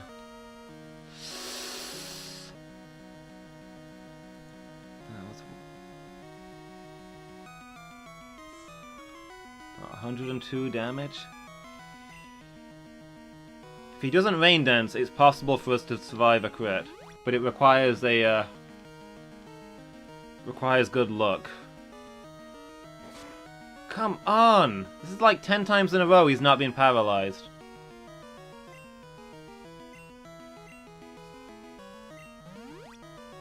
He'll play it safe, yeah. We can't afford to, There we go. Let's see what a Thunder Punch does. We've got a heightened crit chance. This should hurt him a lot. That wasn't even a crit. Wow, we did a lot of damage back there.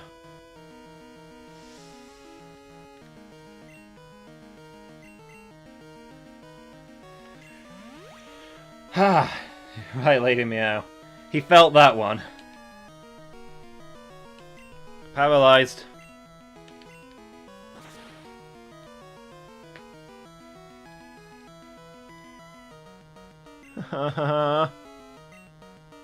Wait, he used Rain Dance, he didn't attack.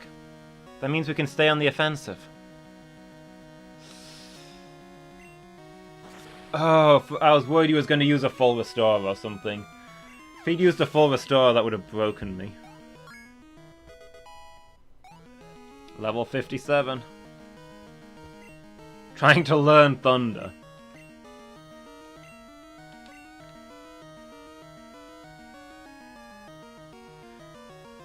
You guys just need to imagine the slow smile spreading across my face. Thunder's weakness is the low accuracy, right? But, correct me if I'm wrong. That Blastoise used Rain Dance, which means that Thunder never misses.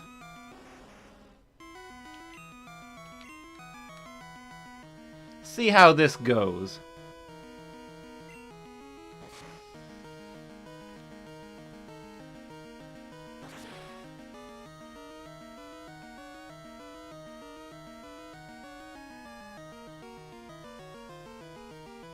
Satisfying. Very, very satisfying. Lady Ba pulling the full Dragon Ball Z and inventing a new move at the last second to strike down her opponent. Some wannabe dragon thinks it can step up to Lady Ba. She barely even felt that flamethrower.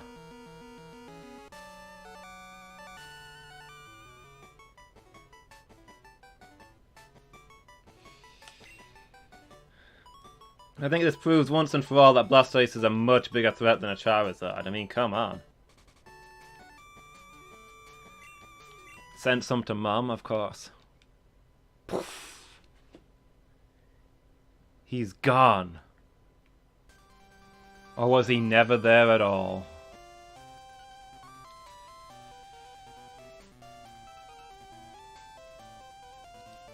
I guess we proved it. It was the greatest challenge of all. But we faced up to our own shadows and defeated it.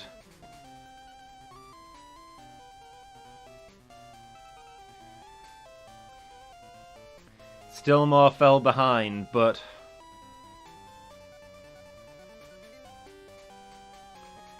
we continue to thrive and find new challenges.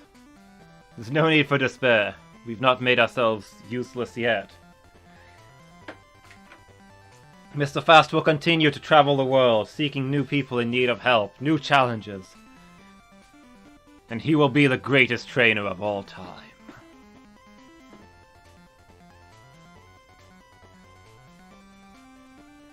Blastoise ruined it for Charizard. Betrayed by his teammate.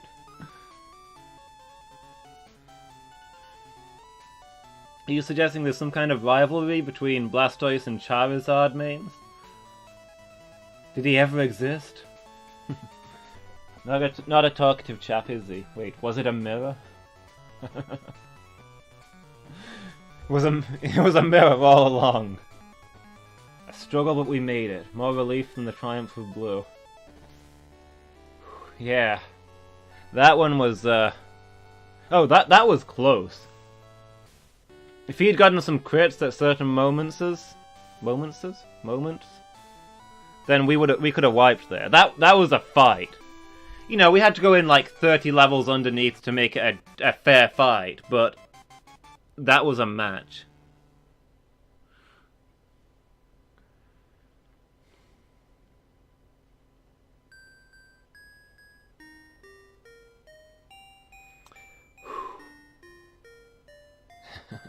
Don't know about you guys, but I enjoyed that.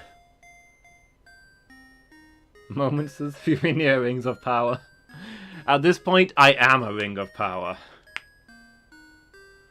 That fight took like 45 minutes. I wasn't expecting it to go that long. Once again, I'm a bad judge of time.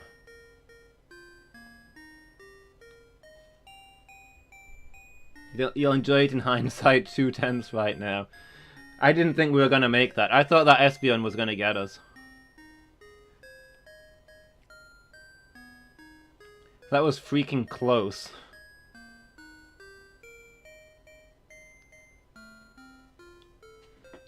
The Espeon, the dark horse threat.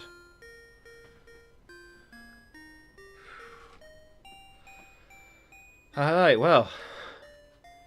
Let me slide out my keyboard. And there's one last thing to take care of.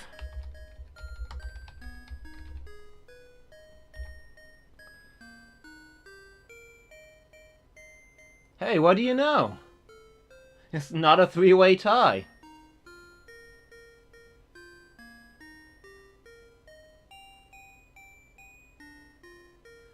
The last time for now, Typelocke. So yeah, I'm sure we'll do Pokemon Sapphire Typelocke. Probably soon. Because I know how much you guys love it. But it looks like we're taking a short break from Pokemon. I'm gonna mix it up a bit, and our next Tuesday evening game will be Sidemere's Pirates. That's gonna be a weird but fun one to play. I'm gonna be looking forward to that. That won't be starting next week. Next Tuesday I'll be on holiday. I'll be visiting Burzum. We will probably stream something at his place if we can. But it won't be our usual game. We'll probably just be playing something silly two-player. The times might be different. Noellen's just dropped the link for Discord kindly. Be sure to check out there and I'll keep you guys up to date what's happening. I am back on the 25th, which is the day before the next True Tuesday stream. Depending on whether I've managed to get things set up for Pirates or not, we'll see whether we play it that Tuesday or if we play something different. Again, I'll let you know on Discord, but yeah, that's going to be something to look forward to. That should be a fun play. So thank you everybody, thanks for sticking with me on this wild ride. I hope you've all enjoyed this. This is my favourite Pokemon game, and that was something. That was tense all the way through. I can't wait till the next Typelocke. We're going to take this all the way to the end. Thank you so much everybody who's watched and supported me. This has been going for a long time, and I've really appreciated everyone who's stuck with me. But yeah, that's going to be it from me for tonight. I will be back tomorrow. Tomorrow evening will be our casual night. Just playing some old retro games. See where it takes us. Good fun, enjoyed all the whole run. Thank you Lady Meow, thank you Noellen. Really appreciate your support. Whew. Guys, that was something. I'm not gonna sleep tonight. You wouldn't believe the adrenaline I've got going right now. But hey, I do have work tomorrow, so I gotta get myself ready for bed. Man, I'm out of breath even. Dizzy. That last battle was crazy.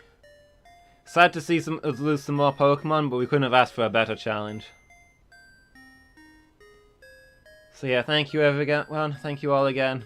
I hope to see you all for many more streams.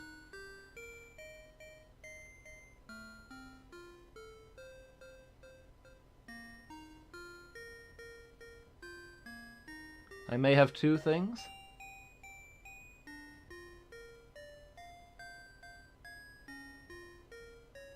What? Wait, what is the 2 things? I'm not sure I follow Noellen.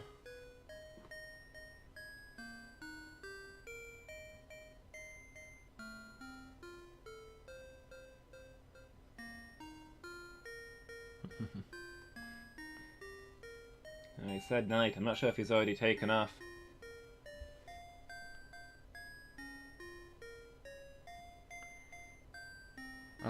Oh.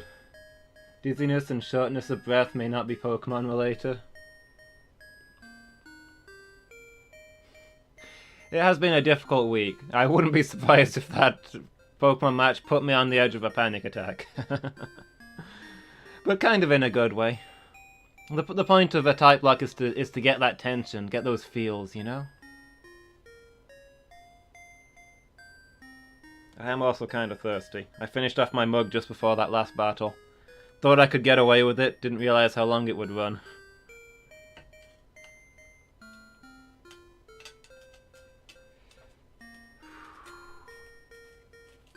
I probably just need to drink some water and calm down.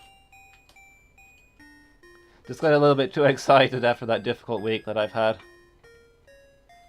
But hey, don't worry about me, I'll be fine.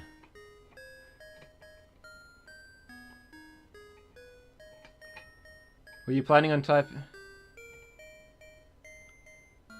Also a Family Guy Star Wars reference? Okay. Nightbot, we've already called the vote. Stop spamming people. Saying you may have 2 things as a Family Guy Star Wars reference. Okay, I don't remember that one very well, but fair enough. Yeah, I better get going. Whew. Man. And I'll try and remember to take the poll off of Nightbot. In fact, hang on. What's the command for poll?